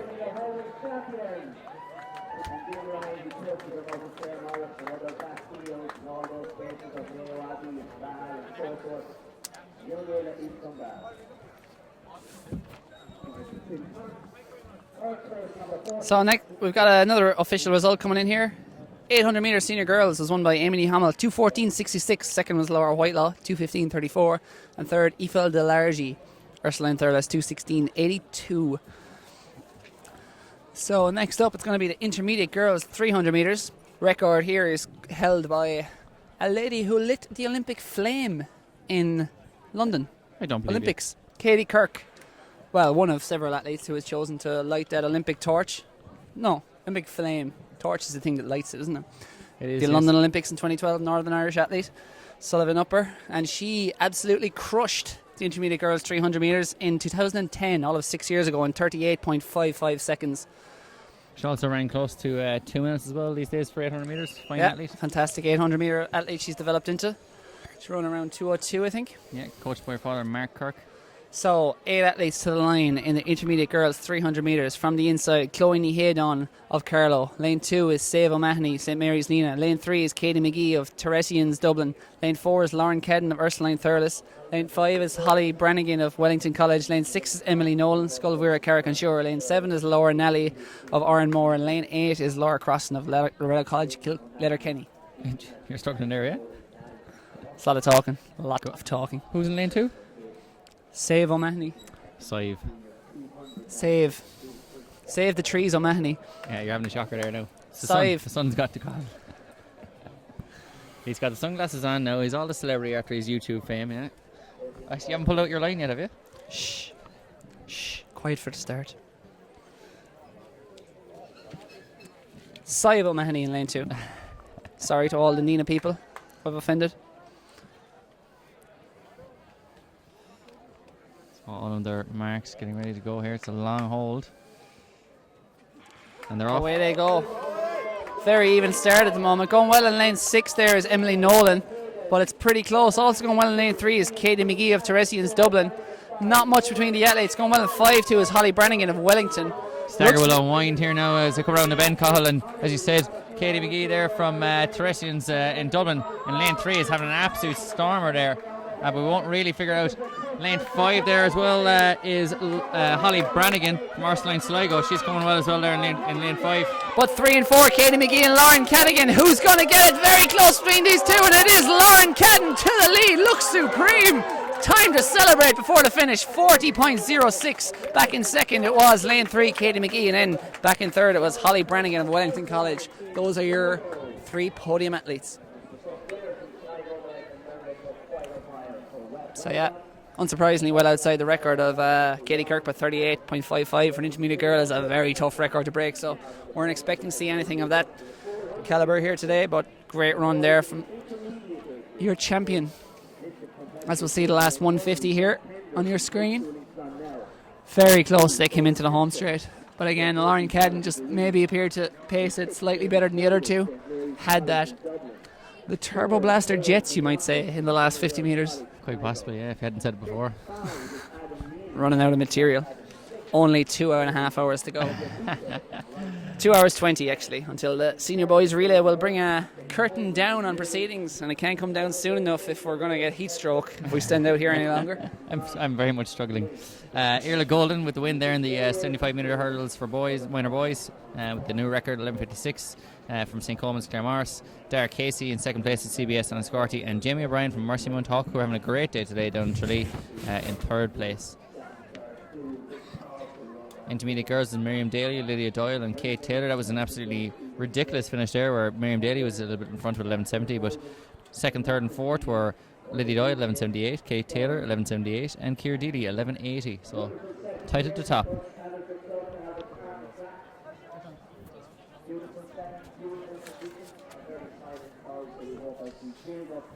Next up on track, it's going to be the 400 metres intermediate boys, and I am stoked. You look pretty excited, Carl. Curtis Woods Oh, good old Curtis Woods. I remember holds the record. He won the 200 metres as a junior and then came back and shocked the world at what was that guy again? Muhammad something. Muhammad Ali. Muhammad Cassius Clay Ali, yeah. And Curtis R.I.P. Woods shocked the Irish athletics world, which is much smaller than the actual world, and won the 800 metres against Shane Quinn, son of Brendan Quinn. And then eventually said, you know what? I'm so good at sport, I can go and play professional soccer. Yeah, and then come back and then run 47 seconds. So it does what he likes. He does what he likes. He does what he likes. Curtis Woods does what he likes. He likes what he does. He sure does. But he's obviously not running today, Cathal, as he has left school many years ago. So who have we got in this? We've got Jack Pender from High School Clonmel. We've got Oren Hester from St. Nathy's at Ballyderreen. James Holden from St. Mary's College Dublin. Owen McLaughlin from Summerhill College Sligo. Adam Neely from Ballymena Academy. Tony Adubote from Rice College Ennis, who ran an absolutely storming race at the Munster Schools, ran about 51 seconds, so he'll be very much in the mix today. Owen Byrne from St. Coleman's Newry, and then finally Mark Glynn out in lane 8 there from Patrician Newbridge. So all to play for here. Curtis Woods ran 48.29 back in 2008. Intermediate boys. Will that be beaten today? Bit unlikely, but you just never know. There's Peter Lynch there from St. Kieran's College running the 5,000 metres later on. He's entered the stadium. He's got the hood up, boxer-esque, possibly as a little hat tip to the great Muhammad Ali. He's not wearing a hood. That'd be absolute insanity in this weather. He's wearing a hat. Plenty of athletes milling around here. We've got a good couple of thousand people down in Tullamore today. It's always a fantastic day. If you're sitting home watching the live stream, you should make sure to try and get yourself here in future. It's certainly a day to forget for Cathal. Absolutely. Many screw-ups so far today. And as the great Muhammad Ali said, it's not bragging if you can back it up. And these athletes here have been talking a big game on that start line, I think. Big game. Yeah, let's see who can back it up. A few of the athletes start turning into each other, you know, just going, sticking their tongues out maybe, telling them, hey, dude, it's my race. So, outside in the intermediate boys for Clonmel, and seeing as Liam Morgan has decided to announce and race him to lane 8. Lane 3 is James Holden from St. Mary's College Dublin. Liam's at 5 already. Lane 4 is Owen McLaughlin from Summerhill College He's way Sligo. ahead. Lane 5 is Adam Neely from Ballymena Academy. Lane 6 is Tony Odabude from Rice College Ennis. Lane 7 is Owen Byrne from St. Coleman's Newry. And lane 8 is Mark Glynn from the Patrician Newbridge. Oh, I think you just made a shave there. We'll just have to go up to the photo finish in that one. Have some of that, Liam Morgan. Yeah, Liam Morgan isn't got anything on you. Anyway, if you didn't catch that, lane 1, Jack Pender. Lane 2, Oren Hester. Lane 3, James Holden. Lane 4, Owen McLaughlin. Lane 5, as they're called to their marks, Adam Neely. Lane 6, Tony Udabude. And lane 7, Owen Byrne. Finally, in lane 8, it's Mark Glynn. Going for the white socks, white spikes. All black, everything up top. Mark Glynn, Patrician Newbridge. Stylish That's individual. Best turned out. His groom will win a prize of €50 today. Normally we do come out with the best in show and best turned out. No contenders yet. Well, Mark Lynn's launched himself into reckoning. Certainly he's in the mix. Will he be in the mix here? Oh, the starter was not happy with that. Not happy at all. starter wanted to check the result of the Epsom Derby on his phone, so he decided to hold these lads for a few minutes. Stall the ball, lads.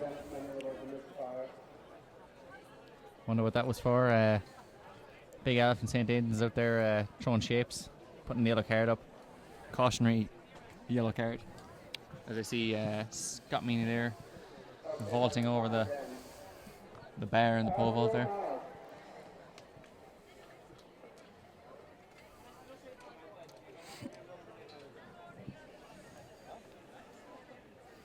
So they're getting into their blocks again.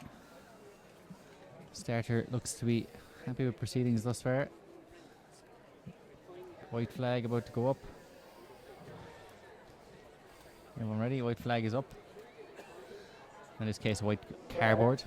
Into their set position. And they're off. Fantastic start there from Tony Adabudi out in lane 6. Going well inside him there in lane 5 is Adam Neely. Very even though at the moment. Tony Odabude seems to lead. He's gone past both athletes outside him. Owen Byrne and Mark Lane struggling. And also coming well now in lane 3 is James Holden of St Mary's College Dublin. And then in lane 5, Adam Neely appears to be going well as well. Tony Odabude is the Munster Schools champion, and he's making a real go for this one here. With 200 metres to go, he's got about a 3 or 4 metre lead, which we'll see as the stagger unwinds where exactly he's positioned, but he's certainly in the lead at this point. Tony Odabude comes off the bend with about a 3 metre advantage over Adam Neely inside him. In lane 3 there, James Holden now comes up. Has Tony Odabude gone too hard? Will James Holden get past? Tony Odabude though is strong. He's fighting to the finish. He's not letting this one go. Tony Odabude is your champion. 50.00. Oh. Second place was lane 3. That was James Holden. And then in third, it looked to be out in lane 5 is Adam Neely of Ballymena Academy. Tony Odabude, he's so fast that when he turns off the light, he's in bed before it's dark. To paraphrase Mr. the late great Muhammad Ali. And Owen Byrne from St. Coleman's Newry there in lane 7. As we can see the replay here, just have an eye on lane 7. I know you're watching Tony Odabude win this one, but Owen Byrne takes an absolutely horrible fall here. Striving his way to the line. I think that was a hamstring tear or something. Oh, and as you can see, rolls his way. And now he finished. That was a good roll. There. Fair play to him. He knew what he was doing there straight away, getting himself across the line. But you could hear the slap off the track. It certainly wasn't a nice sound. But fair play to him going all the way to the line. As a demonstration of the importance of courage, I think we're going to tee up that replay one more time and have a look at it. It's well worth it. Yeah. I hope Owen Byrne doesn't mind. In fact, well, you can't do anything about it, Owen, because I'm going to do it anyway. So here we go again. 50 metres to go. We've got Tony Adabudi well out in front. And then a ridiculous rolling finish from Owen Byrne then as well. So Tony Adabudi in slow-mo here. Oh, this is going to be excellent. Tony Adabudi, 50 metres to go. Second and third. You know, he who is not courageous enough to take risks will accomplish. A lot of risks taken there by Tony Adabudi.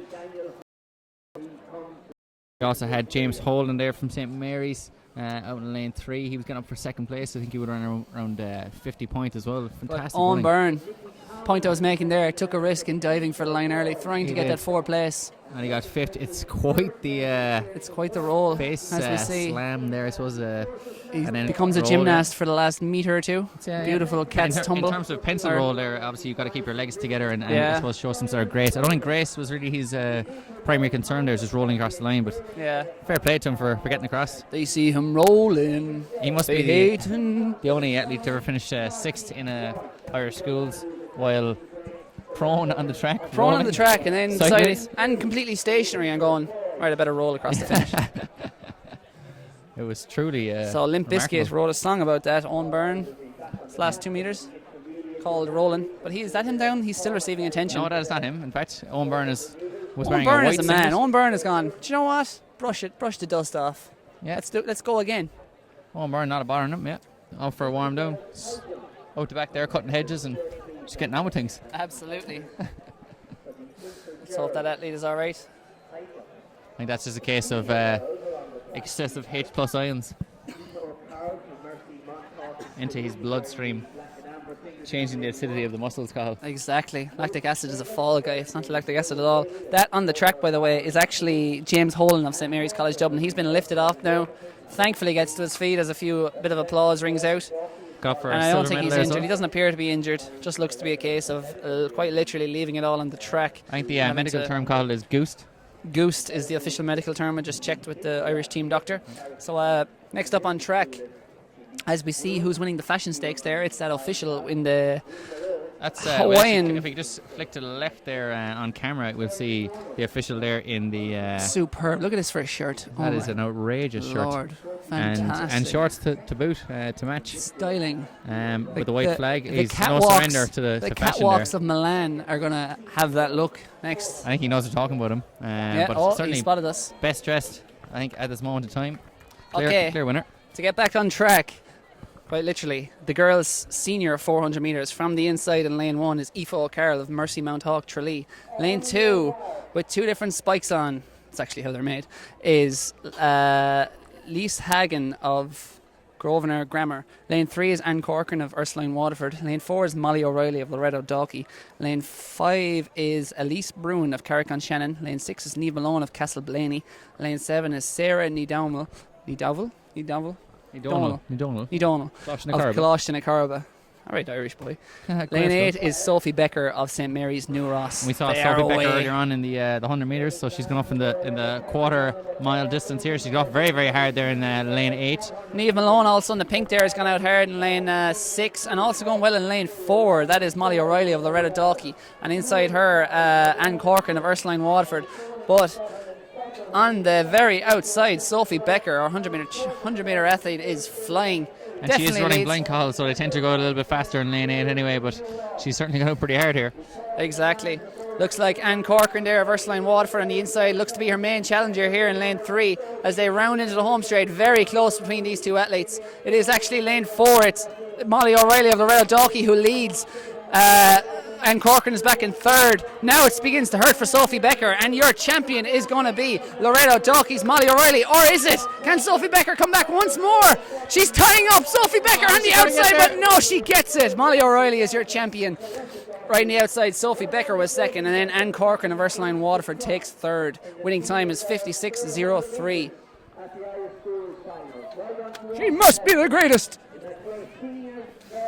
Certainly an attempt to be the greatest there from Sophie Becker, and unfortunately just didn't have the legs in the last 100 metres. As you can see here, Sophie Becker came into the home straight at a massive lead, and we also have Molly O'Reilly then, who is our eventual winner from Loretto Dalkey, starting to make inroads there and just eking her way ahead of it. But you can see Molly O'Reilly just starting to struggle around this point with about 40 metres to go. There was a little crack in the armour there, and Sophie Becker thought about having to go, but the finish just came quick enough for Molly O'Reilly. Next up on track, it's going to be the fastest quarter miler men in Ireland in school. Senior boys, 400 metres. The record held by Brian Gregan from St Mark's in Tala, 47.66. So I think he went on to do some running in his future.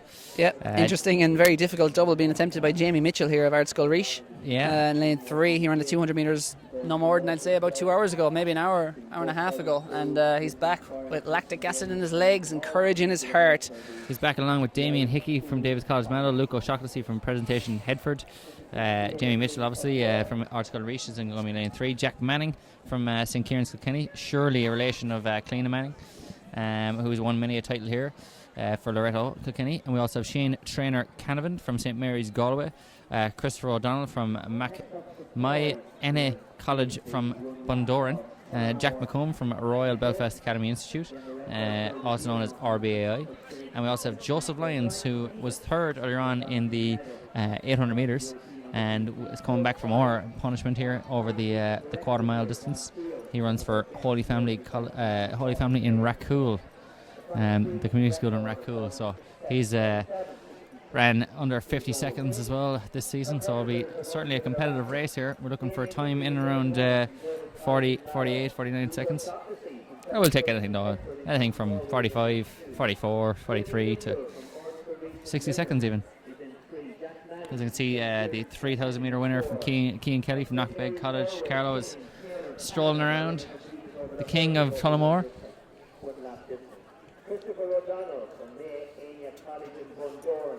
May sorry, there. Liam Moggan has corrected me with my terrible pronunciation earlier on.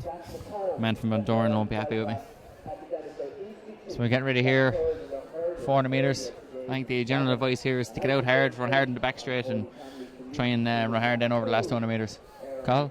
Yeah, the old Clyde Hart school of thought. get out hard, run a strong second 200 or strong middle 200 and come home fast. No bother to you, Clyde. Coach of Jeremy Warner Richards. and Michael Johnson. Yep. Kathy Freeman, when she won the gold in Sydney, used to have a different word for each 100-metre segment of the race. Yeah? What she said to herself, it was flag, F-L-A-G. First 100, she'd think fast, as in fast feet. Yes. Second 100, she'd think lengthen her stride. Third 100, she'd think attack. And then last 100, she'd think go. And she originally had the G as grind. Yeah, but And she decided that was too negative a connotation, so she changed it to go. That's She not said bad, when she yeah. ran that race in Sydney, another anorak, sad, pathetic knowledge here. I'm nearly But that's crying. what she was thinking of that in was each beautiful. 100-metre segment. There you are. It could Flag. be- I- no, Give it a actually, go, 400 it's not your runners. story. Actually, just some sunscreen got into my eye. That's it. The lineup for the senior boys 400 metres from the inside, Damien Hickey in the red singlet of Davis College Mallow. Lane 2 is Luke O'Shaughnessy, who is not on the track, so he's not here. Lane 3 is Jamie Mitchell, back from more punishment. Back for more punishment. Ardskull Reach Limerick. Lane 4, that is Jack Manning of the hurling dynasty that is St. Kieran's Kilkenny. We'll see how he is with spikes on his feet. Lane 5 is empty. That should have been Shane Trainer Canavan of St. Mary's Galway. Lane 6 will be Christopher O'Donnell, the Ulster champion of Aon College, Bundoran. I think he set a record in the Ulster schools, so he'll be hot favourite for this. Lane 7 is Jack McComb of Royal Belfast Academy. And lane 8, also in action earlier, was Joseph Lyons of Rathcoole. Away they go. The one to watch is in the white there in lane 6. Christopher O'Donnell rockets through that first 50 metres. He's already up on Jack McComb and Joseph Lyons outside him, and he has left St. Kieran's Jack Manning for dust. Can he break the record of 47.66? It's a big ask. Brian Gregan, a very strong senior boys record, but he's well on his way. Jamie Mitchell, the very tall, long striding Ardskull Reach athlete, going well there up the inside as well in the navy singlet. But at the moment, Christopher O'Donnell is away and gone. Pulling up there on the outside, that was Joseph Lyons of Rathcoole. Coming back from the 800 from earlier on. Exactly. St. Kieran's Jack Manning may well come through for second. Jamie Mitchell has that at the moment, but there's no doubt about the winner. Who's going to be the winner? It's Christopher O'Donnell by a street. Struggles up the home stretch, tying up just a little. Going to be very close for second. Your winner by a distance, Christopher O'Donnell, 48.09. Second is Jamie Mitchell. Third is Jack Manning of St. Kieran's. And in fourth, in lane 7, it was Jack McComb. Back in fifth, then in lane 1, it was Damien Hickey of Davis College Manu.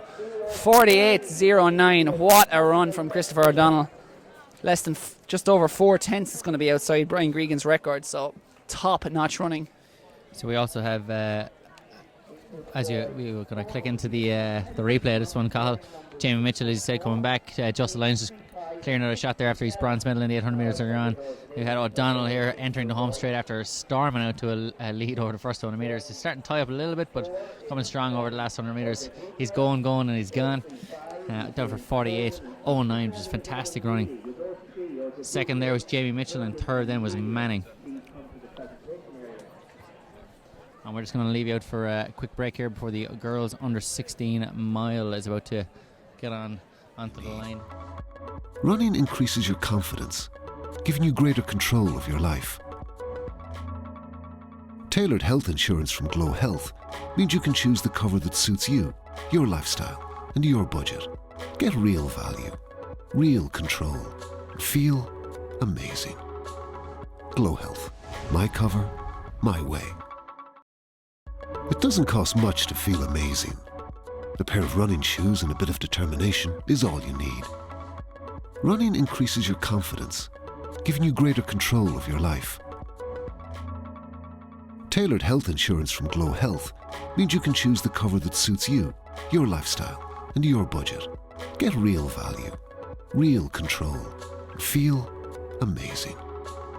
GloHealth. My cover, my way. It doesn't cost much to feel amazing. Just come back here for the mile, and as Liam Morgan is announcing to the stadium about the magic of the mile, which I'm sure you need no introduction to. It's the girls under 16 mile. Most of these athletes will be third years, just running in a kind of a transitionary age group. As well as that, Liam Morgan didn't talk about the reason we have the 1500 metres call. So I thought he'd go into that. Why do we have 1500 metres call? Velodromes call are 500 metres long, and it was introduced in France, running around 3 laps. So it'll be 1,500 metres. That's where the metric mile comes from. Just thought I'd throw it out there. Cool story, bro. So just before we get on the line there, and I think Cahill has gone off and made his adjustments onto the sheet that in fact has nothing to do with this race, and did not do it on the one that I gave him earlier on. So we're not going to have a clue what's going on this one. He has completely and utterly let me down, as he has done on many occasions. But look, don't worry, I'll save the day.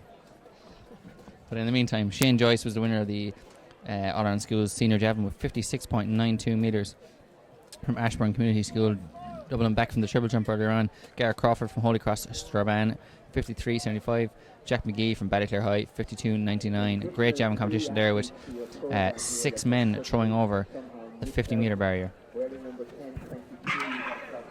And the girls were just chilling there in the start line, and then the starter said, you know what, I'm going to put the scares up and kabamo!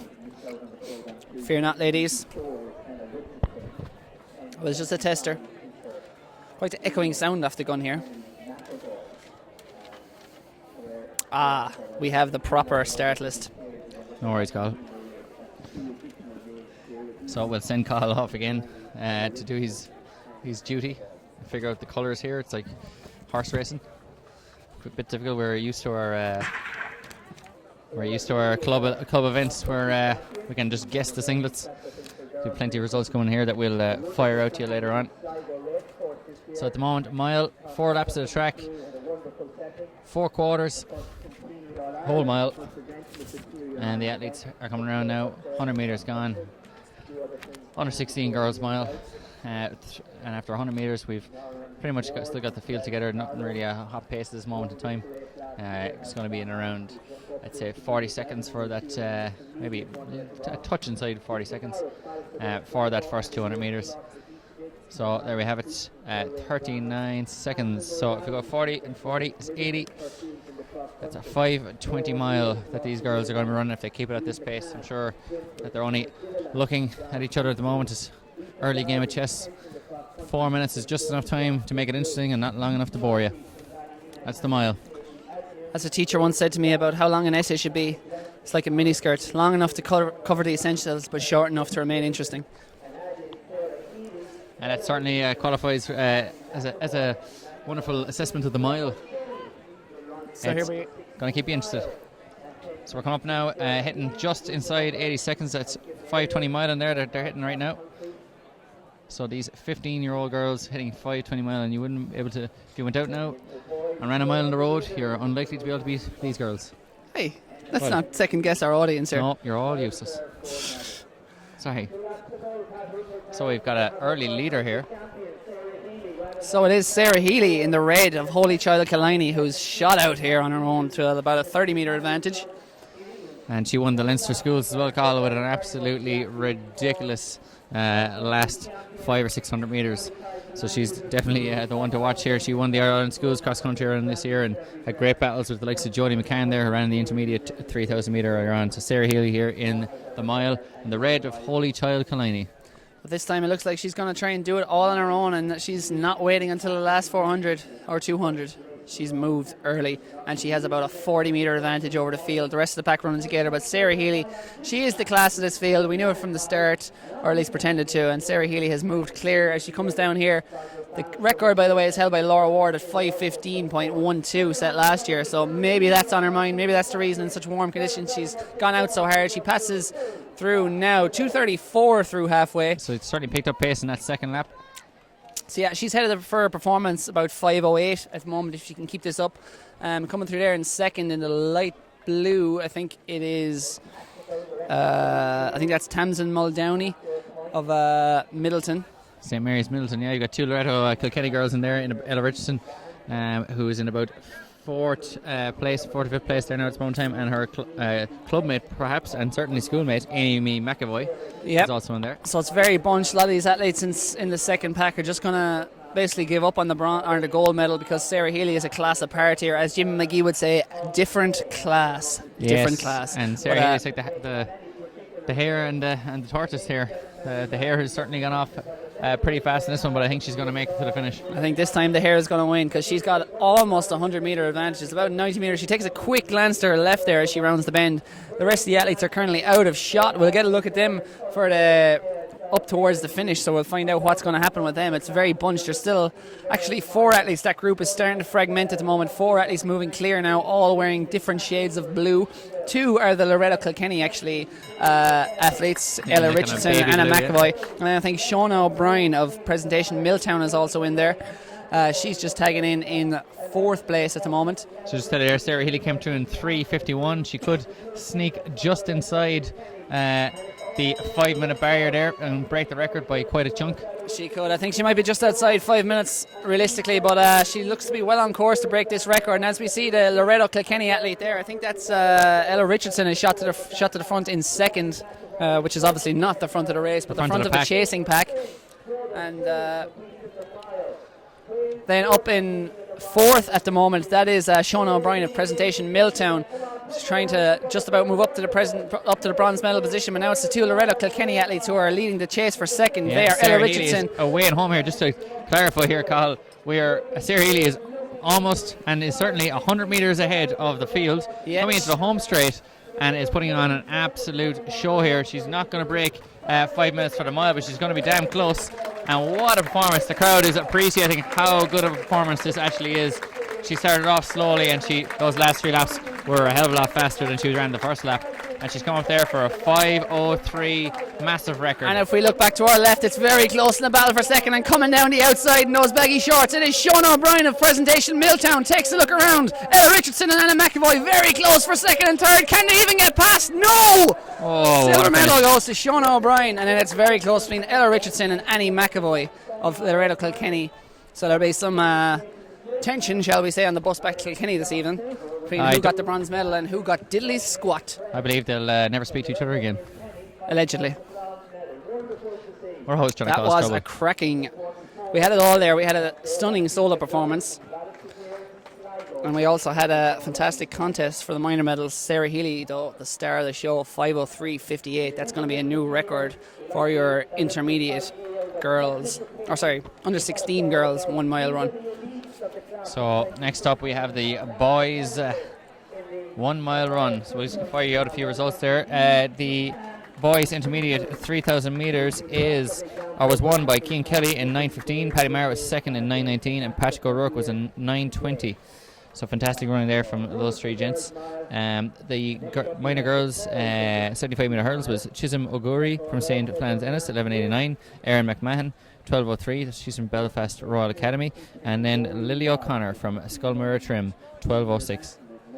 As well as that, then, as Phelim Kelly is still inciting all sorts of stuff in the crowd, waving to his good friend Frank Greeley, who still holds the national junior 10k record, even though it took a brief scare there from Kevin Mulcair on this month. Laura Cadden won the girls 300 metre intermediate girls 300 metres. She's from Ursuline Sligo. She ran 40:05. And then Katie McGee was 2nd from Tishershins in the Dublin's leafy suburbs. She ran 40.64. And then Holly Brannigan from Wellington College, all the way from New Zealand, I kid, ran 40.75. So fantastic running then from those girls over intermediate girls 300 metres. But we have the mile coming up here now, and we've got plenty of fantastic athletes about to hit the field here. I'm going to give you a few just before we get a really good look. We've got Adam Fitzpatrick, who's going to be wearing the famous black and white of St. Kieran's Kilkenny. He's on the inside at the moment. You'll see him momentarily. He's got I suppose a blonde, sandy coloured hair. And you have Jack Moran there from Closhtamere Mullingar. He's a diminutive figure there in the green. Often seen in cross countries, these two, Kieran's College and Closhtamere Mullingar. And that's Jack Moran, whose brother Patrick Moran is known as the Dreamboat, the countrywide, and is a former schools champion himself, all coached by Joe Ryan. And as well as that, we have Dara McElhenney, who won a international schools cross country himself. He's in there too. He's come all the way from Closh to Pobble and Bantry. He's won the he's just coming on the track there now. He won the South Munsters with a ridiculous 56 second last lap. He won the Munsters from the gun, looking rather impressive on his own. He's just going to be coming into shot there now. He's got a Peaky Blinders type effort there with the hair. And a royal, or kind of, I suppose, a baby blue. What's royal blue? Get darker. A baby blue top with royal blue trimmings and green shorts. And the Nike Victory spikes. He is one of the favourites. It's going to be with him, Jack Moran, and Alan Fitzpatrick. We also have two lads from CBC Cork in there as well. They're going to be representing their school, the Munster Schools senior rugby champions this year.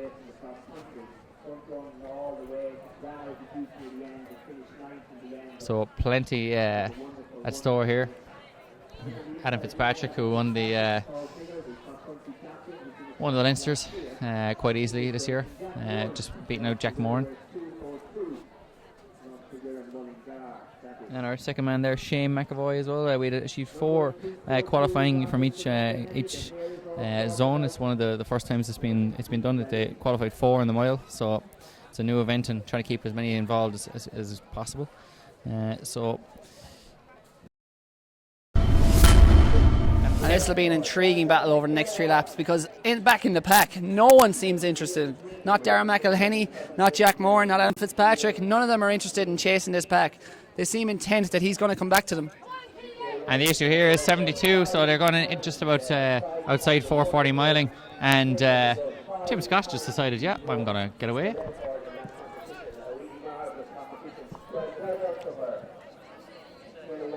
And I think that might be Joseph Madison, actually, or of Kinvara, or is that in the white singlet out front?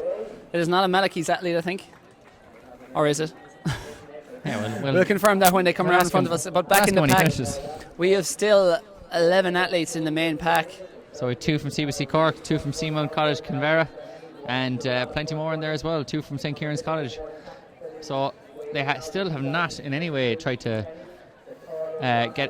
engineer their way up. The pack has gone through 600 metres in 1:55, which is a relatively pedestrian pace because a lot of these guys will be capable of much more than that. But at the moment, they're not interested. It is St. Kieran's. I think that's Adam Fitzpatrick. Actually, Shane McAvoy. Adam Fitzpatrick is the blonde gentleman.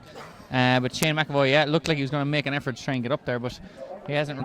But yes, Adam Fitzpatrick and Darren McElhenney have decided that they actually are the favourites and they should be working their way up there. But Tim Kenny is just Tim Scott is easily working his way away from this field. The gap is starting to close now. It's gone from about 40 metres to 35 metres, and Adam Fitzpatrick and Darren McElhenney, with 600 to go, have decided to go after him. He may well be out in his feet, and this may well be a coy judgment by the others in the pack that he's gone out too fast and that they have several more gears at their disposal than Tim Scott, which it appears they do, because now Darren McElhenney moves to the front and he has even left the pack. He moves 500 metres to run. He says, I'm young, I'm fast, I'm handsome, I can't possibly be beaten. Certainly, and he ran a 56-second last lap down at the South Munsters, and he won the Munsters from gun to tape, so you can do it any way you like. Adam Fitzpatrick in second place, Jack Moran in fourth, and we'll just guarantee who that is there in third. Jack Moran has worked his way to second now. He's made a bold bid at the bell there. Darren McElhenney is away and gone here. He's got about a 25 metre lead. Adam Fitzpatrick, the Leinster Schools champion, looks like he's going to be done and dusted into fourth place. McElhenney has it with 300 to go. He's got about 30-40 metres. Jack Moran second place, and in third place we are at a loss.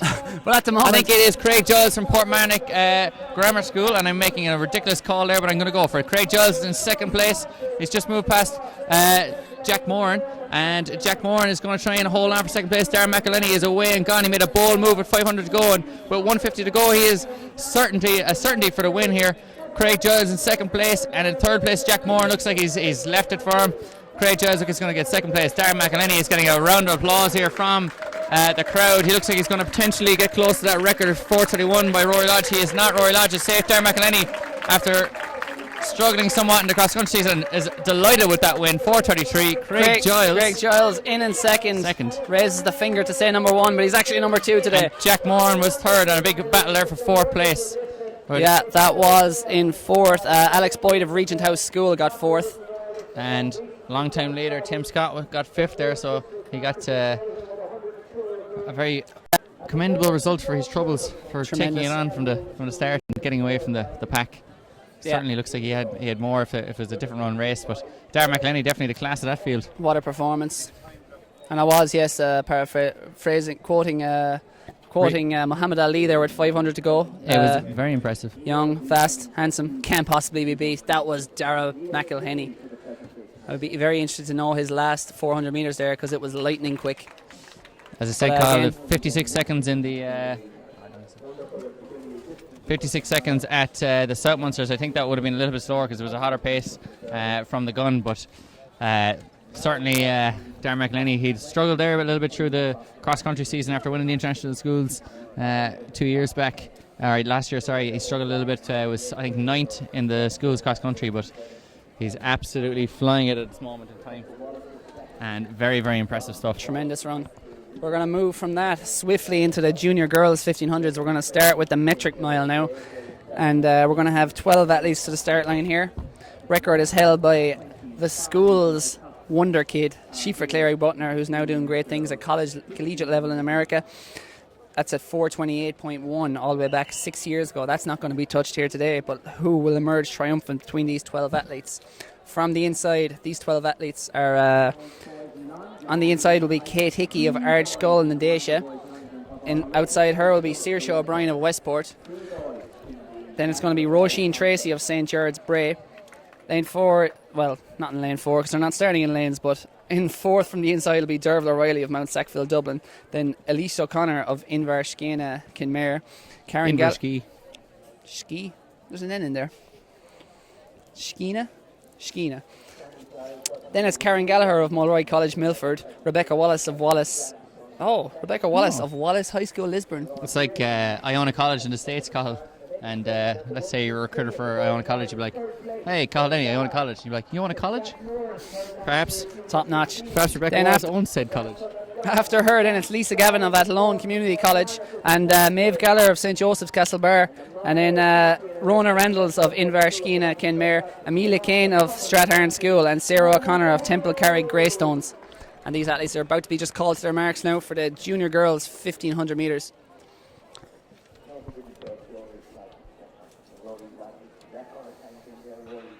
Away they go.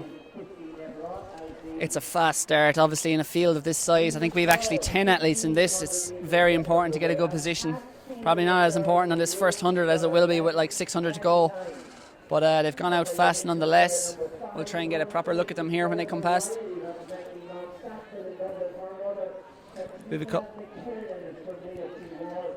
Yes, junior 1500 has been that's the time of 4:28.10 from Shifa Clary Butner is an absolutely ridiculous time, and be unlikely to see any athlete get near that today, but they're gone out at a reasonable pace, 35 seconds through the first 200, so they should be looking at, they get that pace up of in and around and it is Saoirse O'Brien of Westport there in the lead at the moment in that navy and light blue singlet. Then up on her outside, that's number 800, that's Maeve Gallagher of St. Joseph's Castlebar. As they go through, approaching 400 metres here, it's probably going to be in and around 70 seconds.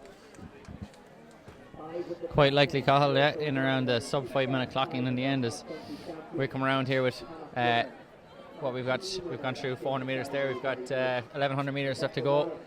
The field is beginning to split now somewhat. You've got a top 3, a bit of a gap of about 1.5 meters, 2 metres, and then a group of about 5 athletes, and then 2 athletes just trailing off the back at this moment in time. So these athletes have all qualified here to their zones and then their regions.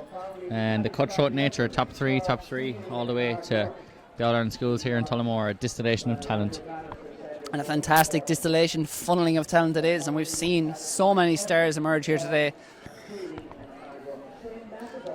Will we see a middle distance star emerge? Who is going to have what it takes to win the junior girls 1500 metre crown? At the moment, on the inside there, it looks like Maeve Gallagher, that's actually Saoirse O'Brien, our leader from the last lap, is still controlling things at the front. Back in third, it's Maeve Gallagher in that blue singlet. But now we have a new leader at the front. Moving up there on the outside in that light blue singlet, number 926 is Amelia Kane of Strathern School. Shoots to the front with 800 metres to run. The clock reads 2:10. So Saoirse O'Brien there in third place, still trying to get involved. No, that's actually Saoirse O'Brien in second place at the moment, I think, and it is Maeve Gallagher in third place with that black with the white cross over her singlet. And these three are beginning to separate from the field. They hit 800 metres in 2:29. It's a good, healthy pace. They're not hanging around to let this turn into a sprint. It is Amelia Kane from Stratharn has taken this on from the front. It looks like the medals are starting to take shape. They are called, but the athlete there in fourth, we're just trying to figure out who that is actually making her way slightly up to that group and might have run a more coy race. These girls going through in 2:29 is good running, so this girl here in fourth could make her way up. We'll just try and get a clarification as to who that is, but the top three do look to be settled at this moment in time. Exactly, it's a long way home from here, and it's 1500 metres. They're now entering the hard period, the final third of this race with 500 to go. This is where it really gets tough. This is where athletes traditionally take a bit of a breather and gear up for the last lap. If you make a move here, it can prove very decisive, and at the moment it is the Maeve Gallagher who's moved to the front. No, it's actually Saoirse O'Brien who's moved to the front there. Back in second, that is Amelia Kane, and then in third it is Maeve Gallagher in third. Right now up front it is Saoirse O'Brien leading. Saoirse O'Brien with a 5 metre advantage as she goes through the bell. Second is Maeve Gallagher.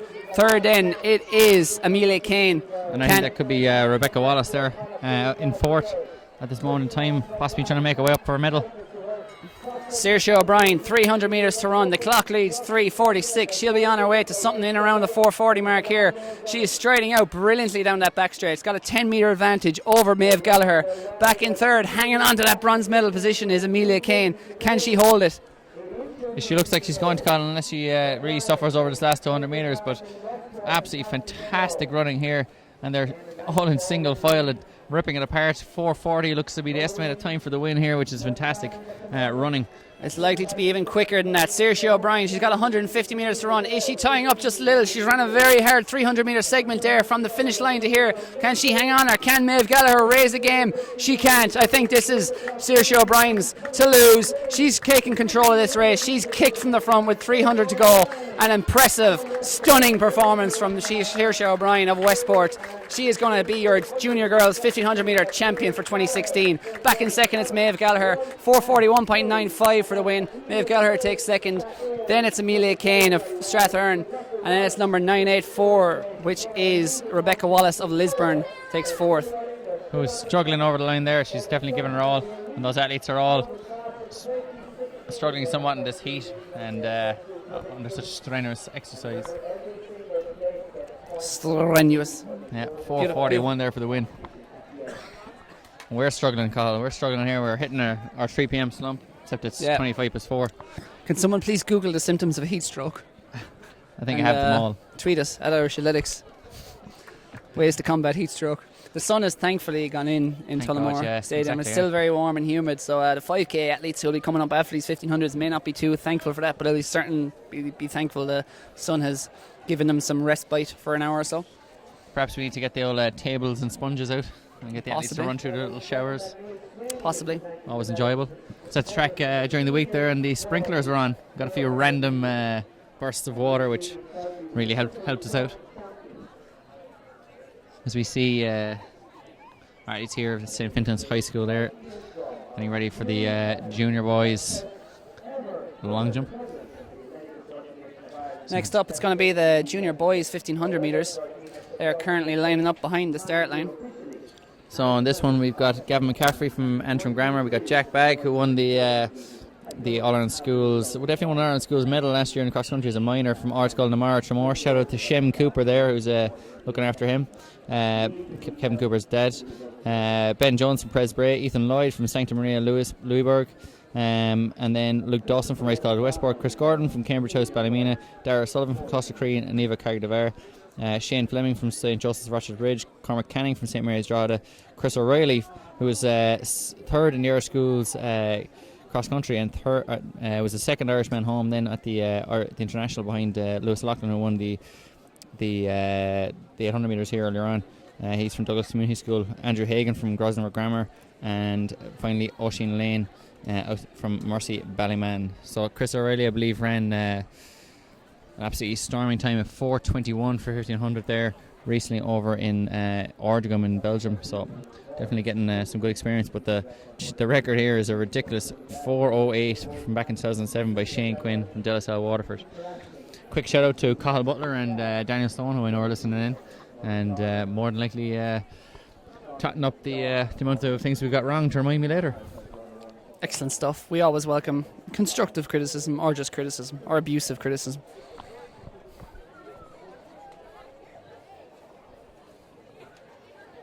So the lineup for the junior boys 1500 metres. Yeah, certainly. I think Jack Bagg will be definitely involved in this one, as will Chris O'Reilly, who we'll see is in a... We're underway. It's Gavin McCaffrey, Jake Bagg, Ben Jones, Ethan Lloyd, Luke Dawson, Chris Gordon, Darrell Sullivan, Shane Fleming, Cormac Canning, Chris O'Reilly, Andrew Hagan and Oisin Lane. Those are your 12 athletes, and there appears to be 2 non-starters. So you'll see there, just called in the with the kind of fluorescent yellow top, kind of, I suppose, moonlighting as one of the officials, is Chris O'Reilly from Douglas Community School, and he is the Munster Schools cross-country champion, so he'll be definitely involved in this one. And I know he missed out on the win down at the Munster Schools, but on the track, but certainly after running 4:21 last week, he should be well capable of getting involved here. So plenty of athletes up in this one. We've also got from it's Ben Jones out front there in those white shorts. Shane Fleming as well from St. Joseph's Rochester Bridge in the blue singlet. He was on the international school, their team for the international schools over in Falkirk as well earlier on this year, and fine athlete coached by Joe Rain. He's in third place at this moment in time. Diminutive Chris O'Reilly there in fourth. Passing through 400 metres in 67 seconds. It's a good, solid pace without being too extravagant. Headed for about a 4:11 time if they maintain that. And at the moment, Ben Jones of Presentation Bray is in command, leading this group wearing the, shall we say, Gaelic football or soccer shorts. Possibly rugby. I'd say multi-sport. Multi-sport. Multifunctional. He's towing this field along. Appears to be a group of about 7 at the moment separating themselves, but as we say that athlete moves around, just tries to close that gap.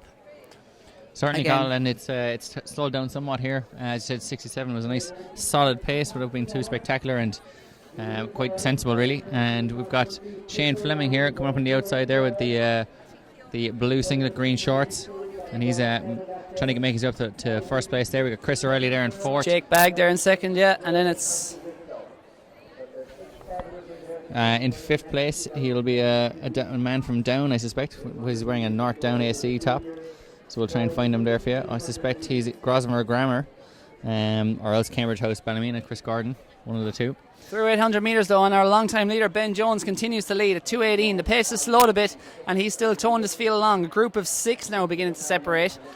I know Chris O'Reilly there in second place is not known for his kicking ability, so you can expect to see him as he comes around this bend make a good long drive for it from home for about 500 to go. Shane Fleming's looking and Jack Bagg are sitting on Chris O'Reilly's shoulder there and looking rather dangerous, but we still have a group of about 6 or 7 athletes here all in contention.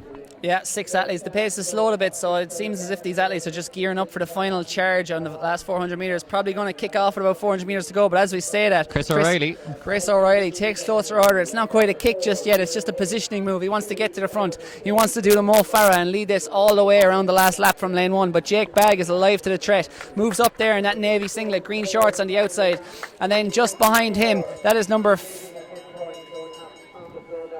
I think that's number 284. Is that Chris O'Reilly? Yeah, no. Back and forth. It is. Anyway, up front at the moment, it's Jake Bagg who's shot to the front. Chris O'Reilly in second, and then the long-time leader Ben Jones has had to surrender the lead. Can he get back to it? 300 metres to go, and here goes Chris O'Reilly. Kicks strongly. 300 to go, as we suspected, in a Colin Costello-esque move. Moves at the start of that back straight, but Jake Bagg is not having it. He sticks to him like a limpet. Tries to move up again on his shoulder. And our pacemaker is not just a pacemaker, because Ben Jones is back for more in that black singlet and white shorts, and he moves around both of them and hits the front. Shoots to the lead, takes a 2-metre advantage over. It is Jake Bagg in second. Chris O'Reilly looks bankrupt, back in third. Will he even hang on to the bronze? But at the moment, Ben Jones, he led the first 3 laps, gave away the lead, but he's got it back. 100 to go for Ben Jones. Can Jake Bagg get back at him? Ben Jones looks tired. Jake Bagg is still running strong. Ben Jones is starting to lose his legs. Can Jake Bagg get back at him? But no. Ben Jones says, I want this more. I am the greatest. Ben Jones with the win there. Jack Bagg at second, and Chris O'Reilly just holding on for third place there. 4:16. Fantastic running. Really, really impressive. I think it might have been Cormac Canning in fourth of St. Mary's Drogheda. We'll just try and check his number there. You are exactly right in the colours that Andrew Cosgrin has won himself a 1500 metre title in the past. Very similar to North Down AC singlet. I'm very sorry. Yeah.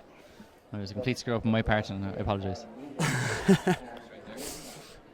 So we're going to get a replay here of the home straight. As you saw, Ben Jones came around into that home straight with Jack Baggs on his shoulder. Was Ben Jones going to relinquish the lead after having it for so long, Cahill? He was not. He was not. He'd done all the donkey work those first few laps. He gave it up, but it wasn't a lease. It wasn't even a gift. It wasn't a purchase. It was just on loan. The lead. He came back, and you can see that he's certainly bitten off more. Well, he bit off exactly what he could chew, because he's certainly panned out there now on the track and going nowhere for another while. It's probably the slowest he's moved all day. But it was a move reminiscent of Colin Costello. I know you mentioned Colin Costello in reference to Chris O'Reilly there, but Colin Costello won himself a couple of schools titles. He actually did a similar effort a few years back, lost the lead almost intentionally with 300 metres to go, so everyone else would kick hard, and then just buy these time to the home straight and went by again. The old rope-a-dope tactic. Yeah. Look like you're spent and let the others wear themselves out, and that seemed to be exactly what Ben Jones did there down that back straight. Gave up the lead on that last lap, let the others tussle it out, and then boom, strike when it matters most. Jab, jab, right cross, on the ground. The rest were on the ground. Exceptional amount of boxing references today, as we completely missed the start of the intermediate girls. The full lineup here from the inside, not that it matters anymore. Kate Gorley of Lisburn, Grace Carson of Cookstown, Laura Ward of Presentation Carlow, Dervla Walsh of Kinvara, Emily Cahill of Ennis, Laura Nicholson of Bandon Grammar, Claire Rafter of Ursuline Thurles, Anna Corcoran of Drumshambo, Roseanne McCulloch of High Dublin, Maeve Dervin of Ballymahan, Sarah Clark of Kilcock, and Niamh Heaney of Carrickmore. And they couldn't be wound any tighter if they tried. It's like a game of what's that called? The game on the ground called? Where you spin the wheel and you have to get into weird positions.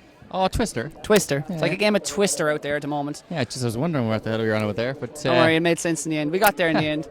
And they are crawling at the moment after 200 metres. Certainly playing into hands indeed, they are literally tripping over each other. Laura Nicholson, who won the steeplechase earlier on, must be delighted with this early pace, as it allows her to recover even more. She's getting a nice few warm-up laps. She's just stepped out of on the left-hand side of the shot there with the blonde hair and the green singlet of Bandon Grammar. But yes, they are practically walking. And it is Roseanne McCulloch of Dublin there is just on the outside of lane 1 there. It looks to be in front at the moment, and just behind her on the outside in the black is Niamh Heaney of Dean Maguire Carrickmore. I'll take a shot and say that that's high school, the high school in Dublin, that is just not on the list correctly. And unfortunately, we're seeing Shane Fleming of St. Joseph's Rochefort Bridge been limping off the track after that junior boys 1500. His right hamstringer Achilles looks to be in a bit spot of bother, so he's been helped away. Hopefully it's nothing too serious, but they are still crawling here in the junior girls 400. Carol Megan, if you're watching, 1978 record is 38 years old now, 4:23. It is safe. It will certainly live. Certainly be safe on this day of days. So that stood for 38 years, and it's going to stand for 39 as we pass through here. 500 metres to run so far, and they are still crawling in this. We have, I think it is 9-10 athletes bunched together there. Couldn't be, again, it's like a game of Twister. They are falling over each other. Who will make the first decisive move? Who will set their stall out? Who will take the risk? You could fit them all in a lift at this moment in time. You could. But certainly, Carl, this is what we kind of regard as the more exciting races. A lot of people talk about times and running hard from the front, but this is far more exciting here for the aficionados. As we see Niamh Heaney there moving up on the outside. As the athletes are all in contention, who knows what's going to happen, who's going to make the move. Everyone is looking around them. Everyone's trying to look as comfortable as possible. And when will we go? Who's going to make the move? Who's going to go for a kick here? And our first three athletes at the moment on the inside there, number 650 on that black singlet, she's held the lead all the way around, is Sarah Clark of Kilcock. She's just in front now. In the red, I think that is Roseanne McCulloch, who has sat in second for much of this race. Still in prime position to strike at the moment. Moving up on the outside there in fourth is Niamh Heaney of Carrickmore, but it's still all to play for at the moment. Who is going to have the speed, because this is going to turn into an absolute burn-up. They've passed through 800 metres in about 3 minutes. That's 6 minute mile and they are crawling, which means we're going to have a lightning quick finish. Certainly, Carl, and we'll have some tremendous excitement up the home straight, I think, as we come around into with a lap to go. There's 600 to go here now, and you can see there's been a slight injection of pace from the athletes, only very, very slightly, as athletes have even taking time to almost fall over there, and it made absolutely no difference to our stride. That's how slow they were going. But it's going to be tremendously exciting coming up here with 500 to go. Athletes 3 abreast across the track, and every single athlete still in contention. Athletes trying to make their way around the outside, and you can see that we now have what looks to be 5 abreast up the home straight. with 500 or 450 metres to run. Every single athlete still involved here. The bell is ringing. For whom the bell tolls. Who's going to make the run with 400 metres to go? Unfortunately, at this point, we only have 2 or 3 athletes to figure out who they are, but we actually have every single athlete still to figure out who they are. So we'll just see how things work out over the last 300 metres. We've got 3 athletes making a little bit of a move there. With 300 to go, it's going to be a ridiculous last 300 metres. We've got 4:15 with 300 metres to go. So what's it going to be? I think at the moment that is Sarah Clark of Kilcock and Niamh Heaney of Carrickmore, if I'm not mistaken, out front. But I think moving up there in third, that could be Roseanne McGulloch. It's very close at the moment. It certainly is, Colin. The athletes are all gone in single file now. It's like an accordion. It's gone absolutely strung out now at the moment. And the athletes are, the top 5 are certainly in contention here for those medals. The leader is away and gone though. She looks to be well on her way to a victory here. She's taken about a 10 metre advantage over the group. Bronze and silver medals still up for grabs, but no doubt about the champion here with a fantastic kick over the last 400 metres. Certainly, 8.74 is not on our programme. And medals are yet to be decided here for second and third, but that is almost. Kate Gourley in the red singlet of Lisburn who came through for second. And we can only apologise for not being able to identify the winner, because it was actually Claire Rafter of Ursuline Thurles.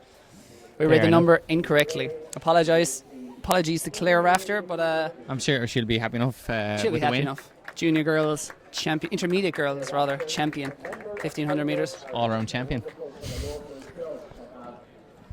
Certainly, Carl, we're moving our way up towards the. We'll have the intermediate boys now, and then the 2 senior races. And I hear Lee Moggan say that Claire Rafter is actually a member of Tullamore Harriers. Obviously, Thurles isn't too far away from here where she goes to school, so certainly not. A home track, and it's all as I say, it's harder to slay a dragon in his backyard. So as you can see here, the lap to go. Every single athlete still involved in this race, and Claire Rafter at this moment in time, just at the front there on the inside, made a very wise move because felt the danger there. I think it was Niamh Heaney moving up on the outside of her.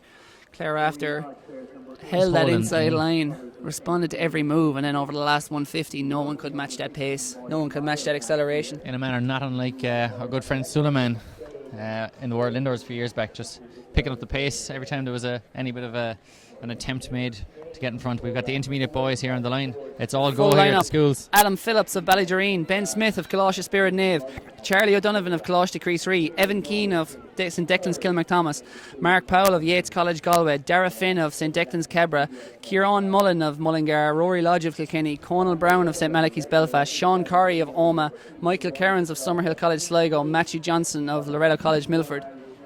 And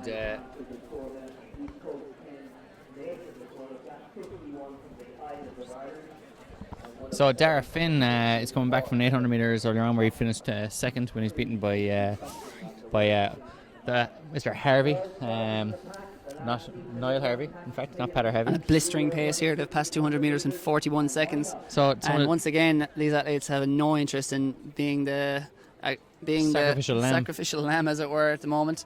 On the inside there.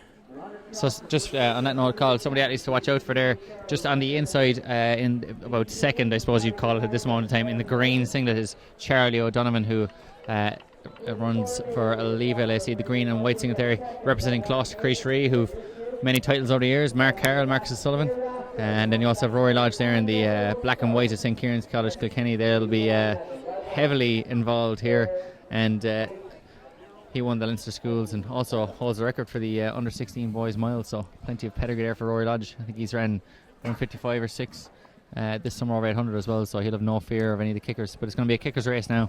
At the moment it is Matthew Johnson, I think, who leads there, the tallest athlete in the field, and they couldn't be going much slower if they tried, and they're literally jogging or yogging, as they say. I've taken a seat here, Cathal, so I know I have enough time to. Shall we go on strike? I'm going on strike. I'll break the Lewis drivers now. We've had enough. And Matthew Johnson just takes a look around there at the front and goes, "Lads, are you serious? Is this actually what we're going to do here? Is this actually how it's going to play out?" So just while the lads are strolling around there in the sun, Ryan Carty-Walsh won the high jump. Good Council of Wexford, 2 metres. Ben Donovan from Middleton College, 195, and Joseph McAvoy from St Anne's in Killaloo, 195 as well for third place. That was the senior boys, the intermediate boys high jump. Ryan Carty Walsh actually has a European medal in his pocket as well from the European Youth Championships last summer. So just getting a quick look at the field here. We've got Colossamere Mullingar there in second place at this moment in time. That is fact. There's no the CBS Mullingar, which is Kieran Mullen. He's in the green singlet. Dunnan in the green and black and white singlet. Very tightly at the moment. Matthew Johnson appears to still be leading at the front. And then in the green there, it's Kieran Mullen of CBS Mullingar just on his shoulder. Then it's the St. Kieran's athlete Rory Lodge taking very close order. They passed 800 metres. This is laughable. 2:59. They're running at 6 minute mile, and these lads probably do steady runs faster than that. But that's how fast they've jogged through the first 2 laps here, so you know what that means. This is essentially an 800 metre race, so who's got the best speed? Dara Finn has a silver medal from an 800 earlier today. Will he have the energy to go for it? I'm sure Dara Finn will be absolutely delighted about this. He can save his fuel. A hard race would be the last thing he would have wanted, but he has the speed, and now we see him move the green. That looks to be Kieran Mullen, I think, of Mullingar Harriers, but straight up beside him is Matthew Johnson of Milford. Moving out very wide there in the maroon is Evan Keane of Declan's Kilmacthomas. And Rory Lodge there, Cathal, is taking closer order in second place, the Leinster Schools champion. We've got a lap to go here. It's absolutely going to be a ridiculous last lap here. We call it here at 3:48 with a lap to go. Rory Lodge trying to get into the lead. Matthew Johnson there in second. Charlie Dunnan making his way around the outside. We have about 6 or 7 athletes all in contention here with 300 metres to go. You're going to have a ridiculous finish here, hitting the 300 to go with 4:01, 4:02. Here goes Rory Lodge, here goes Charlie Dunnan. Who's that in third? Mark Powell is in third place there in the blue singlet. He's trying to raise an effort to get back at this, but has this bird flown? Has Rory Lodge shot off to the front and to the lead and to the win? He goes through 200 metres to go with a 3 metre advantage. Can he hold on? And Rory Lodge, yes, certainly looks like he's going to win this one. And Charlie Donovan coming after him now at 150 to go, coming around by the steeplechase barrier. This is where we'll see who's got this one. Rory Lodge takes a look back to check on Charlie Donovan. Charlie Donovan still in second. Third is still up for grabs, but Rory Lodge looks like he's going to win this one. He's driving his arms all the way to the line. Charlie Donovan looks like his second is safe from, but third is still in contention.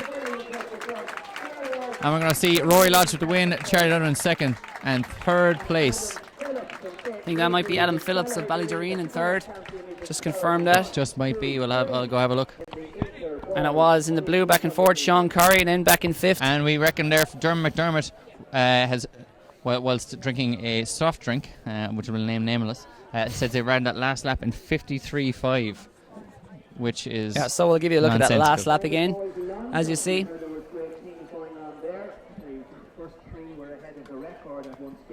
So Rory Lodge really making a good effort there with 200 to go. Charlie Donovan having to close up on him there with 300 to go. And Rory Lodge absolutely storming there as well. We have the athlete in blue who said was Adam. That was Mark Powell of Yates College Galway in third there. He just about held on for fourth. But he made a big effort there to stay with the front two, and it Rory Lodge with 200 to go. It was indeed, I can confirm, Adam Phillips in third place of St. Nathy's Ballydoreen, who held on to third. Possibly Mark Powell could have come back at him in the home straight, but appeared to be happy to settle for fourth, or couldn't quite manage to reel him in. I think our athlete in third there really made a good effort with 80 metres to go. So we have Rory Lodge absolutely storming home here. Really, really strong pace. Come up to the line, and his last 300 metres was in around 40 seconds. Yeah, I got about 41 seconds for that last 300 metres there, so stunning time there. Yeah, ridiculous carry on. We have the senior girls race now here on track as well. They don't wait around for you here at all at the Irish Schools Athletics Championships, but I don't think, judging by the slow pace, we've missed much. Avril Deegan from Pleasuretation Thurles, Maeve Ahern from Letter Fermoy, Nadia Power from St. Macdara's Dublin, Adele Monaghan from Mount Lourdes Enniskillen, Laura Gardner from St. Mary's Downpatrick, Kieran Ali from MSM, Claire Morris, Aoife Manny from Presentation Secondary School Listowel, Claire Fagan from Lorna Mullingar, Ciara Green from OLB at Lone, Claude O'Reilly from Reda College Cavan, Sorka McAllister from Santa Maria Lewisburg, and Emma O'Brien from Dominican College in Wicklow. So in this one, I know Claire Fagan was sixth in the Irish Schools cross country this year, so she'll be have plenty of strength. You've got Claude O'Reilly, who was in the 3,000 metres earlier on. But the big favourite here is the girl in green. That's Nadia Power, who's absolutely ripped up the races, the last few races over the last couple of years, and always has a massive kick finish. So they're really playing into her hands here. I think you also have Avril Deegan out there as well, who was involved in the 3,000 metres earlier on. But Nadia Power definitely the clear favourite here. I agree. At the moment, she's just sitting in the middle of the pack there. You can see in the green singlet, bunched right in the middle, hidden from view. She's one of the smaller athletes in the field, but certainly the classiest athlete in the field. Was the only athlete here to, one of 3 Irish athletes to compete at the World Youth Championships in Cali last year. Had a misfortune there to fall early in the race. Fortunately couldn't finish, but she's emerged stronger than ever this year and absolutely ripped up the Leinster schools scene in recent weeks. And at the moment it was Aoife Mahoney of Presentation Listowel who led much of the first 2 laps there, or the first lap and a half, but she's now faded back through the field. Nadia Power there, you can see, just moving out to lane 2, trying to keep herself out of trouble. No major moves this early in the race, but she's just trying to stay out of trouble and get to the last lap and then use what is undoubtedly her superior speed to dispatch this field. Avril Deegan's still leading this one, obviously not too tired after her 3,000 metre effort earlier on. She knows that coming down for the 3K she's got to maybe power on a little bit earlier. So Nadia Power is taking closer order there of proceedings and got herself up into second place just behind Avril Deegan. And then it is Emma O'Brien of Dominican College Wicklow is the very tall athlete in the red singlet there, just back in third. She's also keeping close contention. They passed 800 metres in 2:42, so it's another slow pace. Not quite as slow as the laughing stock that was the men's there until the last lap, but the women's are a little more keen here. They made up for it. Exactly. But Avril Deegan here is pushing this on slightly with 600 metres to go, just making sure Nadia Power has to work hard if she's going to outkick her, and it's not just going to turn into another 300 metre race. She's going to be made work for this if Nadia Power is to win the senior girls 1500 metre title. Nadia Power though is just taking closer order, just drifts from third place up to second on the outside, in the perfect position to strike at the moment, and should be unleashing that devastating speed she has anytime soon. Here she goes, Nadia Power to the front, and as there's a quick shuffling in the pack, who can go with her? The answer quite simply is no one, as expected, but doing her best there in second place. That looks to be the athlete in second is not on the programme, but Avril Deegan has taken second place at the moment from her. Nadia Power though has shot out to about a 7 or 8 metre advantage, takes a look over her left shoulder as she rounds that bend, sees she's done damage. It's carnage behind her. This field is strung out. She passes 1200 metres in 3:53. It's not going to be any time to write home about, but all she wants is gold here today. Nadia Power with a 15 metre lead with 2:50 to go. And Avril Deegan, who a long time leader, has gone into fourth place there. Emma O'Brien is making a ridiculous run here from 300 out and looks to maybe making her way up into second place. I don't think she's going to catch Nadia Power, but she's certainly going to get up for second place. And Nadia Power does seem to be tiring somewhat, but Emma O'Brien has left herself with far too much to do. Athletes still here attempting to get up for bronze medal. A great battle for bronze here at the moment in time, but Nadia Power entering the home straight with about a 30-40 metre lead, and it looks to be absolutely certain of gold here unless we see a ridiculous blow up. Emma O'Brien there taking second place has come through very strongly from 4th to 5th place with a fantastic final 300 metres, but the reigning champion, it is Nadia Power, supreme senior girls champion, grimacing across the line. Your winning time is 4:44. Emma O'Brien third. What a great finish there for third place. I think it was the Cabra athlete who's currently not listed on our programme. Yes, obviously a few programming issues there, but certainly a fantastic race. Nadia assured her of a victory. Great finish from Emma O'Brien as well. And then in third place, we had some fantastic efforts there for third place, and 2 athletes both duking it out over the last 50 metres. And like bowling pins, the bowling ball that is lactic acid has them sprawl on the track. Certainly. The metric mile does damage, and it has left. They have fallen down, 4 of them lying on the track. Debris. 3. And they're starting to find their feet now as time goes on, but certainly a fantastic effort there all around. We're moving on towards the senior boys. 1500 metres here now. You've got plenty of fine athletes in this one. You've got Robert Crowley from Knockbait College Carroll, Christian McKenna from Blackrock College Dublin, who will be in the blue and white. You've Cian McBride from Summerhill Sligo, who ran 154, I think, there just recently. He'll be in the white singlet.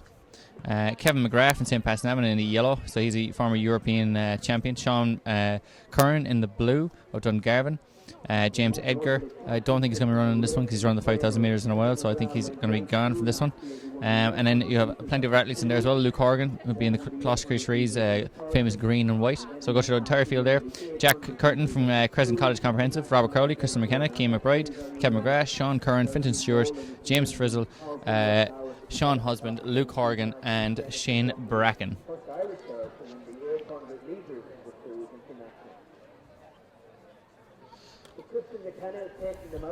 So Christian McKenna here from Blackrock College, the famous rugby school, wearing white and blue there just in the lead. Robert Crowley just there in third, and we also have Luke Horgan there just in the green and black and white of Closter. I see at the back of the field there in the all blue strip just on the outside of lane 1 you have Sean Curran, who won a bronze medal here last year, around 356, 1500. You have Kevin McGrath there in the yellow. He's the big favourite. He has what would only be described as a nonsensical finish, and I put it to good use winning the European Youth title last summer, but he'll certainly have it put up to him here, as we have I think 6 athletes who have ran 3:56 or faster for the metric mile. Yeah, the record here is all of 18 years old now at 3:47. Colin McLean of St Malachy's, that middle distance dynasty that produces so many fine athletes over the years, but that's not going to be in threat here. It's a steady pace, it's not an exuberant pace, but Kevin McGrath, as you can see, he's almost out of shot there. He's just in that yellow singlet, taking very close order, in very good shape for this. I'd say he's in the perfect position. I'd say he'll be happy enough to stay there until 300 to go, and then he has an absolute range of gears that athletes in this field against him simply do not possess. If they're going to have to beat him, they're going to have to move early, because Kevin McGrath has devastating finishing speed. Yeah, he's a master tactician, and as you see on the outside there, Sean Curran and Keane McBride are taking closer order. This is a really, really good field. Keane McBride is getting a push from Sean Curran there. Christian McKenna still in the lead. Keane McBride in the kind of dark blue singlet this there on the outside, almost a navy, I suppose you'd call it. And Robert Crowley there still in second place. He won the Leinster Schools, was second in the Leinster Schools. Plenty of pushing and shoving as you expect in this tactical race. Sean Curran there taking closer order in about 6th place. Kevin McGrath with 600 metres to run is in 2nd place, just behind Christian McKenna, who was 3rd in the Leinster Schools 1500 metres. But Robert Crowley still in 3rd place. Plenty of athletes still involved. In fact, the entire field still here, including Luke Horgan, the Munster Schools champion. The voice is slowly starting to tighten here at the front.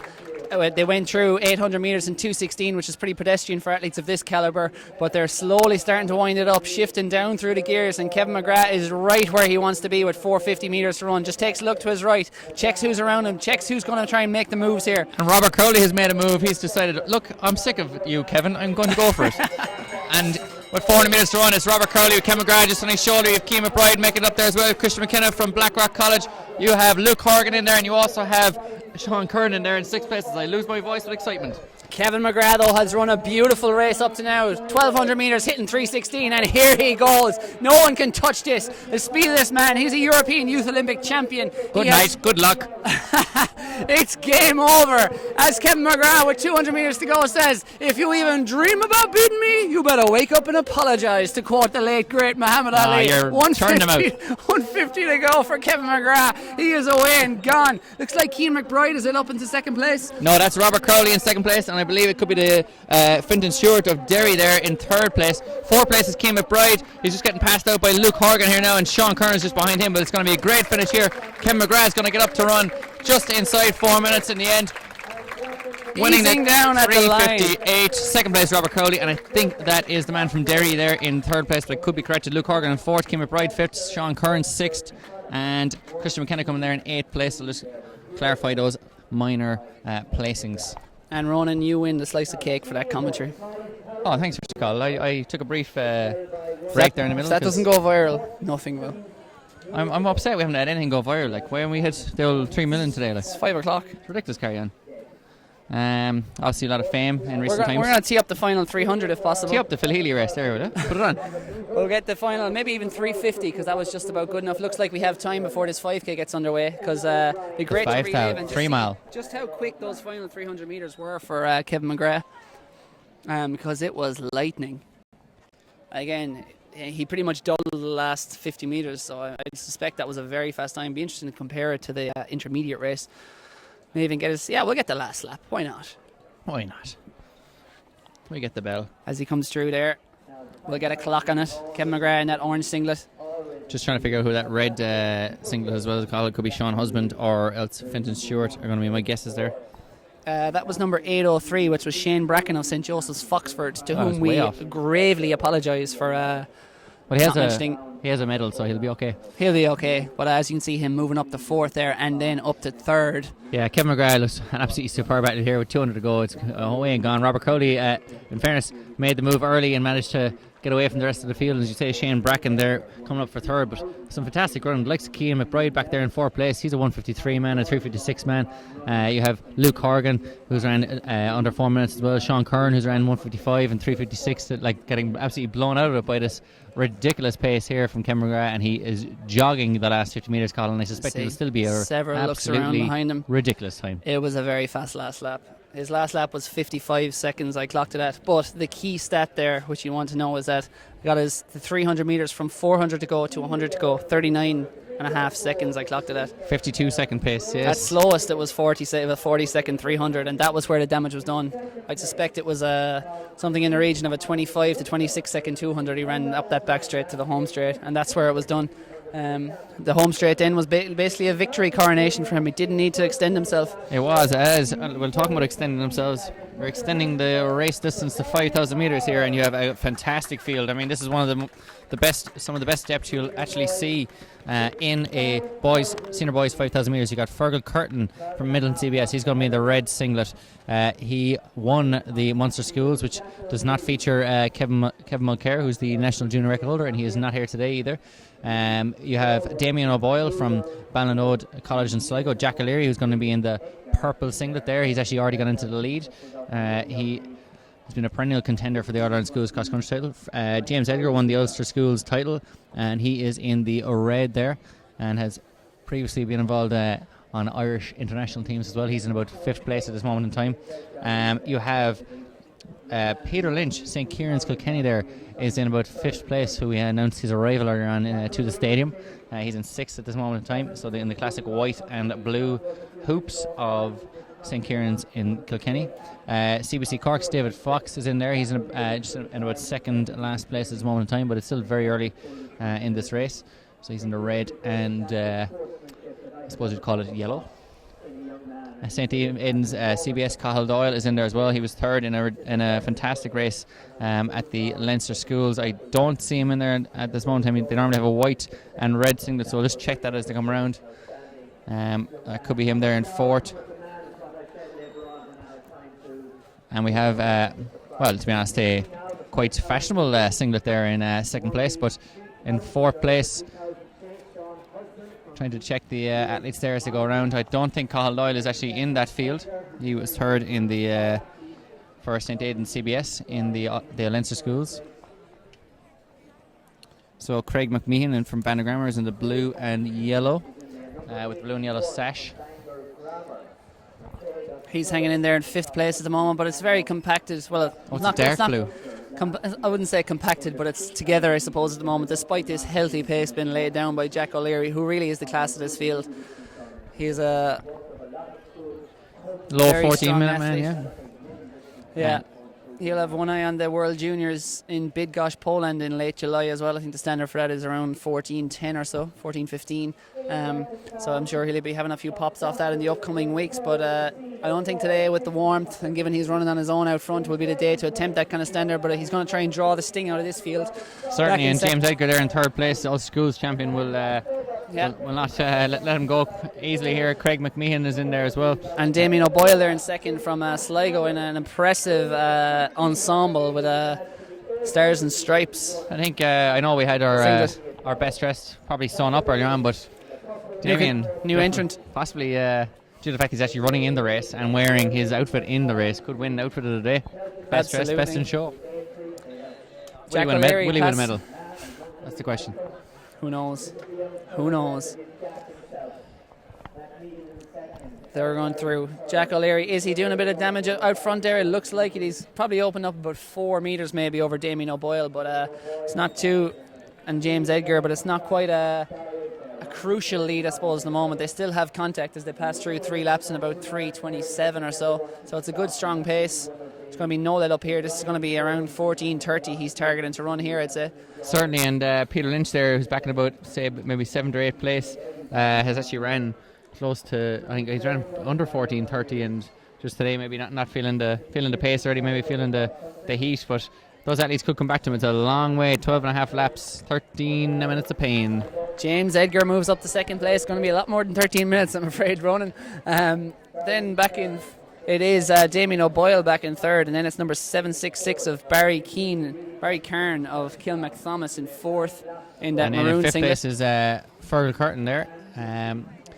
He's just trying to take closer order. We definitely have a top four here as Damien O'Boyle is trying to hold off our athlete in fourth there, who in the maroon, who was... That is Barry Cairn of Kilmacthomas, I believe. It's back up to third now, just taking closer order as they come through the mile. It's going to be hitting about 1600 metres in 4:35, 4:36. So it's about 69 seconds a lap. It's a good, strong pace, which any aficionados of splits and whatnot will know converts to about 2:52 or so per kilometre, which is, a very strong pace, to be honest. It's in and around the 14:20 mark. Maybe Jack O'Leary even has that World Junior Standard on his mind. Quite possibly. Well, at the very least, Cathal, he's putting the pain on these gentlemen here. He's putting the major pain, and James Edgar is, as he's saying, you know what?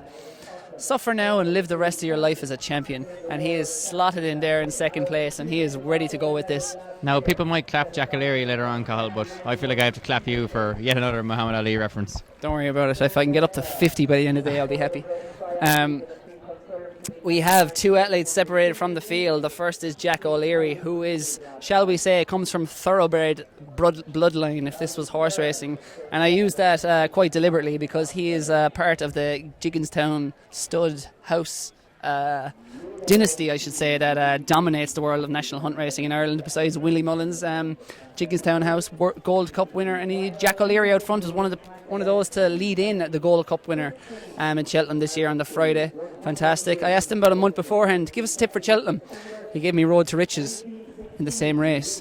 It did not win.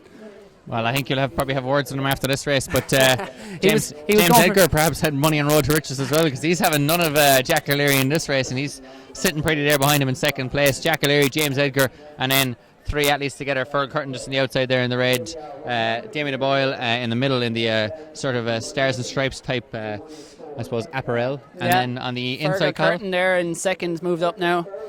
He takes second place in that red singlet, and then it is Damien O'Boyle, and then in back behind him it's Barry Cairn. A long gap then, I think, back to the blue and yellow singlet, that's which Craig is McMeehan, and David Fox McMeechan, and then David Fox just behind him then from CBC Cork. Peter Lynch then in what is, we'll just count him up there, my counting is awful, seventh place in St. Kieran's College, Kilkenny. He's ran under 14:30 himself, so this hot pace is certainly hurting many athletes out there. I think they've slowed up just a little bit, it looks like, out front. I think the presence of James Edgar on the shoulder of Jack O'Leary is just making Jack O'Leary wonder, do I really need to be doing this? Do I really need to be pacemaking and towing James Edgar around for 12 and a half laps? Yes, James, would you like a PB? Because I'll pace around to it. Yes. But I don't think Jack O'Leary is intending on letting him come by here, but at this moment in time, Jack O'Leary is still leading. It's been metronomic in his pacemaking, and James Edgar is showing no signs of wilting in this heat. Exactly, and then back in third, it is Middleton's Fergal Curtin, just ahead of Craig. I think it's Barry Keane, of course, and then Damien O'Boyle. These three look like they're headed to scrap out the bronze medal, but maybe not. Who knows what will happen out front? It's a very warm day, and these have gone off at a very strong pace. The wind is starting to pick up. It's cooled down a little here in Tullamore, so maybe one of these athletes will fade, and that silver medal or even the gold medal, who knows, might be up for grabs. We'll give you the 3K split. That'll be coming in about 300 metres time, and we'll let you know then what kind of time they're on for, but it should be in and around the 14:20, 14:30 mark. And just like the Pro 12 semi-final with Cahill, we've got Leinster versus Ulster here. Jack O'Leary with just coming up to the was it 2 miles here at this moment in time? No, that's 2,800 metres there. 2,800 metres? Oh no. That'll be an impressive time for 2 miles, 8:13. Well, Daniel Coleman himself would be proud of that one. No, he would. Well, he would these days. He's been retired many years. Yes. But Jack O'Leary, still leading this one, and James Edgar just in second place. James Edgar, who ran for Ireland in the International Schools Cross Country when it was held in Santry there last year. And Jack O'Leary there just took a quick glance over his left shoulder and kind of, Obviously knew James Edgar was with him, but I think just wanted to see further back down the road, the track, just to see what sort of damage, whether it was worth his while here pressing on, or whether he felt he was just teeing this up for James Edgar in second place, who's had a very smooth road of it, and he just moves up to the shoulder there after 3k, 8:52 through 3k, so they've slowed considerably in that third kilometre, still headed for something in around the 14:45 kind of region, should pick it up again the last few laps, but at the moment I think Jack O'Leary has said, you know what, screw the time, this is about the gold medal, and I'm not pacing you around. I think he's just been given a breather, so to speak. Certainly, Colin. He's definitely maybe relaxing himself maybe for a 1 kilometre to go type run. But at this moment in time, he's actually managed to, I suppose, break apart the field. Although Fergal Curtin is slowly making his way back up, it would be quite the sight to see Fergal Curtin here. And I consistently forget this young man's name from in the maroon, which is Barry Kern. If these two athletes can work their way back up perhaps together, they've definitely closed the gap on James Edgar and Jack O'Leary, and if they can work their way back up to these two athletes, perhaps we'll see a barnstorming finish between 4 athletes, but at this moment in time still Jack O'Leary and James Edgar duking it out at the front. In command, Jack O'Leary in the colours of Clongowes College of Kildare, better known as a rugby school, but he has put them firmly on the map for his running exploits. Finished top 10 at the Great International Junior Cross Country against when he was represented not just his county, not just his country, but his continent at the Great Edinburgh Cross Country earlier this year.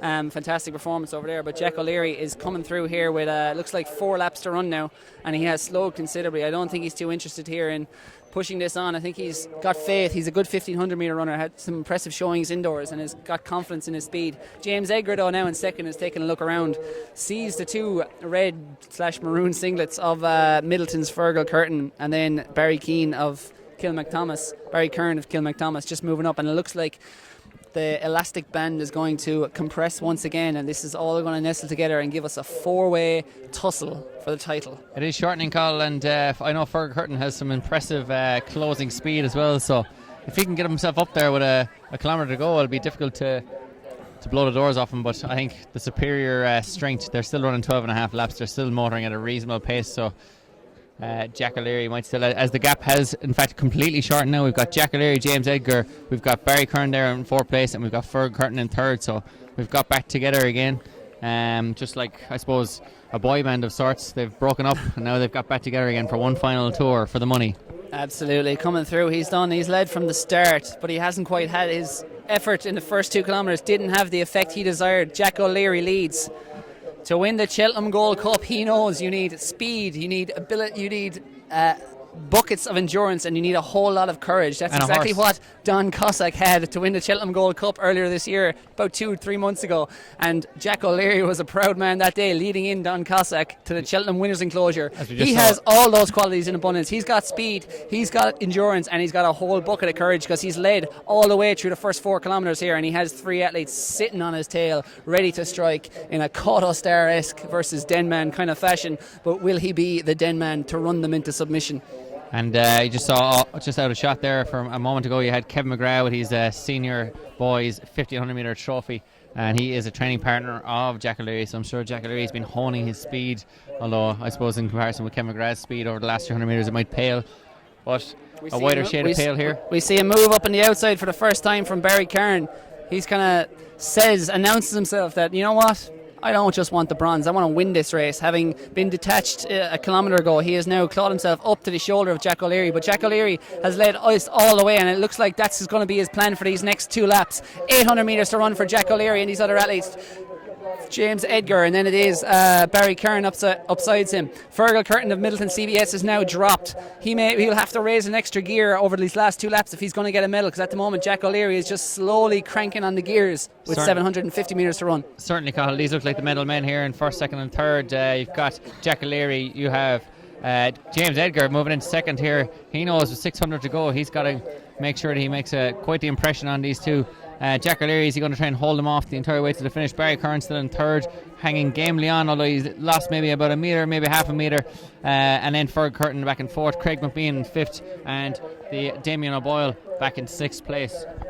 600 metres to run for Jack O'Leary, James Edgar, and the maroon signal of Barry Kern back in 3rd. These look to be your medal men, unless Fergal Curtin back in 4th can do something very special. It's another 70 metre gap back then to 5th place, who at the moment it looks to be Craig McMeechan of Bangor Grammar. At the moment, Jack O'Leary, he's led for 4,500 metres and he's only got 10% of this race left, and he's starting to lengthen that stride with 450 metres to run. James Edgar, though, is absolutely poised, ready to strike. Barry Kern looks like he's been detached there, Carl. I don't think he's going to have it. These two are the supremo athletes, and it looks to me like Barry Kern is just going to lose metres over this last 300 metres or so, but he has Murthy's Bay back up there. Maybe he'll hang on for dear life.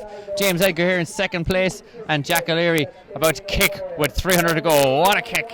What a kick. Here he goes. Can James Edgar, he's been there for 4,700 metres. Can he hang on Jack O'Leary's coattails for another 300? Jack O'Leary just moves through the gears once again. Still looks comfortable, but so does James Edgar on his shoulder. It's going to be an absolute burn-up over this last 200. Here comes James Edgar. He's getting on his shoulder.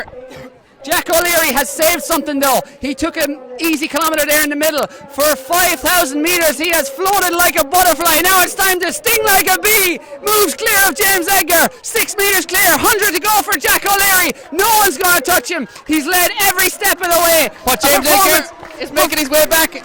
Will James Edgar get there, Carl? It's been a performance full of courage. He takes a look around. He's just doing enough. Like a horse idling in front. He is a champion. Jumps over the line. Jack O'Leary is your senior boys 5,000 metre champ. Barry Kern getting up there for 3rd place, and James Edgar was 2nd in the end there. I think Spike was coming off from there. He looks to be throwing it off there at the end. We have Fergal Curtin here, who made a lot of the hard running there in the 2nd group, coming up for 4th place, and Craig McMeechan coming up for 5th, and then Damien O'Boyle McMeechan, and then it's going to be Damien O'Boyle then in 6th place. Carl, it was a long race, but it was quite the show there. Quite the show. Jack O'Leary, it would have been disappointing for him having led for so long that to lose it there in the last lap. Utter class, that performance. It sure was, and James Edgar really put it up to him, and certainly the two of them will I'm sure be duking it out again, as the two of them are chatting there just in shot about perhaps looking at spikes, and Jack O'Leary has decided he's going to go maybe take a lie down. Yeah, we see the last 100 there. Jack O'Leary, again, much shorter stride than James Edgar, but he led the whole way. Took a quick glance around, saw the danger, noticed the danger, just dug in again to make sure of it. Jack O'Leary, champion. And what a jump at the finish. Plenty left in the tank.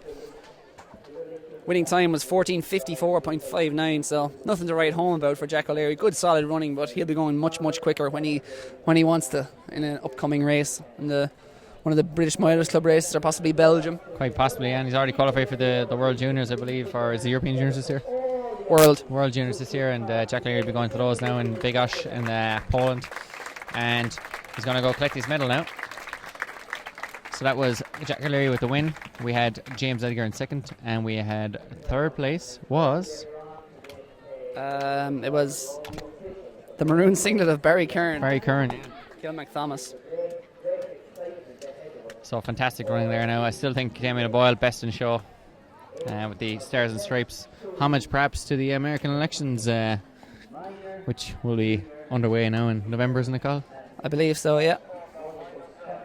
We won't influence anyone with our political views. No, we will not. I think they should all get a go.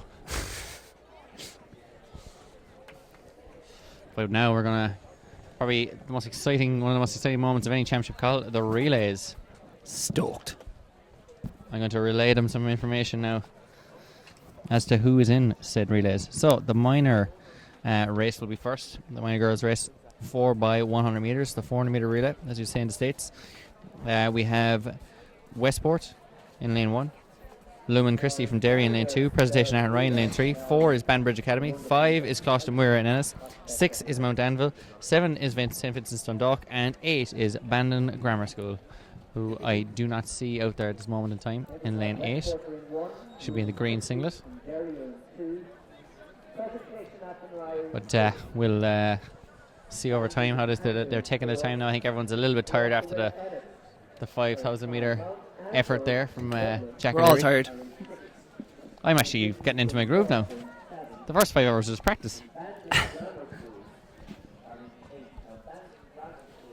And obviously we're available for any functions. We will talk at anything. Just give us an old sheet of paper with a few names in it and we'll make it up from there. So last year's champions Mount Sackville are not present here. in the minor girls. However, they will have a team in the junior girls, so I suspect many of their winning team from last year have graduated to the junior category and will be trying to succeed in the more difficult arena of junior. As we see the presentation there down on the, if we can pan to the left, we'll just see the podium presentation of Jack O'Leary is getting ready to receive his gold medal for the senior boys, 5,000 metres. Up goes Barry Kern. Then it is James Edgar. Fantastic run in second again. Ran a smart race, drafting on Jack O'Leary the whole way. Tried to see if he could move past in that final 200, but Jack O'Leary had all the answers, all the ammunition. Just too good this today, and he is your senior boys 5,000 metre champion. Well done to the Clongo student. I believe he's already signed up to go to Iona, is it? I believe it is Iona, Yeah. He'll Iona be College. off there in New Rochelle, about 15 miles outside New York. Lovely campus. He'll be heading there next year. It is, yeah, the old 25 kilometres, on the old train. Yeah. And Carl, I believe, home to many Irish athletes over the years. Vinnie Mulvey and Sean Connolly and Andrew Ledwith, Craig Murphy, a good friend of ours. Although he was terrible, to be fair, when he was and older. most recent graduate Tara Jameson, from Wicklow. who was running great after several years of injury struggles, has finally got it together in her fifth year over there and is doing brilliantly this year in over 5,000 metres. So I think she'll maybe returning home soon, so you'll see her on the circuit back home. I'm going to break the wall here, Colin, and say hello to John Clary, because he's texting me here, giving me abuse, saying that I didn't say hello to him. So I suppose I better keep him on side. Fair enough. He knows important people. He has contacts. He does, yeah. He could press one button and have you killed. Happy, yeah, kowtow. Bang bang. So relays, I see the Grammar School have arrived there in lane 8 after briefly being missing. Yeah, I think there were some delays on the Cork to Dublin or Cork to Tullamore road today. It's a good road, yeah. There's a few sheep. Actually, the new roads are great, aren't they? They're new roads, sure. You'd love them. Savage altogether. So we have, I think, lane 1 here, which is Westport, are actually missing, unless they're being super fashionably late. But I suspect they're missing, unless there was, a sinkhole opened on the Westport to Dublin road this morning. You're obsessed with sinkholes today. It's the second I saw a day now. sinkhole last week. Oh, did you? Oh, there you go. I knew there was something, yeah. In Florence? 250 metres sinkhole. The whole road collapsed. That's ridiculous. Fantastic. Google it. Florence is beautiful. Stunning images. Ponte Vecchio, yeah. If you've ever been. You know all about that. I was there last year, Carl. When Hitler was bombing Florence during the war, he loved the Ponte Vecchio because he used to go on holidays in Florence. So said, don't bomb that bridge. So they blew up the rest of Florence, destroyed priceless works of art and chapels and whatnot, but the Ponte Vecchio survived intact. That was quite nice. So I always thought he got a bad rep. Moving swiftly on from that so people don't report us, the minor girls 4x100 metre relay, we'll see 7 teams going to the line. First of those in lane 2 is Lumen Christie of Derry. Lane 3 is going to be Presentation Athroy. 4 is Banbridge Academy. 5 is Colosh de Vera Ennis. 6 is Mount Anvil Dublin. 7 is St Vincent's Dundalk. And out right in the outside, the green of Bandon Grammar School. And remember, if you're of the social media type, which you've figured out how to work YouTube, you may be watching this on your phone, tablet / television, laptop, computer, whatever. You can follow Athletics Ireland on Snapchat if you're really down with the kids, because Phelim Kelly is going to be churning out some great stuff on that today, and that is at Irish Athletics. So follow on Snapchat at Irish Athletics. Search that, you'll find all sorts of live videos and whatnot, and just general banter from Tullamore here today. I must say, it is a fantastic use of Snapchat to give regular updates from sporting competitions. And Athletics Ireland on the ball as always. So the record here is held by Mount Sackville Dublin, champions last year, 52.64. Let's see if anyone can go faster than that. Actually, lane 3, forgive me, is missing. That's Presentation Athenry. So No, I call lane 3 is there, but Presentation Athenry are in fact missing. It's been a long day, Carl. I think I don't need that in my life right now. All right, lane 2 is going to have a lane free either side of her, or Christy Derry, I should say, not the lane itself. The lane will as well. Right. You have to be very specific around here, Carl. 6 teams going to the line for the minor girls 4x100 metres. Yes, it will be quite difficult for Lumen Christie there in lane 2 to run kind of, I suppose, unhindered either side. She'll come out of her blocks and go, what the hell happened? Yeah, where's her one? Like when you get out of bed in Home Alone and the whole and your man, what's his name, Mikey in Home Alone, get out of bed and the whole family had left. Is it Mikey? Macaulay Culkin, whatever his name Yeah, is. it is Macaulay Culkin. Yeah, but if you'd like to tweet us in, maybe, and or maybe just Google it. No, we could Might just ask someone, get a straw poll going, Mm. or just forget about it entirely. Yeah, just forget about it entirely. It is in fact Mikey. We have confirmation. we've confirmation Great. here. So anyway, when Lumen Christie come out of their blocks, she'll feel like Mikey did in Home Alone when she wakes up late and everyone's left the house. If only we could edit this and go back to just there. If and only then, we could not make that embarrassing for us, but Oh, well. alas, Right. the past is the past. Can't be changed, Carl. Can't be changed. What will we There see? was, The if record it books could, changed. if it could, you might have a schools medal. But instead, you'll live in constant regret. Thanks, yeah. I do have a regret, yeah. Many regrets on this track, in fact. Pat Ryan throws the flag in the air. He has a flag, and it is white. He's giving the Cry all clear. surrender. So lane 2 here as we pan across. On the far left of your shot there with the orange spikes, that's Lumen Christie Derry. Side that lane is free, and then in the white it's Banbridge Academy. Outside her in lane 5 will be Kalash de Vera Ennis in that black or navy and white singlet. Lane 6 then will be Mount Anvil Dublin in the two-tone blue there. Lane 7 St Vincent's Dundalk, they'll be in the blue kit with a red stripe. And then right on the outside the green singlet of Bandon Grammar, top right of your screen. So just getting ready here. The most well-dressed man in Tullamore, possibly Ireland today there in the centre of your shot is corralling these athletes and telling them what to do. And I can confirm, if we pan to the left, the absolute latecomers from Westport in lane 1 have showed up and are setting up their blocks. So the whole sinkhole on the Mayo to Dublin road proved correct, that theory. So they have got here. This race was scheduled for 5:15 and they have rocked up on lane 1 at 5:24. Calm as you like, fashionably late. Will they, spoil this party for the rest of them? I think there's a bit of a dispute going on about whether they should be entitled to run, given it was a 15-minute call zone. I'll leave him at it. Pat Hooper gives the red flag at this moment in time.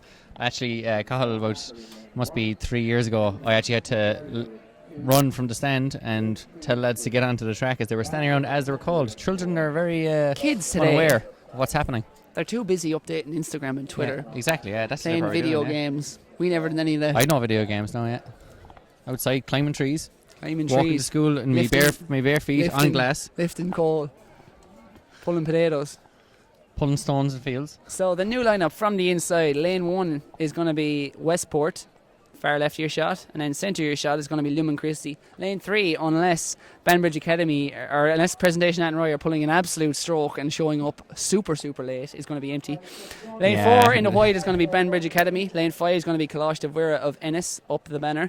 Lane 6 is going to be Mount Anvil of Dublin, and then lane 7 is St Vincent's Dundalk, and then lane 8 Bandon Grammar. As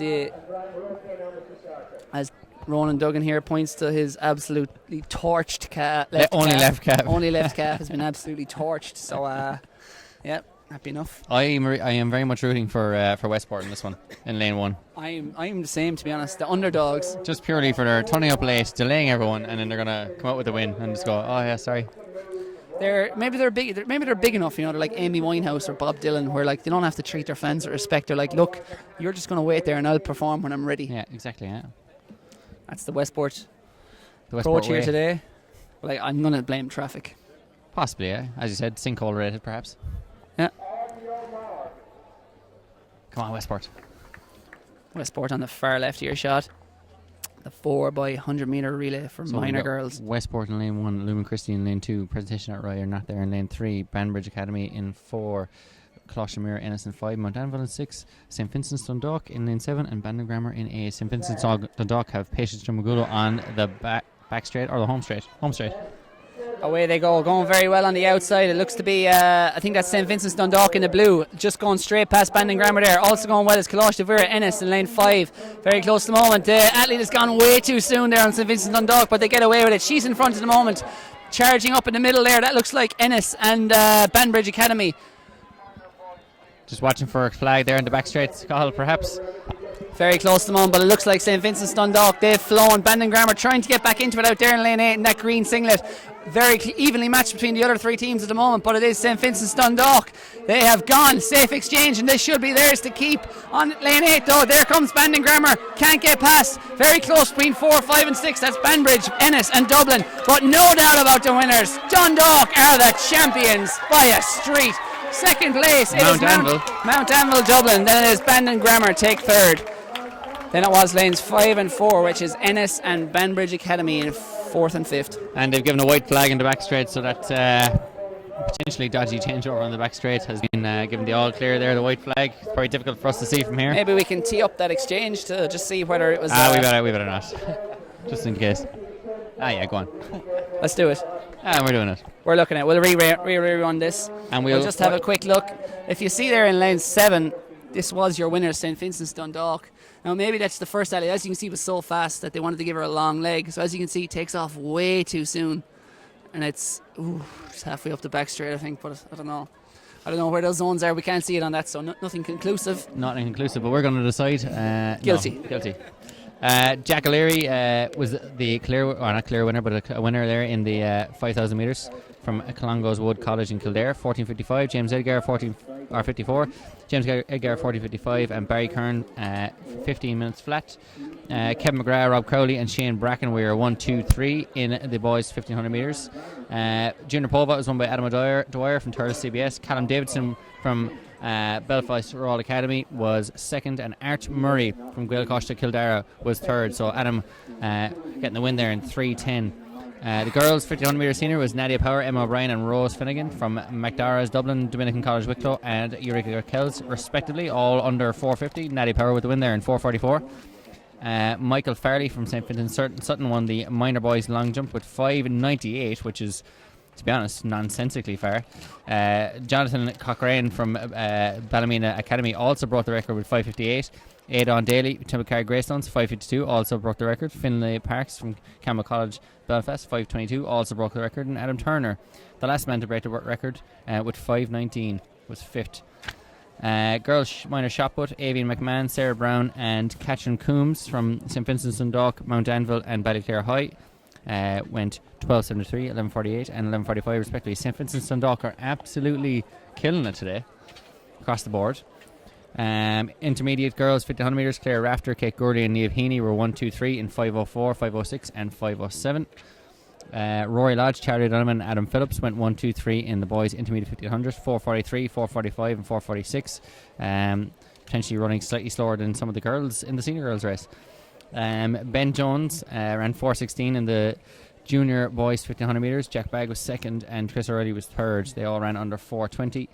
Saoirse O'Brien from Westport ran 4:41. Maeve Gallagher from St. Joseph's Castlebar ran 4:46, and Amelia Kane from Strathern ran 4:49. That was in the girls 50 metre junior.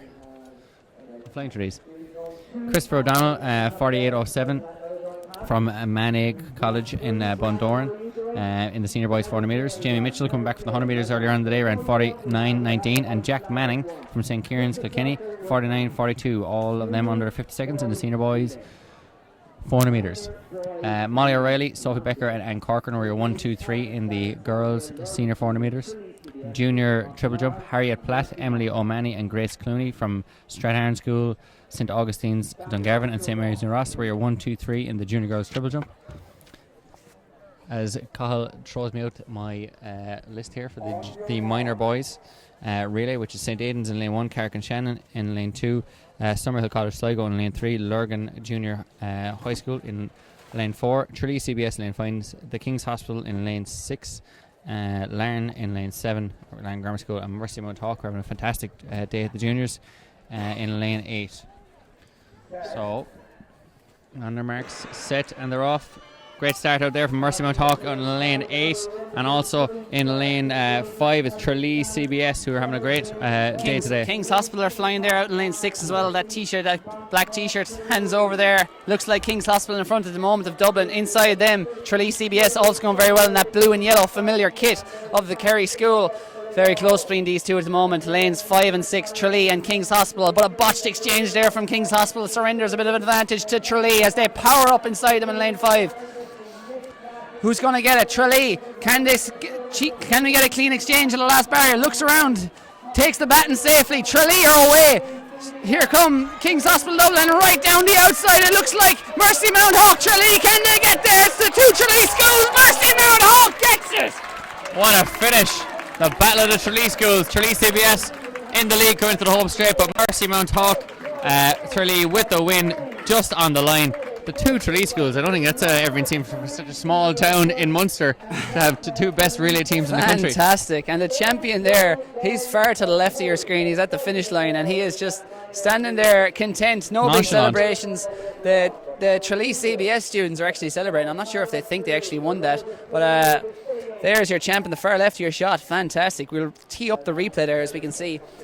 King's Hospital had a storming first leg there, and the athlete there in the black t-shirt looked to be in front at that point, but as you'll see in the next exchange, it all goes horribly wrong for them. Tralee CBS at that point were trailing, and also Mercy Mount Hawk of Tralee on the outside were well down, probably third, fourth place. But as if you watch the athlete there, King's Hospital in the black singlet gets far too close, surrenders about 5 metres, and then may have had the lead, but had it all to do, lost all his momentum at that point. Powering up inside him then was Tralee CBS, but what a leg on the outside from Mercy Mount Hawk Tralee. Far left of your shot, looks completely out of it. And where did this come from? Came from the 100 metres earlier on, Carl, as he was our winner in the 100 metres, minor boys 100 metres earlier. What a last 20 metres there, ridiculous. But two Tralee schools, that's incredible. Brilliant. You know, we had the Champions League final last week, and we had two clubs in the same city contest the biggest football game in the world, basically, club football tournament in the world. And now we have here, of all the schools in Ireland that put together a minor boys relay, both of them come from Tralee. There's something in the water down in Kerry. It's pretty much on par with that Champions League final, call. And as you can see, the Tralee CBS student just takes a look to his right there quickly and is just straining for that line. I think he may have even thought he got it, but maybe not. Flashing home on the near side. Absolutely. And it must be said, Carl, storming run. Tralee Harriers, the club down in Tralee, must be licking their chops there. Absolutely. Quite the composite relay team that they could throw together there between the two schools. Yeah. Next up, it's going to be the junior girls relay. By the way, we didn't actually manage to clock the time. We got so excited with the finish. But you know what? Screw the times, because it's all about the contest here at the Irish Schools Championships, sponsored by GloHealth. Brought to you by Entry. You're glowing, Ronan. I'm certainly glowing. A nice deep red. Your left calf certainly is. Your right one is going to be laughing at your left one all night. You were on the sunny side. Sunny side up. Next up, it's the junior girls relay. Record is 50.34, held by Abbey Vocational School, Donegal. It's 5 years old and it's ripe for breaking. Lane 1 is empty. No, is it empty? No, it's not empty. Wesley College Dublin, that red singlet, are going to be on lane 1. Ardskull and Dacia in lane 2. Mount Sackville, last year's minor champions and record holders, lane 3. Ballinasloe in lane 4. Glenlola Collegiate in lane 5. Lane 6 is Crescent College Comp from Limerick. Lane 7 is Strathern School. And then lane 8 is Ursuline from Sligo. And fantastic outfit here in lane 4 from Ballinasloe. They're going with the camogie shirts. Fine effort. Lane 8 appears to be empty, Carl. You're right. We will not have Ursuline Sligo. So just 7 teams going to the line here. Although, let's not be too hasty, as Westport in the last one showed up just in time. Or in the minor girls race. So junior girls here, as you said, Mount Sackville with the win and the record at minor level last year. Surely graduating all 4 up this year to junior level, ready to go again. The experience of being champions from last year. Exactly. Nerves often come into the equation at this kind of level. Athletes competing on this stage for the first time, but these ladies have all been here before. At least a lot of them will have, so they'll know what this is all about. From the inside, once again, the junior girls 4x100 metres. Wesley College Dublin in 1, Ardskull and Dacia in 2, Mount Sackville Dublin in 3, in those familiar pink singlets. Ballinasloe in 4, Glenlola in 5, Crescent College in 6, and Strathern in 7 on the outside. And up into their running already in that pink singlet is Mount Sackville Dublin, but going very well in 7 is Strathern in that navy with the blue shorts. Can we get a clean exchange here? Who's going to blow it? Who's going to nail it? Mount Sackville looking very good there, but they're not going to have it all their own way, Carl. Strathern going well there, up outside, or Crescent College going well, actually it is, up outside Strathern.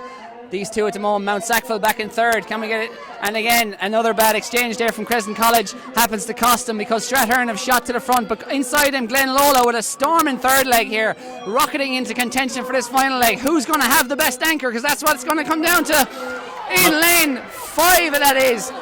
Glen Lola on the inside from nowhere. Wesley College. We didn't even mention them, but they've shot to the front.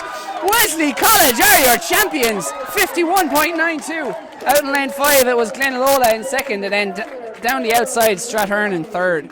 Yeah, Mount Sackville nowhere to be seen in that one. Really built up Mount Sackville, didn't we? I know, yeah, sorry about that, lads. But yeah, Wesley College storming to victory there in the end. Great final leg there. Of course, with the stagger, you can often, we're making excuses here, but you can often Yeah, fall I into think- the trap of ignoring the inner lane athletes. I don't think it was our fault at all. No, in fact, we need to have a strong word with Wesley College. Wesley College. Show yourselves early. Show yourselves early. Here's the replay. So As you'll see. we can now actually concentrate on Wesley College there in lane 1, who are As you see them, it was Crescent College and Strathern there out in the outside. duking it Crescent out. College had a very good exchange there, which got them to the lead, I'd say. But then, as you can see, it all goes wrong for them on the next exchange. Hoyle in front. And we can see Wesley Rocking College up the there in lane inside. 1, yeah. Yeah, if you watch on the far left of your screen, though, this is a bad exchange here from Crescent College. Athlete goes.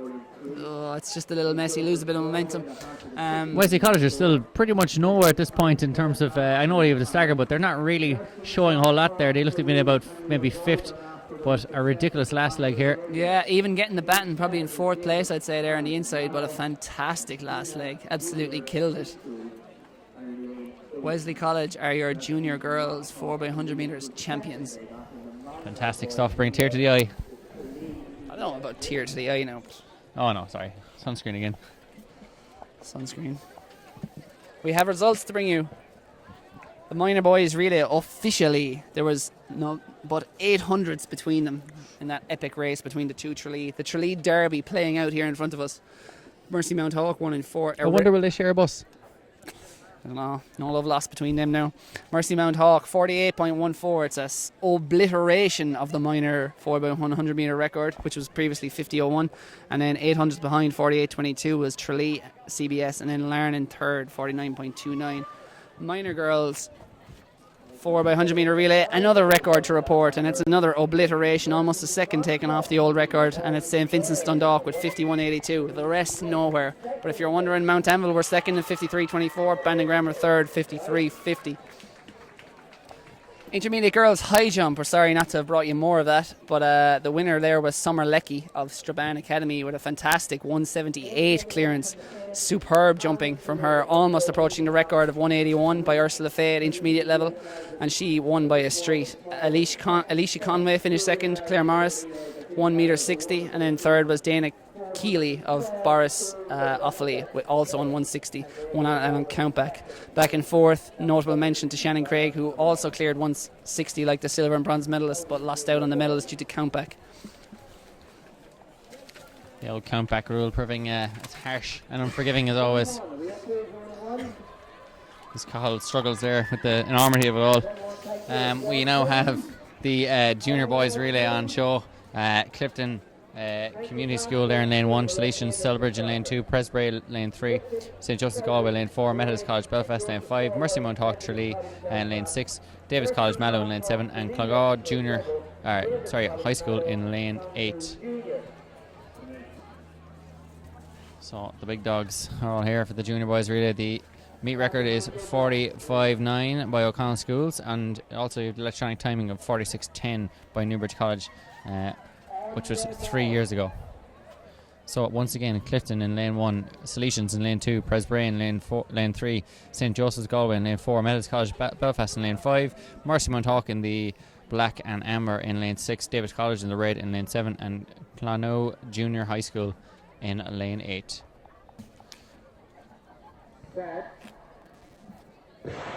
Away they go, and the gun echoes them on their way. A very good start there from Presentation Bray in lane 3. The black singlet flying it, but the red singlet of Davis College Mallow in lane 7 is also going very well. And inside them, Mercy Mount Hawk Tralee. Can they do the double and win the juniors as well? They're going well at the moment. Very even though, from where I can see at the moment. St. Joseph's Galway there in the all-black kit, now running strongly. But again, it may come down to exchanges here over these last two legs. Who will get the cleanest exchanges? Going very well again, it's Mercy Mount Hawk. Can they become the real superpower of Irish athletics? But look on the inside there, that's lane 3, which is Presentation Bray. May just have the lead, but Mercy Mount Hawk have the baton out in lane 6. Between these two, Tralee versus Bray. Who's it going to be? And once again, the kingdom is rising. It's Mercy Mount Hawk. Tralee are your champions, 46.16. Second place in lane 5 was Methodist College Belfast. Then in lane 3 was Presentation Bray in third. Big battle there for second place, yes, but Mercy Mount Hawk, Tralee, showing themselves to be the kings of summer, like Kerry Min. The boys of summer. The great Brian Adams song. I was more of a Ryan Adams fan now myself. Yeah, I'm a fan of the extra B, personally. What a race though, 46.16. Is that a record? It is not. It's not. Just outside Newbridge College from 3 seasons ago, 2013. Those boys will be going now in the senior relay. Do you reckon Mercy Mount Hawk can sweep it? No, they can't. They don't have a team in the intermediate or the senior. They do not know. They're young guns at the moment. They have a senior girls relay though, so they could go 3 for 3. The 3 they'll be up. Possibly. They'll be up against Westport though, who've got you-know-who on the anchor. This is Charlene Maudsley. Certainly will, as we see on the replay here. Davis College got out very, very well. Good start, but Mercy Mount Hawk were always in contention there out there in lane 6.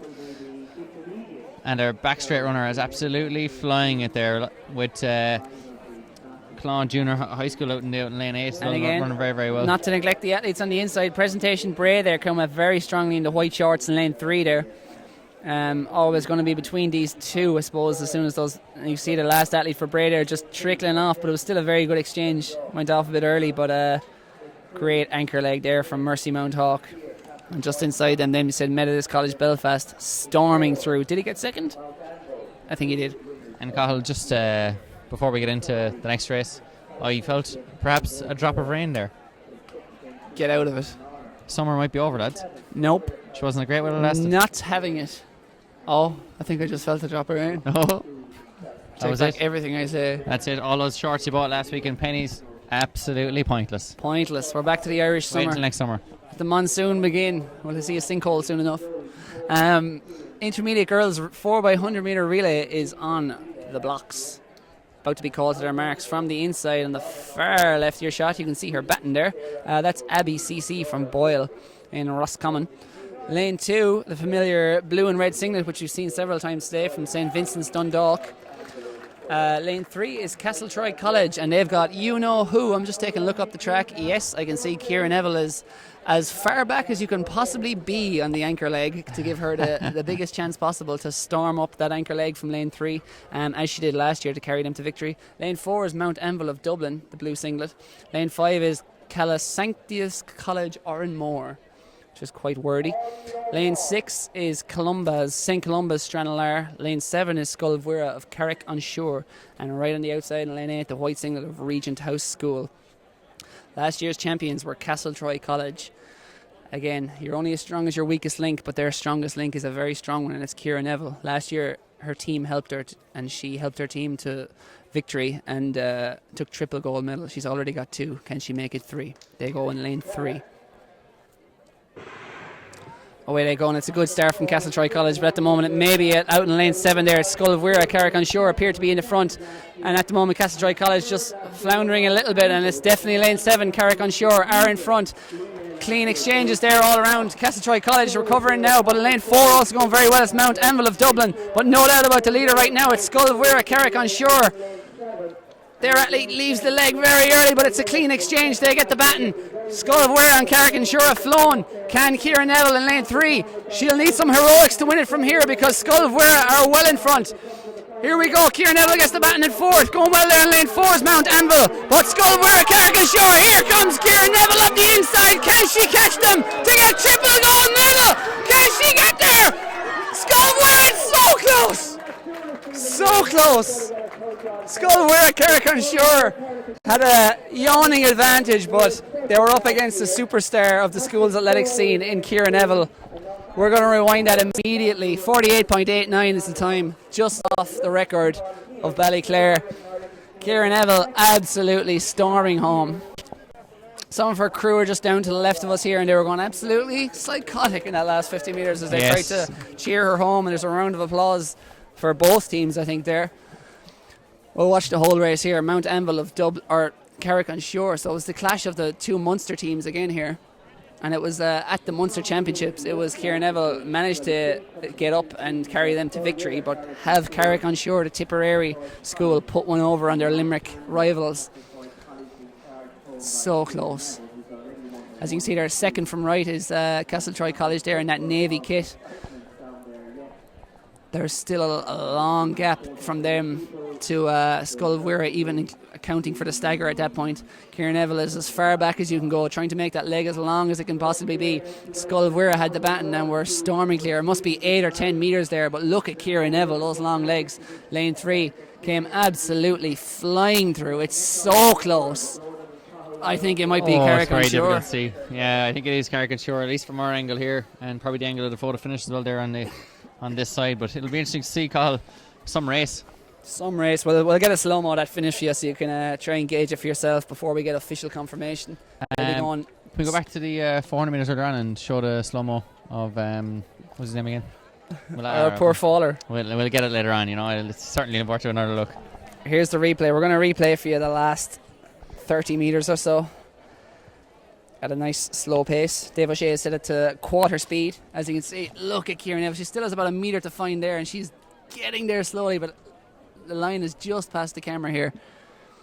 I think Mount Anvil have got that.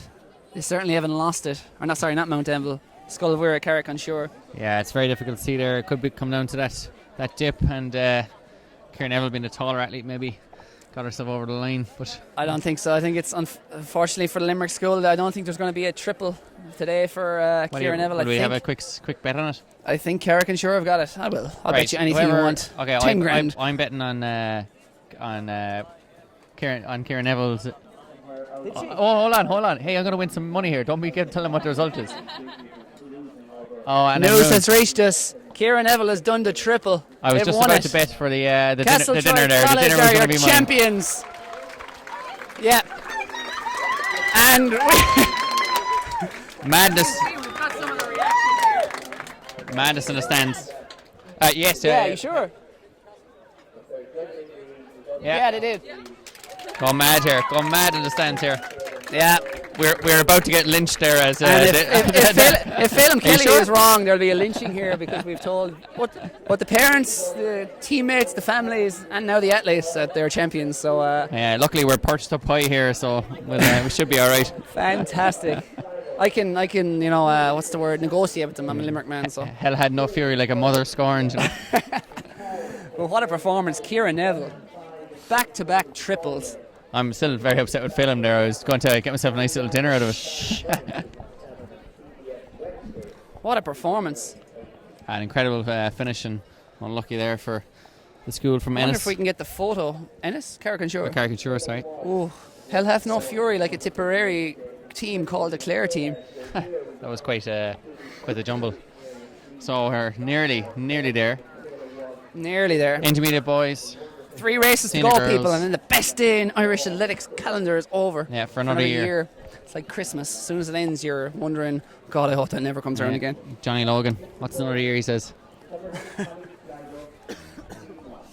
So here we are, intermediate boys. They can't possibly live up to that. Can it? Can it? Surely. No. Possibly? No, maybe. Can't. No. David Shea said it's definitely going to live up to it, and David Shea has yet to be wrong. In his 27 years? 27. Good call. Yeah, well done, yeah. Of live streaming, yeah. He's a vastly experienced man, as you can see by the top-notch live stream by Entray here today. So this intermediate boys, Carl, after that amazing finish to intermediate girls, pressure's on, lads. Intermediate boys, lane 1, Summerhill Sligo, lane 2, St. Flannan's Ennis, lane 3, Thurles CBS, lane 4, St. Mary's College Dublin, lane 5, St. Joseph's Galway, lane 6, Bangor Grammar, lane 7, Dalrida Ballymoney, and then lane 8 is CBS Wexford. So 2 Wexford teams duking it out here. Ready to rock. We're missing a team in lane 2, St. Vincent's Dundalk. Or sorry, St. Flannan's Ennis. Another sinkhole in Clare to Clellamore Road. So we're 7 strong here for the intermediate boys, 4x100 metres. 43.69 is the record, held by good old Bandon Grammar. So we can confirm that Castletroy were the winners in that one by 100th of a second. 100th of a second is all it was, and they're off in the intermediate boys race. Lane 6 there is going very well. That's Bangor Grammar at the moment, the Ulster champions. Can they hang on though? Also going well out there beside them is Dalrida Ballymoney. Very close though at the moment. It's a very even spread between teams in lanes 4, 6 and 7. Can we get clean exchange? The athlete on the outside has gone very soon, almost too soon. Coming up through very strongly there on the inside as well. I think that's Thurles CBS. It's very close at the moment though. It's going to come down to the anchor leg. Once again, we're going to see a barnstorming finish. Lane 4, St. Mary's College Dublin have the baton. They have the lead. Do they have the goal? Outside them, St. Joseph's Galway are charging. And it's going west. Or is it going to Dublin? It's the Dublin team. It's so close. And you said we couldn't be outdone. It is so close. It's St. Mary's College Dublin and St. Joseph's Galway. It's Mary versus Joseph. It's like the Bible. Oh. Do you want to have a bet in it? No, it's much more. I'll have to see a replay here now, and then we'll go from there. It's the dinner, right? Today's dinner on the way home. Dinner, which is the sandwiches we got for free, exactly, so it doesn't really matter. Intermediate boys relay. The Bish versus came down to a tete-a-tete, 4 and 5. St. Mary's College Dublin versus St. Joseph's Galway. I think St. Mary's College Dublin had the lead, and then St. Joseph's Galway came up to them. Right, well, I'll go with my Jesuit brethren then in St. Joseph's Galway, and you go with Mary's, because Mary's a girl's name. Mary's a girl's name, so I'll stick with the ladies. Well, in fairness, I think the ladies have been probably the stars of the show here. Ciara Neville and Charlene Mosley, probably the two heroines of the very schools true, today. very impressive, and I'm sure we'll get the results. It was Moreland only in the. We're just teeing it up here at the moment as we get some parents, teachers coming up, and here you go. As you can see there, it is St. Joseph's Galway versus. Big lead to make up there did St. Joseph's Galway. It was St. Mary's College Dublin in that blue singlet. Going well in 3 there was Thurles CBS, who we almost omitted. So close between them. I think we were wrong the last time. I think St. Mary's have it. Far side. We're going to slow-mo it. The far side is... we're going to slow-mo it. Was the far side not St. Joseph's Galway? No, that's St. Joseph's Galway were near side. They were the ones coming home. All right, so I think I'm going to go stick with the St. Joseph's. Stick with your heart. It's never been wrong. Yeah, David Shea was right there though once again, saying that we were a bit, I suppose, pessimistic before. Well, we get a lot of stuff wrong. We got that wrong. Certainly got the Ciara Neville one wrong. So here we go. You did. As you can see in the lead there, St. Mary's College Dublin. Just might bet for the title. All about who holds their composure best. Flying home, by the way, is Bangor Grammar in lane 6, who came home for the bronze medals. Fantastic run from them, but it's so close between the Dublin and the Galway teams. As you can see, St. Mary's College Dublin in front at the moment, but on the left, St. Joseph's College Galway charging. Could be a very expensive stake here. Absolutely charging. Mary's still in the lead there. And there. And maybe not there though. Oh, come on. I'll have the pepper steak with chips and you're a big foie gras man, I believe. Foie gras, yeah. No, I think I'm done. I think St. Joseph's Galway have got it. Oh yeah. I'd say. Thanks, Carl. I think they might have it. We've only 2 races. Dessert as well, or is it like a dinner as in the like occasion, or just dinner as in the main course? You're going. I won't name the brand, but you're going to the Golden Arches. Is all I'd say. Yeah, the old Phelim Kelly special. So here we go. It's the senior girls relay. Second last event of the day, and then scores will be totted up for the overall, which is something we didn't. St. Joseph's got it. I actually have never been prouder. Never been prouder. It's my greatest schools moment. What you want for dinner? Sorry, that can wait. We're on their marks here for the final female race of the day. That's the 4x100 metre senior girls relay. On the inside, the Cross and Passion Kilcullen. And they'll be hoping to crucify their competitors rivals here today.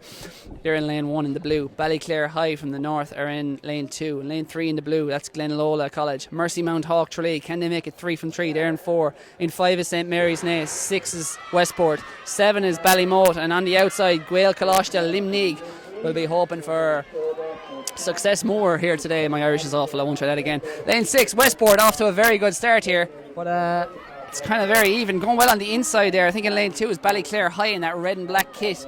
But in lane 6, Westport appear maybe just have the lead with Ballyclare High, but it's very even right now. May come down to exchanges, may come down to another barnstorming final leg. Great exchange there from Ballyclare High, but just outside them you have, sorry, I completely lost it here, Glenola Collegiate as well. A great changeover on that one. But you're right.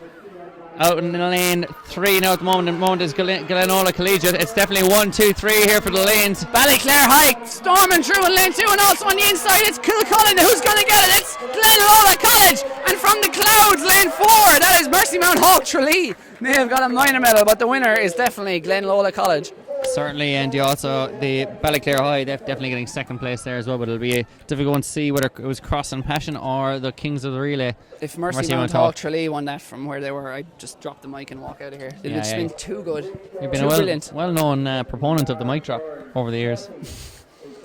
But as we said before, Dave O'Shea would lynch us with these expensive mics.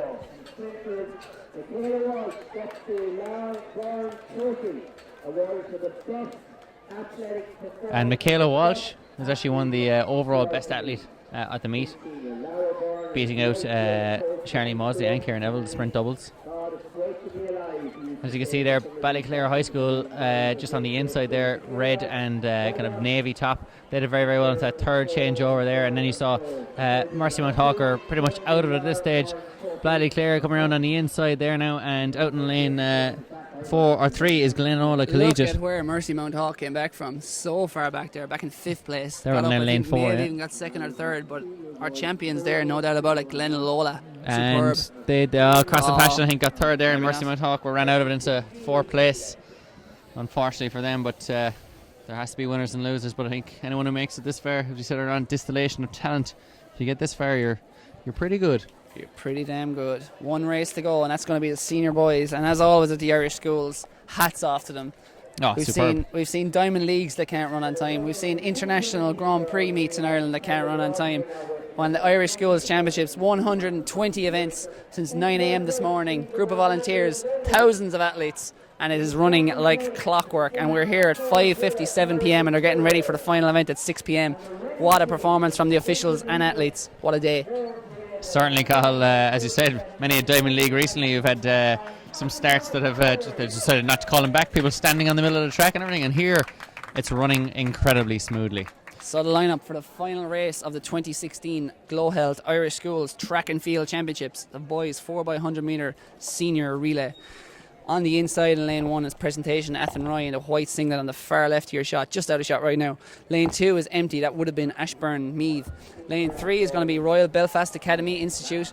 Lane 4 in the all black everything is Bandon Grammar School. Lane 5 Newbridge College in the black and white singlet. Lane 6 is St Mary's Galway in the red and black stripes a la Dennis the Menace.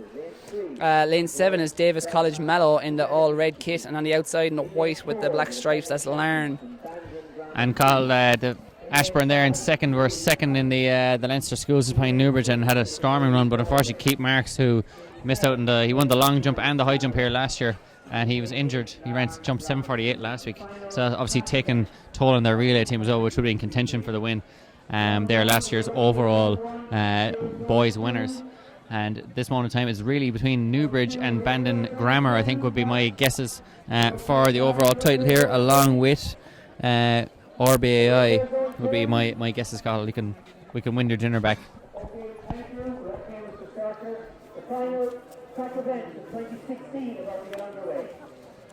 It's been some day here in Tullamore, and bang on time, just a tick before 6 p.m. they're being called to the marks for the final event on what has been a truly memorable championships. Just 7 teams. To conclude there as well, sorry, Carl, St Joseph's Galway won that by a 1,000th of a second, or 100th of a second, in fact, even more.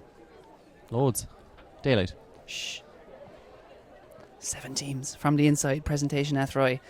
Lane 2 is empty. Then it's Royal Belfast Academy, Bandon Grammar, Newbridge College, St Mary's Galway, Davis College Mallow, and Larne on the outside. They're away cleanly. Great start there from Bandon Grammar in the green, out in lane 4. Really good running there. They've lost out in Joe Gibson as well. Davis College Mallow there on the outside, going really well. Great change over in the red on the outside. Really, really good back straight there from Lanzat there, who's in the intermediate boys 100 metres earlier on.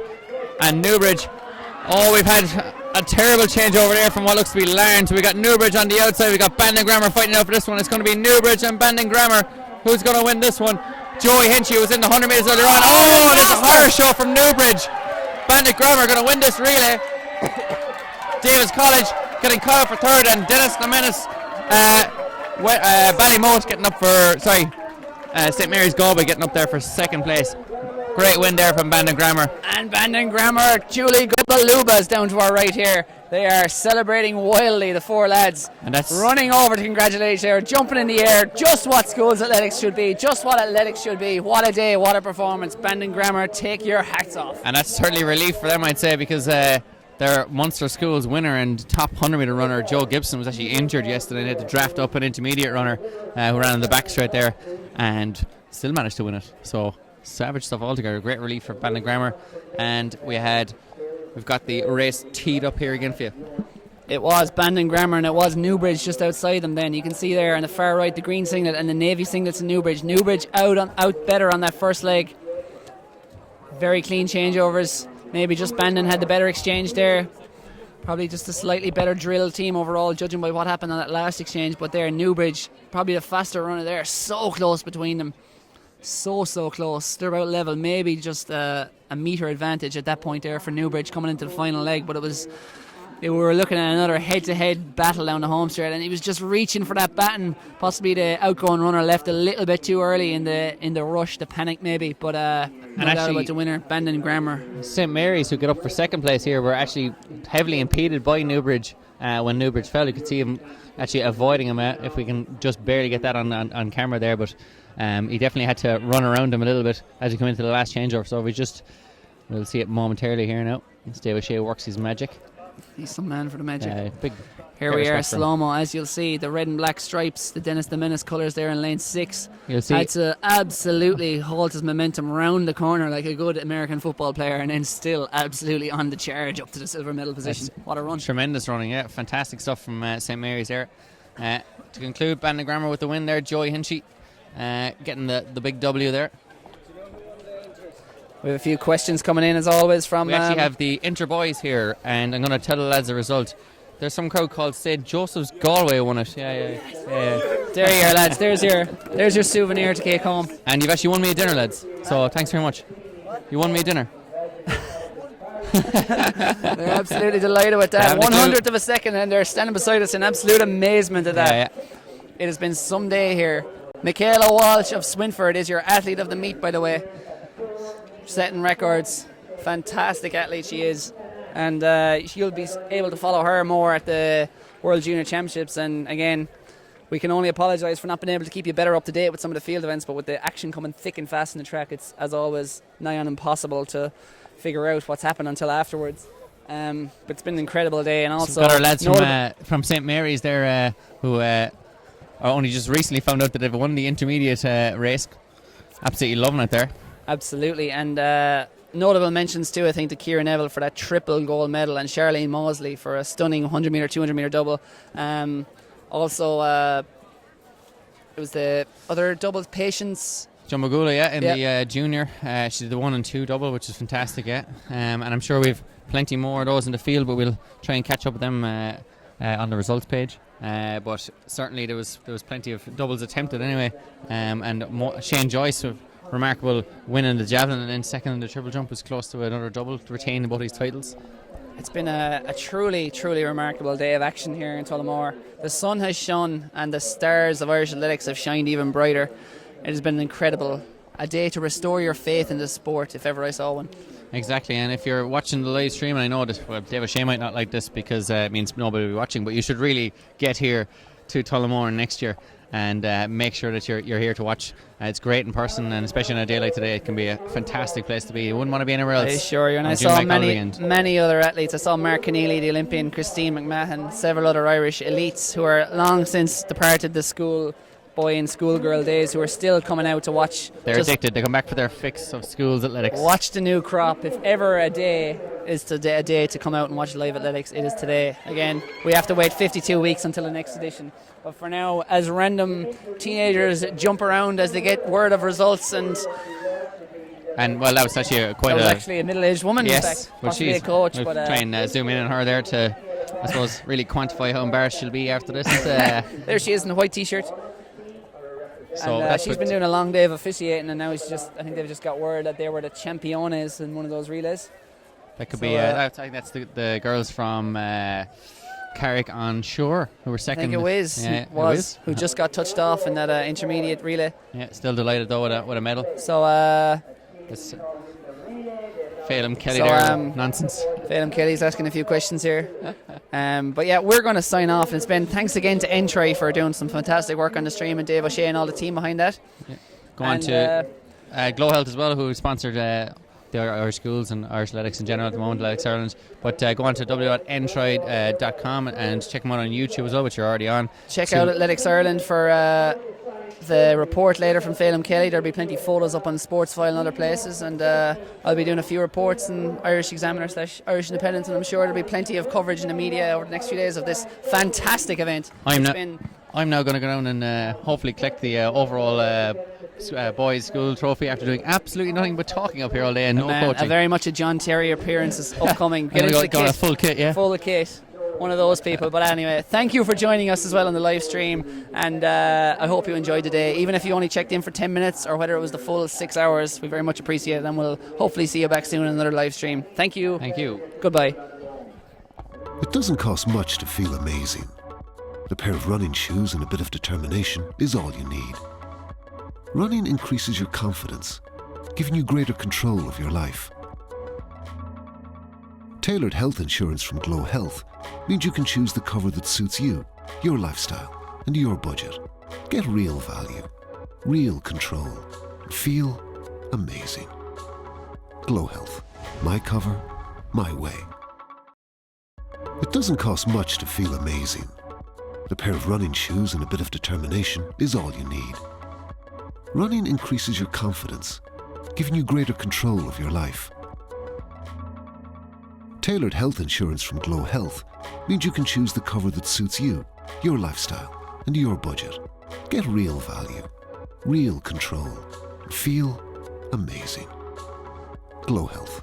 My cover, my way. It doesn't cost